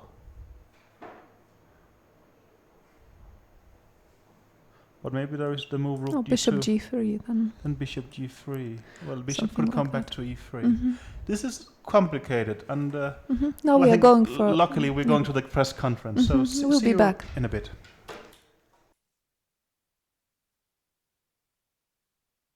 Мы готовы начать пресс-конференцию. Вместе с нами Петр Свидлер и Владимир Крамник. Петр выиграл. Пожалуйста, расскажите о партии. Well, it was a fairly normal game up to a point, and then I think Vladimir just missed bishop takes h2, and it all went somewhat wrong. До определенного момента это была вполне нормальная партия, после чего Владимир просто пропустил слон бьет h2, и все пошло наперекосяк. I mean, e3 is an interesting move. We actually had a look at this a little bit at home, and I'm pretty sure after what happened in the game, my notes probably say e6, bishop d3, b6, not starting with b6. And when I started with b6, I guess, this invites, white can maybe even try to refute this immediately. So, I mean, if d5 is good, it might actually end the game, but I think I'm surviving somehow. E3 интересный ход. Сейчас я практически уверен, что в моих записях стояло сначала e6, а потом уже b6. Но когда я начал с b6, важно, если белые могут сыграть d5, может быть, это даже заканчивает партию, но похоже, что я как-то держусь все-таки. And after bishop b7, I think the most interesting attempt maybe was to do something like this, knight c3, and if c6, then maybe d6, I don't know. После слон b7 наверняка самым интересным продолжением было бы интересной попыткой сыграть конь And I don't c3. know, I mean, e6 looks possible, but it's a strange position, and I thought maybe I can do like this. ed6, bishop d3, and I cannot allow e4. If I play g6, e4, I think I will get mated, but I can play g5, bishop f5, g6, and then put the bishop on g7, and we get a very strange pawn structure, and maybe I'm okay. I don't Получается очень странная позиция. Если черные позволят пойти белым e4, то, наверное, им поставят мат, поэтому нужно играть d5, а вот в этом варианте после g6 получается очень странная пешечная структура. And of course it's important that if I play c4, then I play e6, not c6. Ну, конечно, важно, что после c4 я играю e6 и c6. Но нет c6. When the bishop cannot come to c4, this endgame should be fine for black d, g.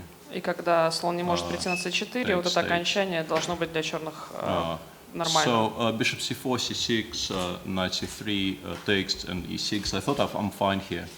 После e6 мне казалось, что у меня все в порядке. Well, I'm not even that much behind in development, and I have, a very nice bishop on b7. Я даже не так сильно отстаю в развитии, и у меня очень хороший слон на b7. I immediately made a big mistake. I just basically tricked myself. I, of course, wanted to start with knight c6. Ну, я сразу же сделал большую ошибку, конечно, я хотел начать с конь c6. But then I convinced myself that white will push e4 somehow, I don't know, rook e1 or queen e2 or something, and then e4. When in fact I'm not even sure it's possible in any line, because basically if rook e1, I have bishop c5, and after e4 I can take. Здесь я убедил себя, что белые могут сыграть e4, но на самом деле я не уверен, что это возможно, потому что здесь, например, у меня есть конь d4. I don't know what Vladimir thought about this position, but if white has to play rook b1... A4, I was planning. A4? Владимир говорит, что он планировал a4. With the idea of Next bishop d2. And then bishop d2. But I win a tempo compared to the game at least. Yeah, half tempo. Но по крайней мере, по сравнению с партией я выигрываю темп.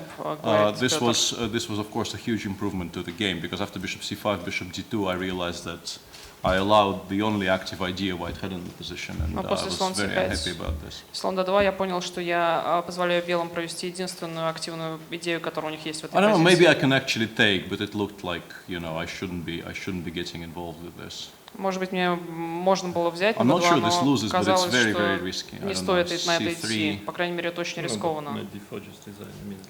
Knight d4. Конь d4 просто мгновенная сдача партии, говорит Владимир. Yeah, I had a feeling that something was going wrong here. Yeah. Да, у меня было чувство, что что-то здесь пойдет не так. And in fact, yeah, something would have gone terribly wrong here. Yeah, Да, и, конечно, so пошло бы не так. basically, bishop c5 is just a horrible move. I should start with knight c6. And then we get this position. Ход, надо было начать с конь c6. I think I'm still okay-ish, but here white got everything he could want out of this position, and I have to take a decision. Да, мы пришли к этой позиции, где, вероятно, у меня все еще не так плохо, но белые достигли всего, что хотели. Some move like that, because e4 is not a threat yet, so maybe I could wait half a move. Может быть, я могу подождать полхода, сыграть ладья c8, потому что e4 пока еще не угроза. угроза. I don't know. Rook d2 is not such a useful move there. No, I was planning rook d2. Yeah, rook d2 and then play g5 and bishop b5. I don't know. But then I don't have bishop a6. Knight a7 is not a threat. So yeah, здесь нету слона 6, а конь a7 не угроза. Here I wasn't quite sure what I was supposed to do, and so I went for this. But after a4, я не был уверен, что мне нужно делать, пошел на это продолжение. I think I'm slightly worse. And после a4, мне кажется, что у меня чуть хуже. I took a while deciding what to do here. I had, for instance, this idea to play bishop c6. Была идея сыграть слон c6. Какое-то время раздумал, что здесь делать. But after bishop d4, I didn't quite like it. I think I'm not in time after. После слон d4 мне не очень нравилось, потому что мне кажется, что я не успеваю. e8 and let's say c4. I think I'm always one move short here. Думаю, что везде не хватает одного хода мне. Just knight e5 instead of c4. Yeah. But basically, yeah. After bishop d4, I wasn't so happy about this position. So I went bishop d6, and here I thought the critical move was knight e5. Здесь мне казалось, что принципиальный ход I конь was e5. much more worried about this because I thought, if this works, I might end up having a really bad position. Потому что если это сработает, то я могу оказаться в действительно плохой позиции. But it becomes sharp. И позиция обостряется. Potentially, I have many potential ideas. Like у меня много потенциальных a reasonably идей. Safe idea I thought was to do this. Более-менее безопасная идея сыграть так. Because if bishop c6, it's very important that the pawn on a4 is hanging, and I will be I have some immediate counterplay against the После pawn взятия b4. But важно, maybe что I'm пешка still, на 4 висит, у maybe меня I'm still мгновенная worse after контр-игра. rook a1. I mean, I'm not particularly happy about this. And in general, I'm not sure why you didn't play knight e5. Я не уверен, почему ты не сыграл could конь have e5. taken on b5 and then forced me to do it. So before one move early, because here after take and queen Потому c7, что я I думал, thought что it was возьмешь a на draw b5 simply. и вынудишь F4 меня is к ходу and конь rook e5. a8. Yeah, I thought about this position, but then Just a draw. Bishop d4, bishop e5, now important queen c2 and shake hands. That's why I was very happy that you didn't No, but take can't you just, I don't know, you have moves like, I don't know, rook Yeah, but even d4 is very and then bishop e4. Даже d4 очень неприятно. Yeah, maybe I would have had to play something like this, but I thought this I mean, I was very happy that I can avoid it, so to have bishop a6. Я был очень рад, что я смогу этого избежать, поэтому пошел слон a6. Basically, I underestimated this idea. I thought that, if I trade off the light-squared bishops, I should be fine. And normally, maybe I would be fine, but I'm slightly discoordinated here. And мне казалось, что если я разменяю белопольный слонов, то у меня будет все в порядке. Basically, b3, I have to do something about the threat of bishop b2 and c4. Да, но у меня немножко не скоординированы фигуры, мне нужно что-то делать с угрозой слона I don't know, c4. I thought what I did was, well, to say that it was forced is maybe an overstatement, but I thought that I more or less had to play like this, because сказать то, что я if I allow bishop b2 here, c4 will be a very unpleasant threat. Было бы чересчур, но все-таки мне нужно играть именно так, потому что иначе у белых неприятные угрозы. Yeah, no, it's very risky, Владимир говорит, что он был очень удивлен ходом ферзь a6, потому что это опасный ход. Я думаю, что слон c5 близко к ничьей. Может быть, у белых чуть лучше, но ничего особенного. You mean take on queen e7? Something like that. I thought it was такое. A little better for white, but very defensive. Я думал, что это чуть лучше у белых, но Because очень... after queen a6, okay. It's not the end of the world, but I didn't really like the idea of defending this passive position. I thought it will not be much fun, but yeah. Петр говорит, что ему не нравилась идея о защите такой пассивной позиции. Yeah, basically when I was planning this, I forgot bishop takes g7 as a threat here. And I was very unlucky here because I wanted to play rook a d8. But now you can actually take. Забыл про идею взятия на g7. And here на самом деле мне здесь повезло. Not this move. Sorry, rook f8. Ладья с f на d8. Rook f8. Rook a8 is just wrong. Ладья на d8 просто неправильно. Oh, hang on. No, actually, I thought bishop c5 was a move.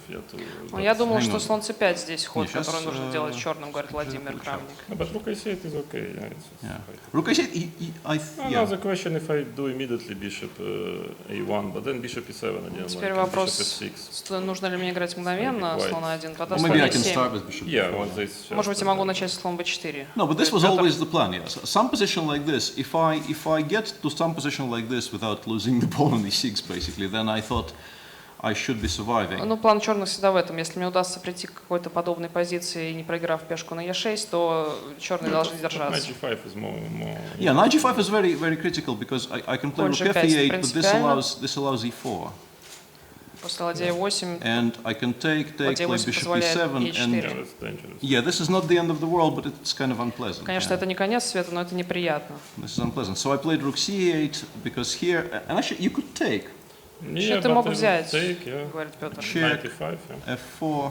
No, f4, king g6. Yeah, and here you can actually take. Yeah, but the problem is that. And queen d4. Yeah, the problem is that I was not showing better even if you cannot take the piece on g5. I don't think I can because I think king g5, rook g3, check, and queen h4 kind of ends the game. I think, which is.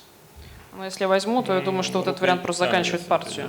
This actually, queen h5 mate. Yeah, maybe no, but the things are all kind of queen e2 moves and so on. So I was not. Yeah, it's a tricky position. I can, for instance, play bishop c5, queen f4, queen e2. I'm not sure I'm just better. Rook d1 and.